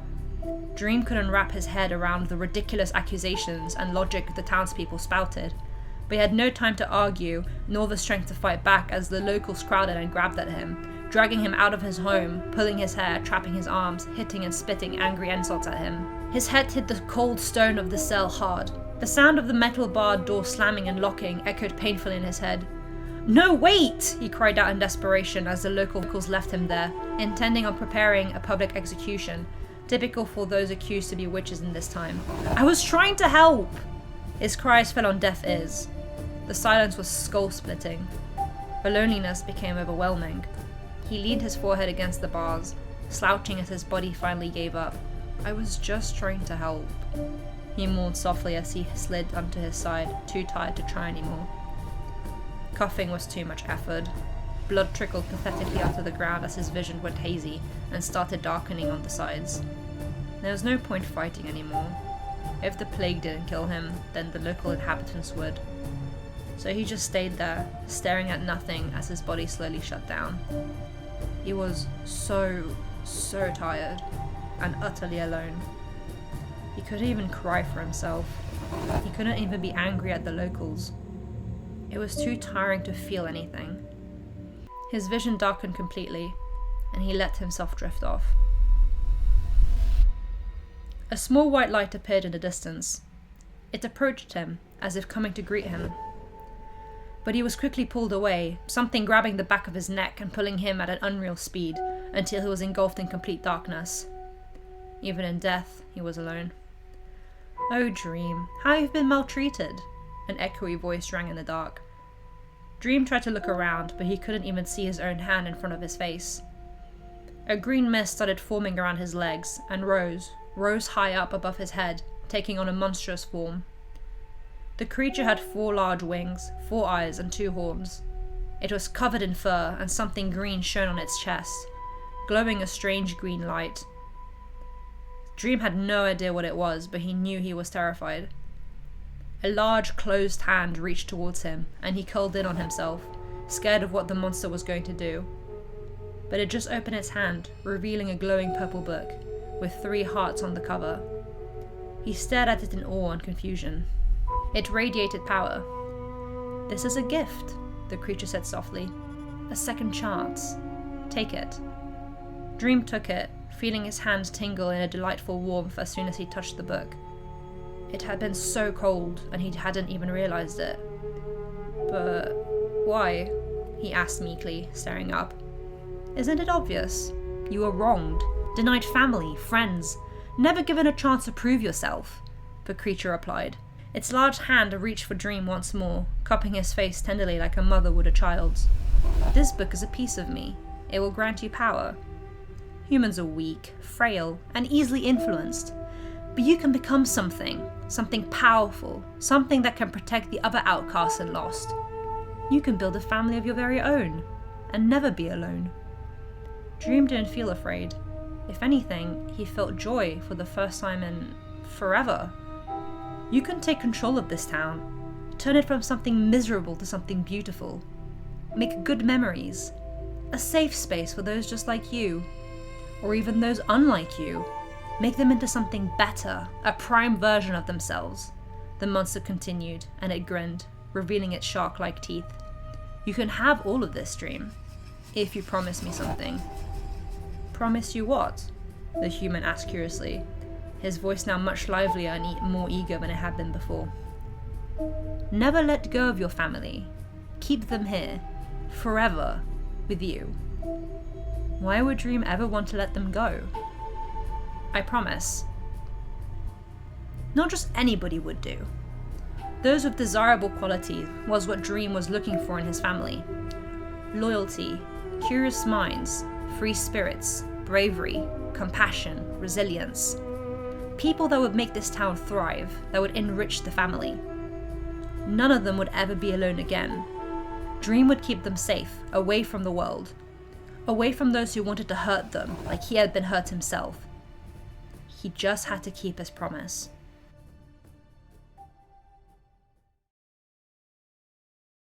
Wilbur blinked confusedly as he felt grass under his hands. It was cold and itchy, almost painful. He exhaled heavily, cringing at the tight feeling in his chest. Despite trying to move his arm, he had no strength to push himself off of the ground, having completely forgotten how to move muscles. Something touched his shoulder, but he barely reacted, flinching slightly. "Will, oh my god, Will, please tell me you're okay." A very familiar voice asked him. It sounded too loud, too real. It should be echoing in his head, but instead he was hearing it with his actual ears. Wilbur tried to talk, but let out a deep grumble instead, similar to a grumpy person waking up in the morning. The person sighed, and the hands touching his shoulder wrapped around Wilbur's torso, helping him to get up. Squinting, he realized the person struggling to help him up was Jack, who looked about as horrible as Wilbur felt, but much more able to move about, probably because he actually had a body for the last year. Wait, Wilbur had a body. As his mind slowly crawled to catch up with what was happening, quick footsteps dashed towards Jack and Wilbur. Before they could react, CPK literally threw himself onto them and trapped them into the tightest, warmest hug he could muster. "Oof! Ow, ow, ow, ow, CPK!" Wilbur whined as too many sensations overwhelmed him, only whining more when Jack also hugged him in response to CPK, the two friends laughing. They didn't know whether to laugh or cry in joy and disbelief. Jack not sure if this was a cruel dream, and CPK unable to believe their stupid plan worked.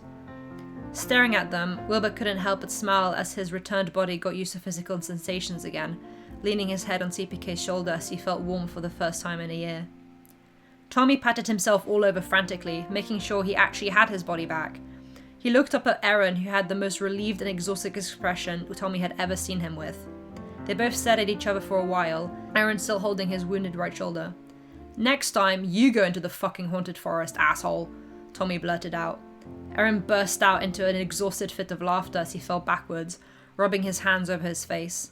The two friends jolted as they heard 3 cries and groans of pain, looking over at the pile of limbs that was Tina, Boomer, and Tubbo.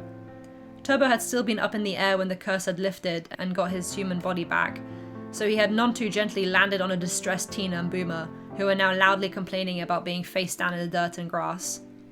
Amesy was quick to help Tubbo off of the 2 others, the latter looking about in confusion.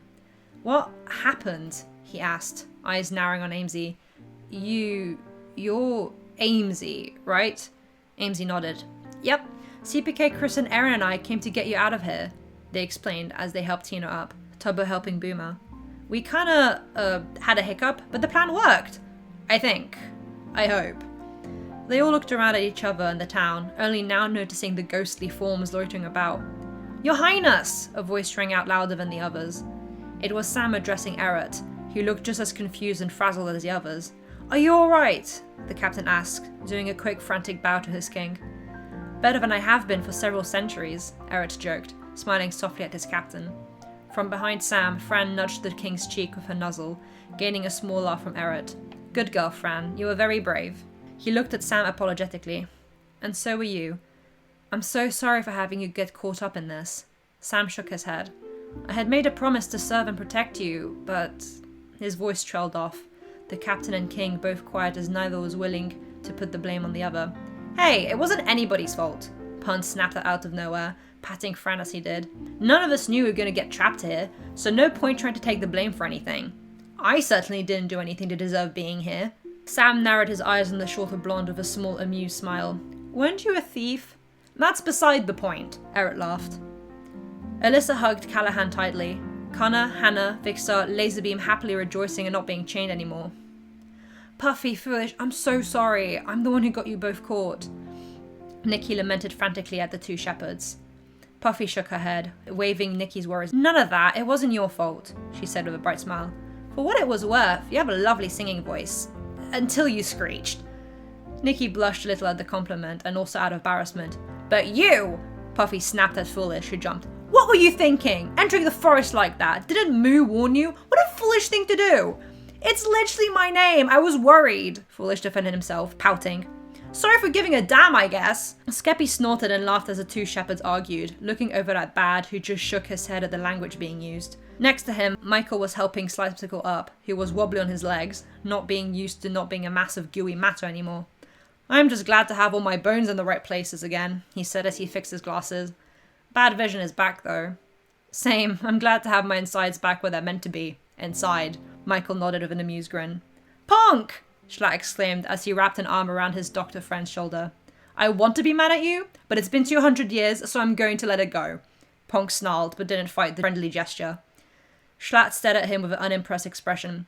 "You don't sound like you're letting it go," he murmured, getting a gentle but firm jab into his side. "Fundy, you okay?" Schlatt asked the man, who was just standing there, bewildered. "Yeah, I think so," he replied. I can't believe we're not shackled anymore." "I can't believe I'm still tired," George yawned loudly, rubbing his eyes. "You'd think being trapped in limbo for 100-something years would be a good break," H-Bomb laughed before narrowing his eyes onto Schlatt. "Also, that wasn't funny," he said, referencing to how Schlatt had been the one to back him into his own bear trap. "I mean, it was a little funny," Schlatt joked. "And about what happened, George said softly, not looking at the other man. Anfrost gave him a sad but understanding smile, patting him on the shoulder. "It wasn't your fault," he reassured, but still deeply saddened. Not for himself, though that sucked too, but for abandoning Velvet. He hadn't meant to, but what hurt the most was never giving his boyfriend an answer to what happened. "I'm still sorry," George insisted. "Of course, but don't beat yourself over it." Anne shook his head, looking sadly at Rambo, who was rubbing his scarred arm softly. "Anfrost is right," Crackety piped up from when he was being bear-hugged by Carl and Sapnap. "We all did our part in getting each other trapped, but it's not like we had control over ourselves. I would have thought you three would be sick of being together," Purple said as he readjusted his purple varsity jacket, straightening out the little alien pin of which he was so fond. "I'm a little sick of it," Crackety choked as his 2 taller friends only hugged him tighter. "Only because I sat on you once. Sapnap brushed off, getting a weak, struggling slap on the shoulder from the shortest and former tail end of the group. That was more than once! Can we please not argue when we've just been freed from our shackled existence in limbo? I'd like to enjoy this, Carl whined. Purple rolled his eyes at their response, before noticing the very tall Rambo staring at him and fiddling with his scarf nervously. What? The blonde asked suspiciously.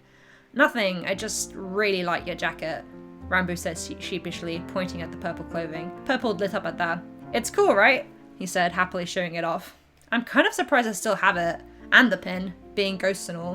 What, you expected us to be naked? Technoblade asked flatly as he passed the two youngers. So sorry, Techno, you're right. I should have expected to have normal human clothes after being a purple alien for nearly 50 years. Purple shot back sarcastically, getting an amused snort from Techno as he walked to Philza. Philza and Kristen hadn't let go of each other since Philza had first started crying, even when he was being held down by the chains. I'm so sorry, Kristen. I'm sorry, he murmured, no longer crying, but teary. You have nothing to be sorry for, Kristen reassured him, stroking his cheek gently with her thumb. It was beyond our control. Philza sniffed in agreement. Wow, Kristen, you look old, Technoblade remarked flatly. Philza let out a scoffed laugh, Kristen sending the long-haired man an amused and mock-offended look. Hello, Techno, long time no see. 80-something years to be exact. Techno jumped a little at the warm hand that cupped his cheek, but leaned into the touch. I miss the farm, he admitted softly. The farm misses you, Kristen replied. Don't worry, I looked after the pigs for you. Techno smiled a little at that. Oh, what the fuck? They all looked about when they heard Boomer screech. Realizing everybody was staring at him, especially Bad, who had his arms crossed and a disapproving expression, Boomer blushed in embarrassment. Sorry, dead body. He motioned to a pile of bones he had almost tripped on. I think that's us, Vixer said, pulling at Alyssa's and Laser's sleeves. That's us, Alyssa confirmed, Laser nodding too. The skeletal remains were wearing the exact same clothes as the trio. This is where Dream caught us. So you're telling me there's more dead bodies around? Boomer lamented, going a little pale. And there's quite a few dead people staring right at you, so you tell me, Hannah said, motioning to all the ghosts' presents. I guess the tombstones weren't real, Tina said, making air quotes at the word real. Just another layer of the curse. I'm confused. It makes sense for those who died centuries ago to not be able to have their original bodies back, but what about Rambo and Purpled? They only died in the second half of the 1900s, but still be alive today. Amesy asked from where they were hugging Jack and Wilbur halfway back to death. It's to do with the state of our souls, Rainbow said. After 3 years or so of being trapped here, our souls were fully separated from our bodies. It's like we were being drained of our emotions or something. That's why we had the black eyes with the gross tears, Purple seconded, and why Wilbur and Jack didn't. Amesy looked at their friends, noticing how exhausted and worn out they were. But now, we're no longer trapped, Purple said happily, finally able to fully stretch his arms. It's the afterlife for us, Connor said, and everybody noticed how much his form had faded. The living survivors looked on in horror, but seeing how Connor looked to be in complete peace, and how none of the other ghosts were freaking out, they didn't make a remark. If we didn't have an afterlife after all this, I would have been so mad, Skeppy commented as his own form started to fade. Somehow, I expected this to be more, I don't know, dramatic, Carl said, still clinging onto Quackity as they faded away peacefully. I'm very okay with the lack of theatrics for once, Quackity sighed contently. Sapnap? You coming? Carl followed up, the two noticing that their friend wasn't following them. I'll join you guys in a bit. I want to check up on something first, Sapnap reassured, waving his two friends off as they faded away. I'm in so much trouble, Foolish lamented, knowing that his family would have some choice words to say once he joined them in the afterlife. You're already in trouble, Puffy jabbed jokingly as the two disappeared. One by one, the ghosts faded, looking happy and at peace, until only a small handful remained. Philza and Technoblade, who were still with Kristen, and Callahan, Alyssa, Bad, Ponc, Sam, George and Sapnap, who had all crowded around the decaying graveyard. Anfrost stood a little to the side. He wasn't ready to move on yet. He didn't know. Scared? No, he knew what came next, but was scared that he wouldn't find Velvet there. He didn't want to hope. The small group of ghosts had gathered in front of the ornate tombstone, still with the skeleton sculpture embracing the frame, but it was no longer glowing. But that's not what they were looking at. Their attention was held by the sniffling young man that was kneeling in front of it. He was covered in green chains, not just on his neck and wrists, but wrapped all around him so that he couldn't even move to stand. Black tears dripped off his cheeks, the group unable to see his eyes from how his hair covered them. Dream? George asked softly. The chained man flinched, and his siphoning abruptly stopped. He looked up at them, eyes still mostly covered due to his hair, but they all knew his eyes would be fully black like theirs had been. He just stared at them, then past them, where the living survivors were staring at him in fear. Not so much because they were afraid of him, but because of what he might do. He had just lost everything. How would he react? He started off, before letting out a hiccup sob. "I'm so sorry," he said as he started sobbing again, more black tears dripping off his chin. "I didn't know. I'm sorry. We know you didn't know," Bad reassured softly. "You weren't connected to us like we were to each other. But we know what happened. We know what your intentions were," Alyssa followed up. "Dream, we're so sorry. We should have stood up for you," she said, referring to herself and Callahan, who had a pained expression. Dream shook his head. "You would have been accused just like I was," he muttered. He felt no hatred for either of them, for nobody here, not even the townspeople from centuries ago that had jailed him. "I never meant to hurt any of you," he admitted. But I was so scared of being alone. I trapped you all here with me." "You were being influenced by the book as much as any of us were," Ponc replied. "Not anymore. The book's been destroyed." Ponc nudged Sapnap a bit in jest, the latter giving a bit of an embarrassed smile. "I guess being a fire-breathing chimera came into use," he said sheepishly. "The book's indeed been destroyed, and we're free, but why not dream?" Sam asked, patting Fran, who had her head resting on his shoulder. Nobody here knew the answer. They knew Dream's history, his intentions, but there was a gap between his life as a human and one as the skeleton that had controlled them. Something had happened and they didn't know what. Dream let out yet another sob. "I can't leave. I broke my promise," he sobbed, bringing his face to his hands. "Promise?" George repeated, confused. The remaining ghosts looked at each other, not knowing what to do or say. They could move on to the afterlife at any point they wanted, but it hurt them all to leave Dream behind like this. Yes, he had trapped them in an endless limbo. Yes, he had ripped them away from their families and loved ones. Yes, they had suffered because of his actions. But it wasn't his intention. He had genuinely thought he was saving them, freeing them from an uncaring, cruel world. Even Bad, who had suffered for years as a human due to slowly going insane after seeing the creatures as a child, couldn't accuse him. Because he knew that Dream had genuinely cared for him, cared for his pains and sorrows. They wanted to help him, but they didn't know how. "You can't," a voice growled around them. Tommy and Tubbo clung onto each other in terror, and CPK stood up suddenly, arms wide open in a protective stance to shelter Amesy, Wilbur and Jack, who were all sitting or laying on the ground, the latter two still too weak to fully move. Aaron stepped closer to Kristen and Philza, while Technoblade snarled at the air, reminding Aaron of that vision he had seen where Technoblade had been protecting Purpled and Rambo from something. Fran's ears flattened and she neighed loudly, stamping the ground beneath her. "Dream promised to keep you here, but he failed, in turn breaking that promise. So he stays here," the voice continued. "I didn't know," Dream sobbed. "Of course you didn't. That's the entire point. You humans are so easily duped. All I ever need to do is offer your wishes and desires in a neat little parcel, and you give in so easily," the voice continued, echoing and mocking. CPK glared at the trees, trying to see if there was anything that stood out of the unusual. "I recognize you," he snarled, similar to Techno. "You were the Whispers when I was setting up the fuel. Dream and the others were preoccupied with Aaron, but you trying to lure me in." An angry hissing sound that rumbled deeply echoed throughout the woods. "You can hiss all you want, I'm not scared of you," CPK yelled, stamping his foot hard. "Not after all the bullshit you put me and my friend through." He didn't know who this creature was, but he knew it was its fault, that it had been the one to control Dream. And from the angry sounds echoing through the town, he knew he had hit a nerve. Anfrost was scared and confused, sticking to himself, unsure of what to do, or where to go, or what to say. He leveled his breathing a little, trying to concentrate on the memories of Floof and Velvet he had been denied for so long. He smiled a little, happily to at least be allowed to remember them clearly again.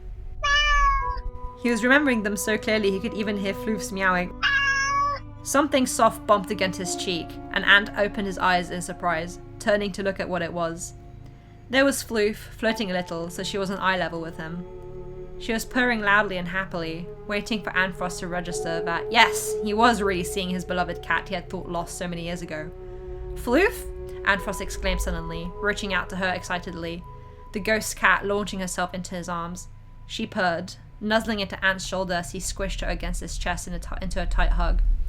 I missed you so much. Don't I get a hug? Anfrost's eyes snapped open, staring at Velvet in complete disbelief. You were taking way too long. Floof and I decided to come get you.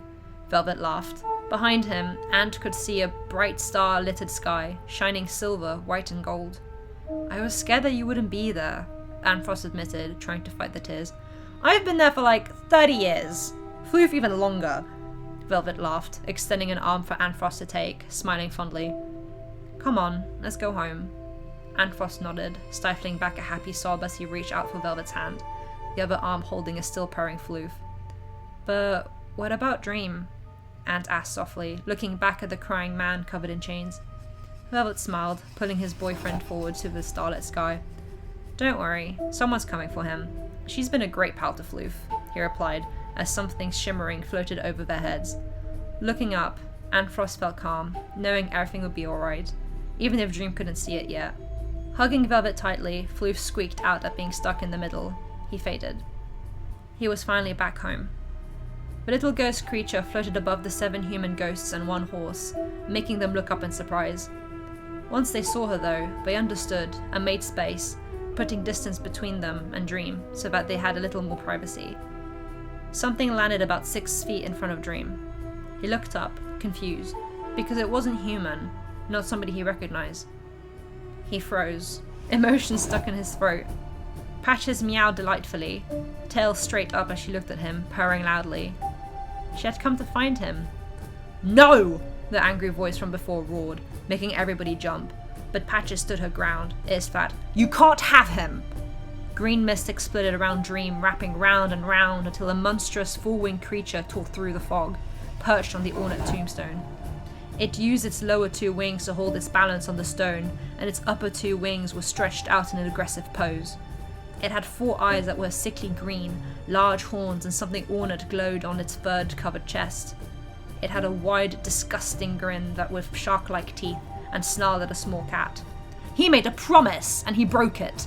So now he has to stay in place of the other souls. You can't take him. His soul is mine, it roared. Patches growled lowly, indignant at this ugly creature telling her what she could and could not do. The others watched on, horrified at what this creature was, and also worried for the little ghost cat, not to mention what might happen to Dream. Dream's sobbing hadn't stopped, just continued, more intense, although he was silent, his form shaking violently. Patches meowed at him, ignoring the creature. He looked up at her and shook his head. I'm sorry, Patches, he sniffled. There was no saving him. He made a deal, knowingly or not, and he felt his side of it. So now he had to live with the consequences of his actions. Patches meowed louder, tail thrashing now, displeased at Dream's response, clearly trying to make a point that he was wrong. There was saving him. He had a choice. Despite Patches not being able to talk, everybody knew what she was thinking, as if they were connected again like when the souls had been trapped, except without the torture side of it this time. They knew what Patches, or anybody from the afterlife, knew. This creature was a demon, and it preyed on vulnerable souls like Dream's. It grew from misery, feasting on the pain and torment of souls it trapped. That's why it had wanted Dream to collect souls, not to grow a family and gain companionship, but to gain cattle. The demon was essentially using the trapped souls as batteries to grow its own power. But now that it had no more souls other than Dream's, being he had made a deal with him specifically, and it planned on torturing Dream just like the souls had been tortured. Dream had lived in blissful ignorance that he was doing something harmful to those he called family, but now that the book was destroyed, the illusion was gone, and it was now his turn to exist in an endless, torturous limbo. None of the souls wanted that for him. None of the living survivors wanted that fate. Patches wouldn't let that happen. Dream had a choice to make. Catch! Dream's eyes snapped open as Patches launched herself forward, running fast towards him, discarding the mist around her as the creature realized what she was doing. Before it could do anything to stop her, not that it actually could do anything, she was beyond his abilities. Patches pounced. Dream just needed to catch her. The chains are fragile. They only work because you believe you can't be free. XD thrives on the vulnerable. Yes, humans are weak. Yes, they're cruel. Yes, they're easily influenced, fearful, and ignorant. But they're also loyal, curious, free spirits, brave, compassionate, and resilient. Everything Dream had wanted and found in his family. Look at them. They stayed. They're waiting for you. And also, please catch me. I don't want to land on my face. With less than a split second to think, Dream raised his arms up and Patches landed square on his chest, his arms wrapping around her as soon as she did. From the force of his movement to catch and protect her, the chains around him shattered like glass and dissipated into dust, taking the form of the monster away with them, as if it had lost the one connection it had to this town and couldn't reform. It let out a furious echoing cry and faded into silence. Patches purred contentedly as she blotted her head under Dream's chin, the black tears evaporating into nothingness as Dream's appearance shifted to resemble the other ghosts. He felt warmth spread from where Patches was cuddling against him, and he let out a small laugh in disbelief. "You are the most stubborn cat I've ever met," he said through continued sobs, although these were now happy tears.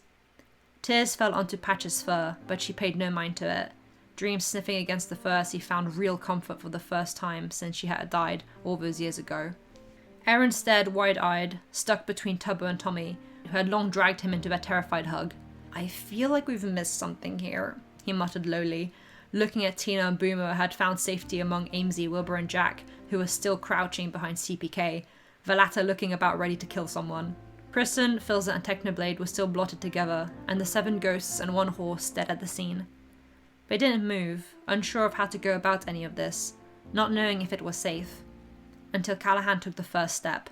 He stepped towards Dream and extended his hand, the latter looking up at him in utter confusion. His eyes were now visible, tearful hazel green ones that didn't understand what Callahan was doing. Callahan rolled his eyes and flexed the fingers of his extended hand a little to emphasize the point. Dream finally caught on, but looked unsure. He didn't deserve this. Hell, he didn't deserve Patches literally coming from the afterlife to free him from the shackles he had entangled himself in. "It's not about deserving anything," Sapnap said, joining Callahan's side, who was still waiting patiently for Dream to take his hand. The black-haired man smiled down at the other. "You suffered enough as is." Dream looked at Callahan's hand again, and still keeping Patches close to his chest, accepted the offer. Callahan pulled him up from the ground. Behind him, there was no more ornate tombstone, only an unmarked grave. They walked back to the others, who were all smiling, to which Dream attempted to smile back, but extremely nervously. "None of that," Sam joked, shaking Dream's shoulder a little to rid him of his nerves, causing the man to laugh and Patches to complain at being shaken. "We all ready? Good, because I want to sleep," George said, leaning on Ponc as they both started to fade. "You're not sleeping on me," Ponc whined, struggling to get the black-haired man off of him as Bad and Alesta snickered. Sapnap noticed Dream looking in the distance, and following his gaze, saw he was staring at Technoblade, Philza, and Kristen. "Hey," Sapnap said, nudging his arm a little with his elbow. "They don't accuse you any more than we do, which is not at all." He grabbed Dream's hand, scratching Patches behind the ear a little with the other. "So relax, it's going to be okay." Dream stared at Sapnap, looking up at the others that were slowly fading into the afterlife, and looked back at his friend. His anxiety lifted. "Okay." Technoblade watched as the other remaining ghosts faded away, and he patted Philza on the shoulder, who gave him a distressed look. "We should be going too. Not healthy for us to stay in the living world for too long," Technoblade said. "Kristen, pleasure as always. You look old. See ya." And with that, he was gone. "He never changes," Kristen laughed. "Never will," Philza added on, turning to his wife. "And we love him for it." "We very much do," Kristen agreed, but she saddened. "I'm going to miss you so much. Again." Philza smiled at her, and pulling her veil a little further apart, he kissed her forehead lovingly and brought her into a hug. "Me too. I always miss you," he murmured gently. "I promise we'll see each other soon." "How soon?" "Very soon. Love you." Kristen didn't stop hugging Philza until he was completely gone, and then just stood there. Silence spread around the now actually abandoned town. "How are we going to explain this to the police?" Aaron asked abruptly, getting a frustrated hushing from Tubbo for ruining the moment.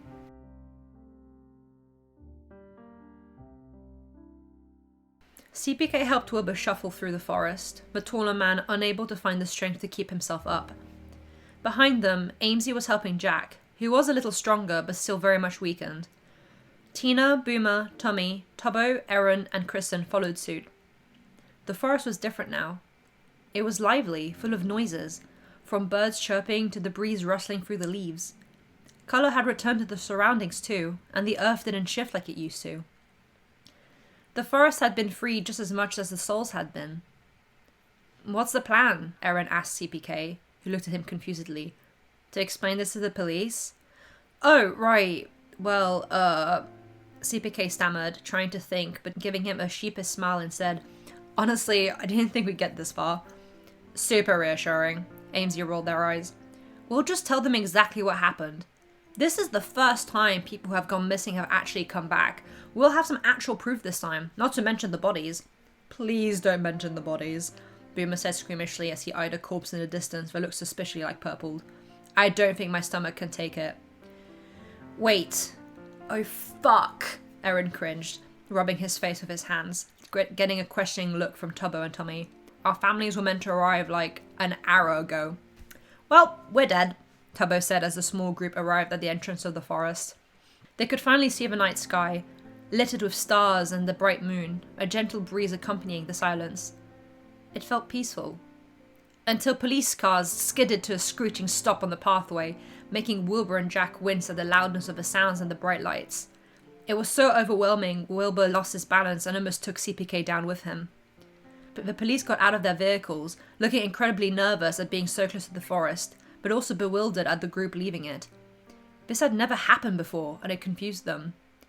Tina waved her arms at the officers, stepping in front of the group with Boomer, knowing they'd recognize them, since they were locals of the small town. The officers' eyes widened, one of them calling for something on their radio. Another made a "come here" movement to the group, and they did. "We've been looking all over for you four," the officers scorned CPK, Erin, Kristen, and Amesy. "What were you thinking, sneaking a painting out like that?" What were you thinking, not listening to me?" Erin exploded indignantly. "I left because none of you are going to go looking for my friends. And look at that!" Erin grabbed Tubbo and Tommy, shaking them in front of the officers, Tina and Boomer scowling at them too on either side of Erin. "I found them!"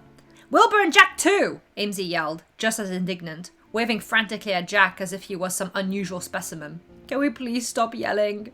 Wilbur lamented, trying to cover his ears. At that moment, a car very familiar to Tommy screeched to a stop, and the blonde paled in realization. "Tommy!" His mother's voice called out to him. He raised a meek hand to get her attention.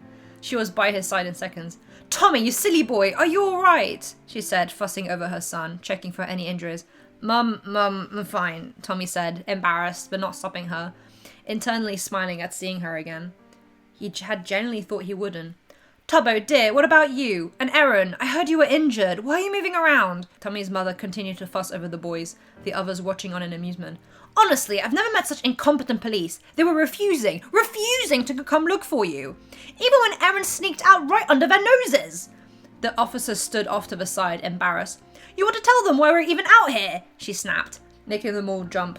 But before they could answer, she interrupted them. "Because I forced them to! All this nonsense about the forest being dangerous and whatnot. My son was missing!" As Tommy's mother publicly told off the police officers in front of all the too amused group, the ambulances arrived, dashing towards Jack and Wilbur, who looked the sickliest. They were incredibly dehydrated, so once they were placed on the portable beds, they were given IVs and blankets. Blankets were also given to the others, especially Tubbo, who was shivering violently. Tommy blushed in embarrassment as his mother yelled up a storm at the authorities for not doing their jobs properly, but honestly, all the survivors of the forest were just happy to have a parental figure backing them up.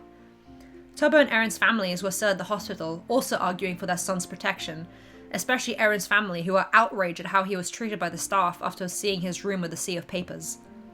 CPK, Amesy, and Kristen were arguing up their own storm, explaining about the dead bodies in the forest and missing people.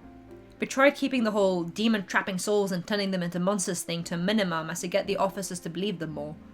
It was more important to them anyway that those in the forest get properly identified to resolve relevant missing cases and potentially open some cold cases in the town that had been dismissed because of the forest. Tina and Boomer were getting treated themselves by the ambulance people and keeping Jack company, who looked woozy and out of it but was comically chatting. Wilbur was sitting on his own on the portable bed, staring into nothingness.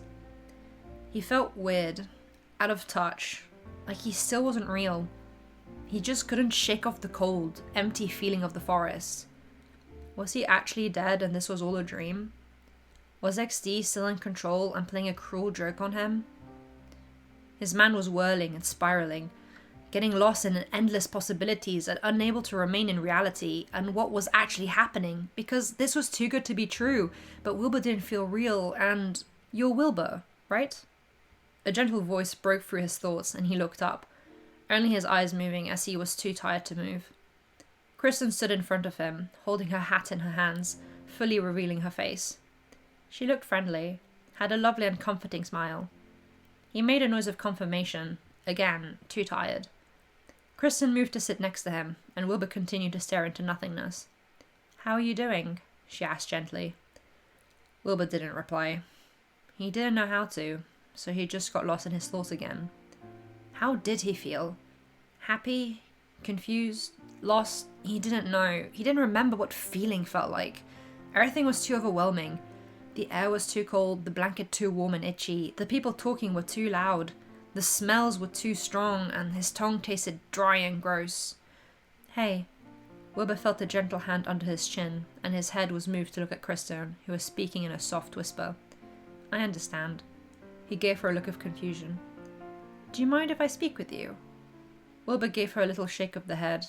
He didn't mind.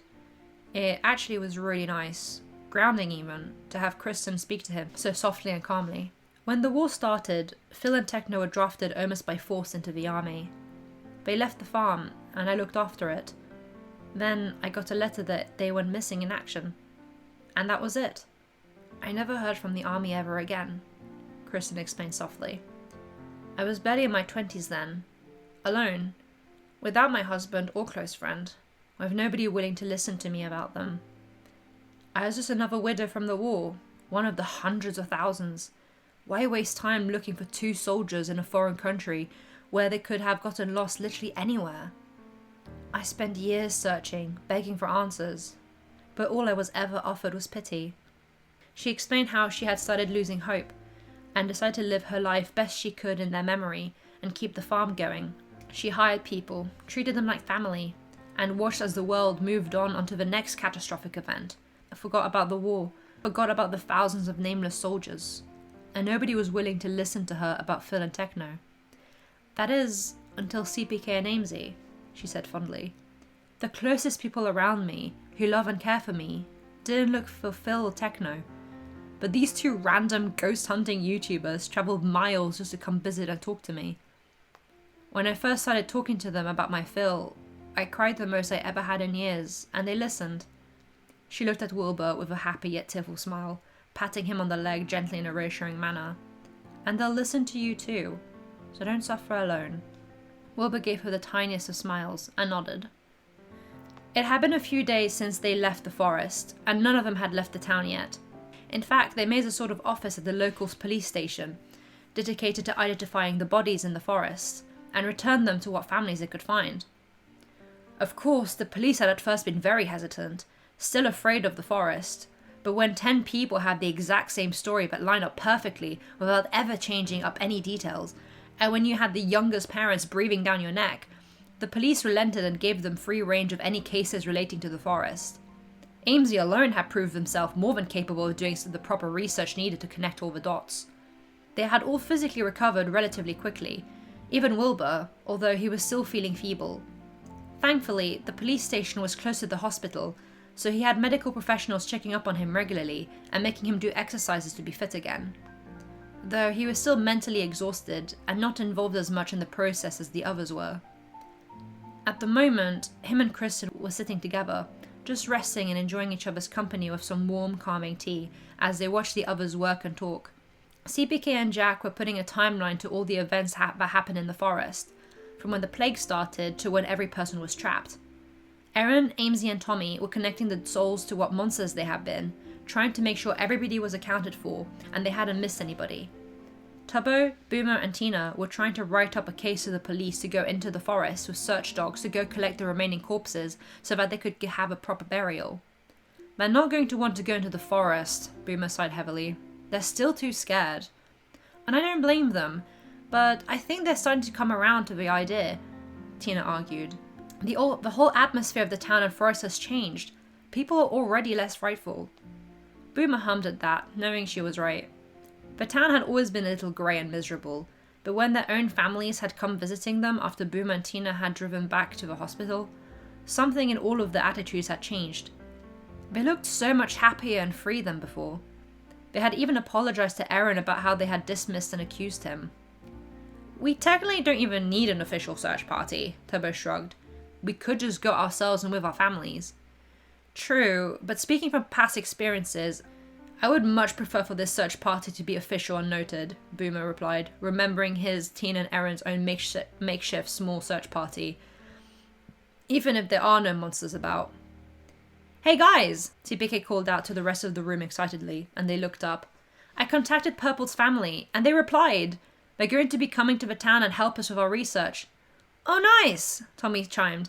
The more people we get pressuring the police to start up a search party, the more chance we get to actually getting one. Noises of agreement echoed through the room. Wilbur smiled at that, closing his eyes momentarily, almost dozing off. A cold chill ran up his spine and he jolted, his fingertips suddenly feeling freezing despite holding a warm mug. He let out a shaky sigh and shuddered, vision swimming a little as he tried to focus on what he was holding. Kristen, he murmured, the older woman looking at him. I can't shake off the feeling of when I was in the forest. His voice was scratchy and low, still not used to speaking. I get moments where I get so cold, and when I don't feel real. Kristen listened to him attentively and placed a hand on his wrist, comforting him. I didn't have a body for a year. I was a ghost. It felt like I was dead. His voice got stuck, and he choked on a sob he wasn't willing to let the others hear. He didn't want to cry. Maybe he was embarrassed by it. Maybe he felt like he should be over it by now. They had won the fight, had freed everyone, but the echoes of the last year still haunted him. Kristen only held his wrist gently, waiting for him to continue, but he didn't. She looked up when Jack approached. You don't look like you're having fun, Jack joked, taking a seat on the armchair next to Wilbur. The latter rolled his eyes a bit, but smiled at his friend. Not that any of this is that fun. I feel like the whole winning against evil thing would be a little less, I guess traumatizing. You boys were trapped for a year. It's bound to affect you in some way, Kristen said, squeezing Wilbur's wrist warmly. Totally. I was part metal. I still wake up and get freaked out about being able to feel my neck and hands, Jack agreed. So you feeling weird about not being a ghost anymore is completely valid, I think. He poked Wilbur's shoulder repeatedly, gaining a playful whack from his friend to get him to stop. Don't you dare go all bottling up my feelings on me. Not after the bullshit we've just been through. Wilbur laughed a little. It hurt to laugh still, but he did anyway, knowing Jack was right. Things are going to get better though, right? He asked, looking for answers in his fellow content creator and friend. Jack pondered that for a second and grinned. We'll make it better. You and me, he said, lightly punching Wilbur's shoulder in a friendly manner. And this weird mishmash group of idiots. Oi! Amesy snapped from where they were sitting on the floor, Aaron's doodles scattered around them. These idiots saved you, thank you kindly. Well, actually, Kristen and Phil saved us with the power of true love, Jack said back with a fake superior tone, to which Amesy stuck out their tongue at him. Real mature. Kristen and Wilbur snickered at this as the two friends started bickering. But Jack was right. They were going to make it better, even if the world didn't want them to. Just like how CPK and Amesy had fought against all odds and brought back this funky group together to fight for a greater purpose. And things did get better, even if slowly. Purple's family did join them, so did CPK, Amesy, Jack and Wilbur's, who were all apologetic for not properly reaching out to CPK and Amesy, even though they were still confused and unsure about what happened. But no hard feelings were kept. Jack and Wilbur couldn't hold anything against them. The whole situation was weird and wacky, nobody knew where to even start with any of it. They were just happy to be able to hug their loved ones again. Boomer, Tina, Tommy, Tubbo and Aaron's own families were also very much present, and some of Kristen's employees even came to help out. With so many people backing them up, the local police finally relented and set up a proper search party. Of course, they were still unsure and afraid of the forest, but But like Tina had said, things had changed, and everybody noticed it. It took a week, but they were able to find every single corpse in the forest, and with the survivors' help, were able to properly identify them. Purple's family knew it was him the second they saw the purple jacket and alien pin, and took him home. They became great friends with the group's own parents, and promised to keep in touch and help in any way they could, but for now, they were happy to have answers to what happened. Once Foolish's family, who are all descendants of Foolish's siblings, heard about the remains of their long-lost family member and his mentor had been found, they came running to collect them both and give him a proper burial at their centuries-old dairy and sheep farm. After Bad was identified, it took little convincing the mayor to give him an official symbolic apology on behalf of the town for how he had been treated, especially after Aaron used his own treatment as example to how the townspeople had been wrong. Bad was buried next to his family. Anfrost is easily identified as well, thanks to Velvet having been a local and the records of them living here together were floof. He was buried alongside them in the local graveyard. Philza and Techno were identified on the spot thanks to their dog tags, and of course, Phil's locket. It was a little worse for wear, but with some cleaning and TLC, it looked like new. Kristen worked alongside her own, keeping the dog tags on her person at all times in a little pouch. She momentarily left back to the farm with her employees to give her husband and friend a proper burial, bringing them home. She quickly returned to help the group out.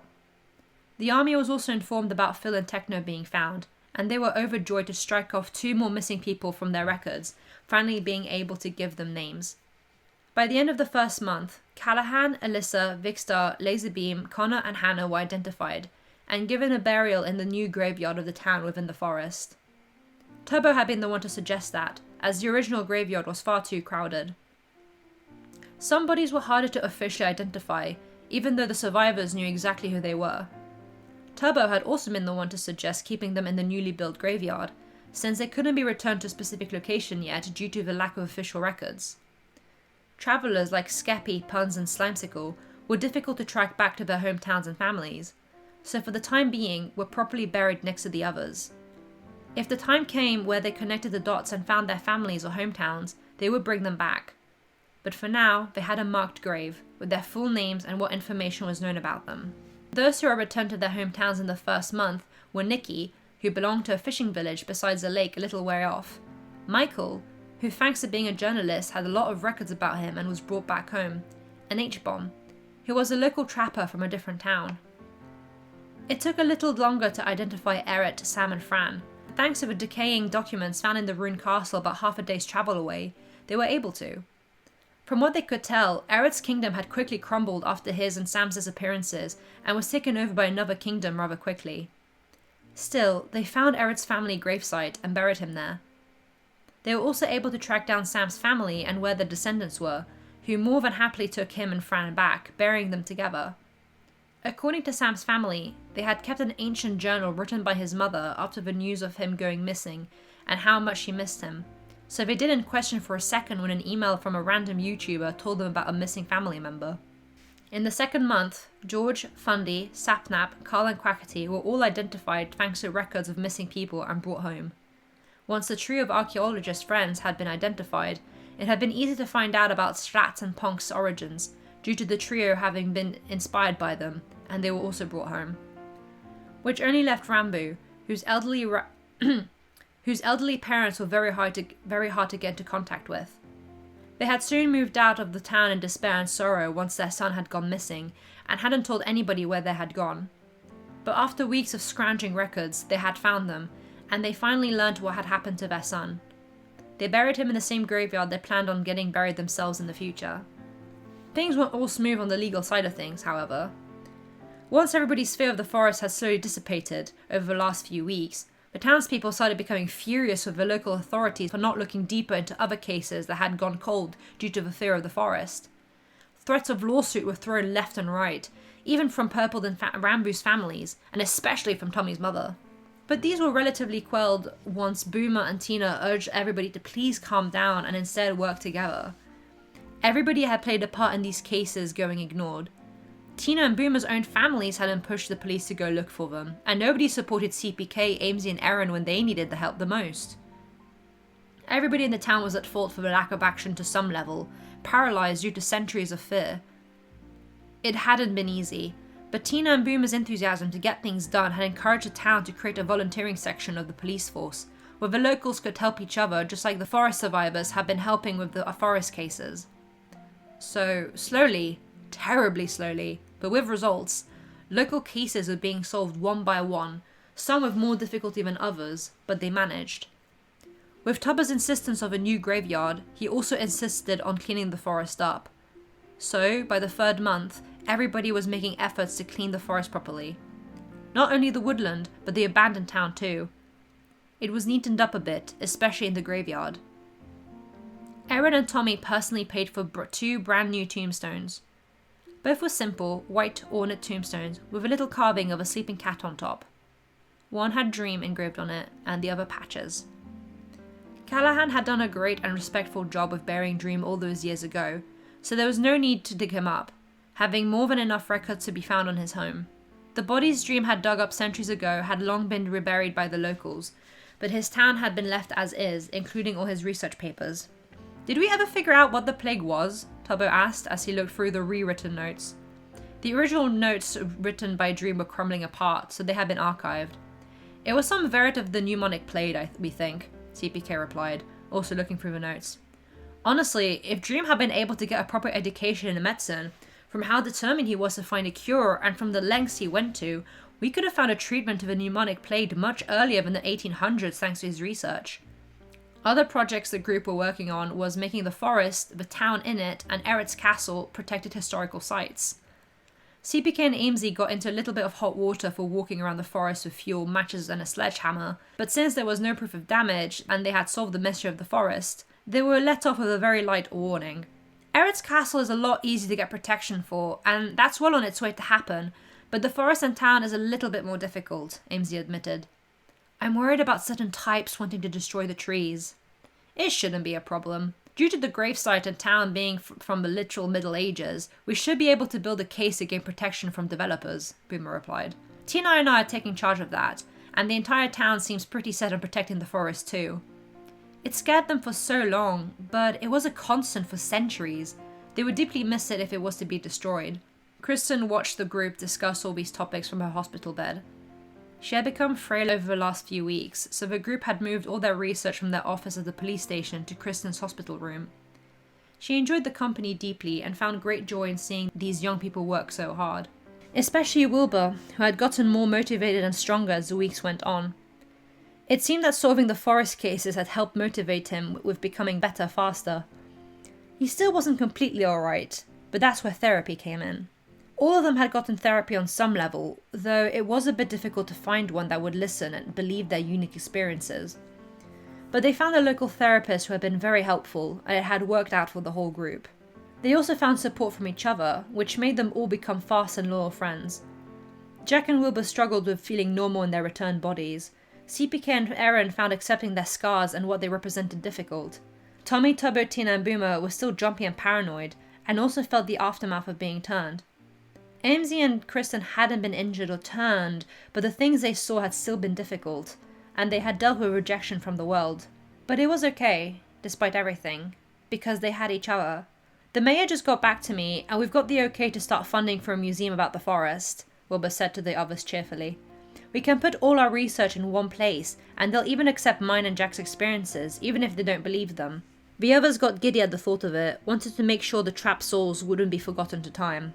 CPK and Amesy had been able to get unbanned from Wikipedia for trying to write misinformation about the forest, and were now writing away of all their findings, so they were delighted at the notion of a museum. Things were moving well in the local town, and things were getting resolved. In the wider world, responses were mixed. Mostly positive. Any people interested in history on any level were rejoicing at the new foundings, especially those who had been following the mysteries of Michael, Schlatt, Ponc, Quackity, Sapnap and Carl. Majority of the reports, newspapers, online and physical alike, and essays about the situations were curious and fascinated by the findings. However, the more skeptical lot, namely the court of public opinion that resided on the internet, had many nasty things to say, mainly to the ghost hunting trio. About a month and a bit after surviving the forest, CPK, Wilbur and Jack made an update video. Wilbur and Jack seconded what CPK had said, showing proof of everything they could at the time. They didn't care about being believed or not, but wanted the truth to be out there. Unlike Amesy and CPK's video, where they had both looked disheveled, everybody was a lot more put together and uplifted.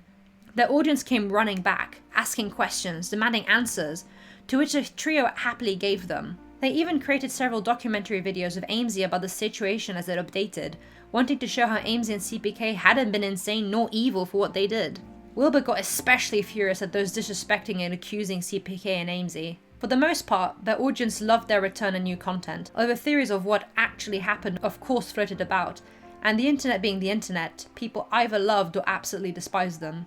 But still, they had an eager and lively following, and if anything, their core audience were delighted to have them back. So I did some research. Jack groaned loudly at Amesy's words. What? Last time you said, I did some research, we got trapped in a cursed forest, he teased, then yelped when Amesy smacked the front of his cap. Like I was saying, I did some research of this XD demon thing, Amesy continued. It goes by different names, but I found similarities of it in various ancient texts. The town here wasn't its first rodeo. Everybody stared. Are you saying that there could be other locations like here? Tommy asked. Maybe. I don't know for a fact. But this XD thing isn't new to humans and trapping them, Amesy replied, showing the group what they had found. Well, I guess that once we're done with things here, we could, in theory, Wilbur looked up at the rest of them, go looking for other locations to free? The entire group made a face, not too sure if they wanted to deal with XD again, especially not after what they had all went through. Not immediately, obviously, but Wilbur paused. I hate to abandon souls to suffer the fate we almost did. You and your stupid ideas, Jack grumbled. Fine, I'm in. I'll come with if we ever find something. All I'm hearing is free content, CPK joked, wiggling his eyebrows at his two fellow content creators. Kristen laughed silently and rested her head on the pillow, holding Phil and Techno's dog tags in her hand as she closed her eyes. She heard the others continue to chatter, and somebody sat in the seat beside her bed. Opening her eyes slowly, she saw Wilbur, who was smiling sadly at her. He rested his hand on top of hers. Phil wasn't lying when he said I'd be seeing him soon. Kristen laughed softly. I've been slamming the door in Death's face for so long, I didn't expect for this to catch up to me so quickly. I guess finding answers let you relax, Wilbur said gently, not wanting to get upset when Kristen looked so peaceful and happy. What's going to happen with the farm? I'll be buried there, and I'm letting my right-hand man inherit it, she said softly. He's the one that came to help with bringing my boys back, and the one that looked after the farm while I've been away. Oh yeah, Michael, right?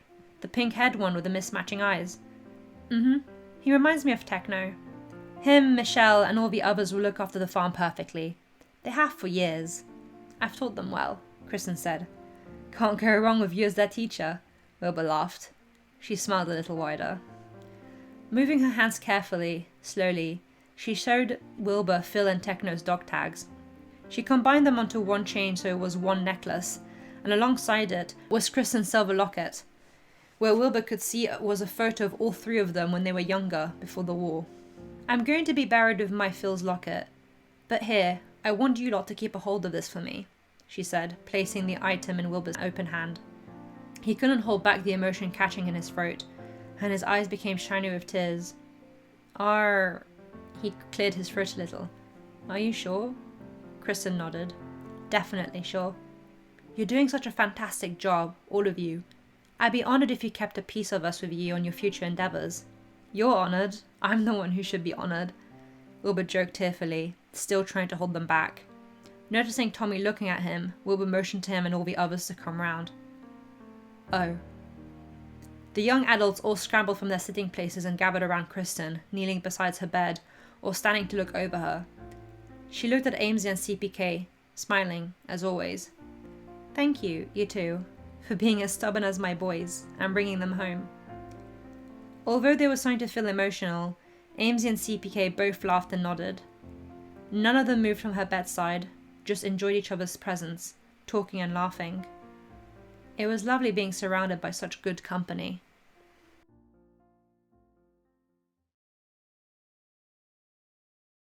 Kristen was laid to rest beside Phil and Techno. The group had all travelled to the farm, where Michael, a pink-haired man, now the proud owner of the farm, and the other employees all joined them in mourning. Once the funeral was over, Wilbur and the others would return to their projects of the forest, and eventually attempt to live a normal life. unless they found any more leads to XD and its whereabouts.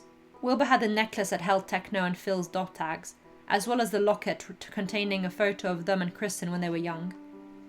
He had shown it to the others, and they all decided Wilbur should be the one to wear it by default.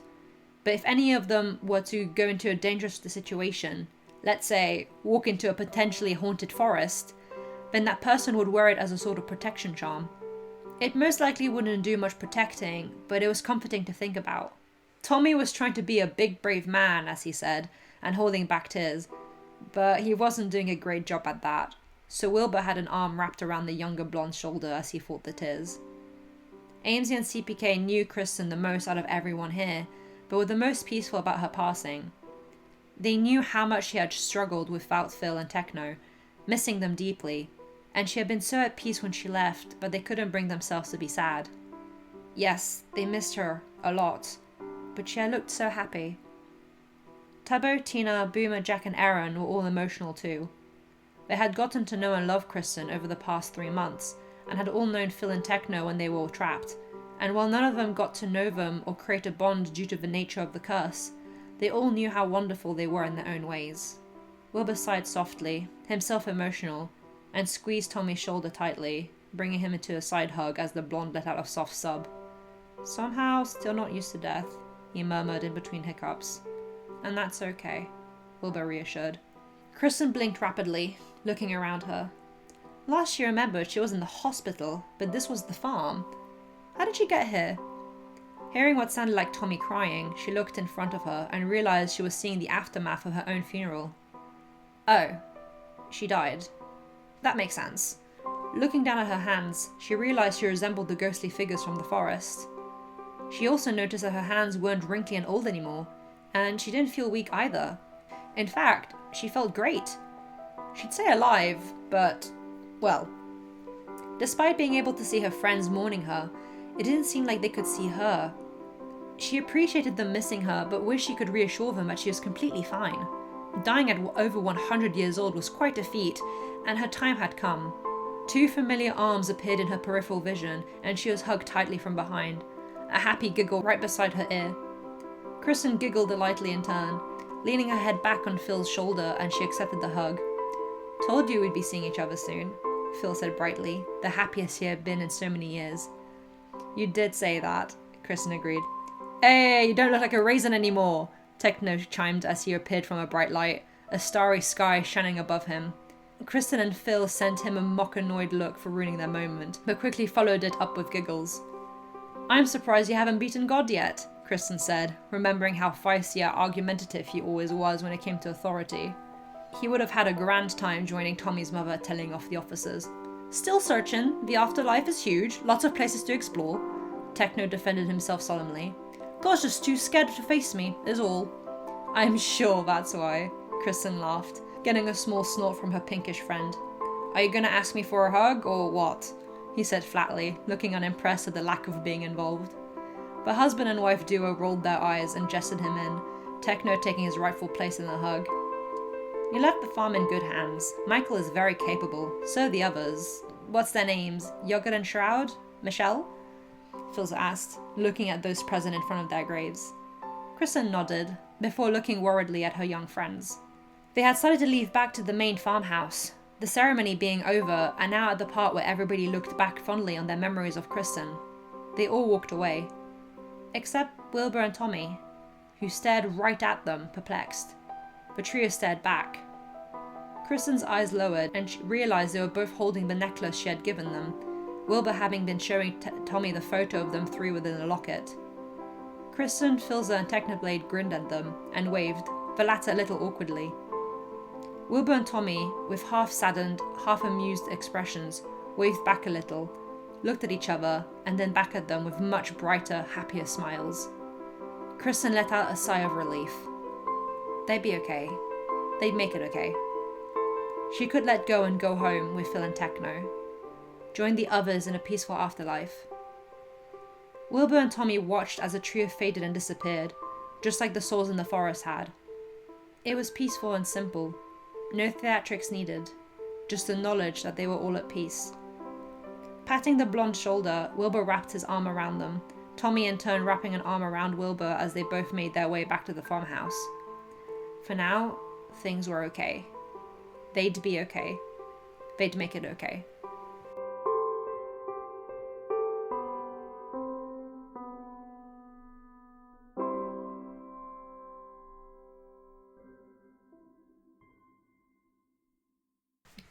And that's the end.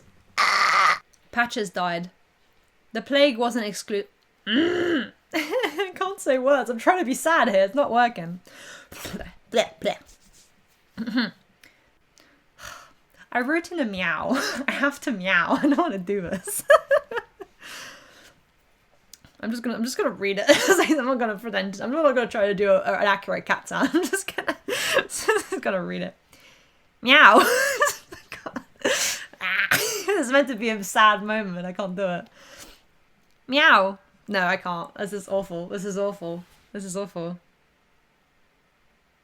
This is awful. I can't do this. I don't want to do this. I don't want to do this. This is awful. This is awful. I'm gonna meow. I'm gonna meow, but I sound so awful. I sound so bad. I don't want to do this. Ow. I'm just gonna do a couple meows. Meow. It sounds awful. Maybe I could just edit in cat noises or something.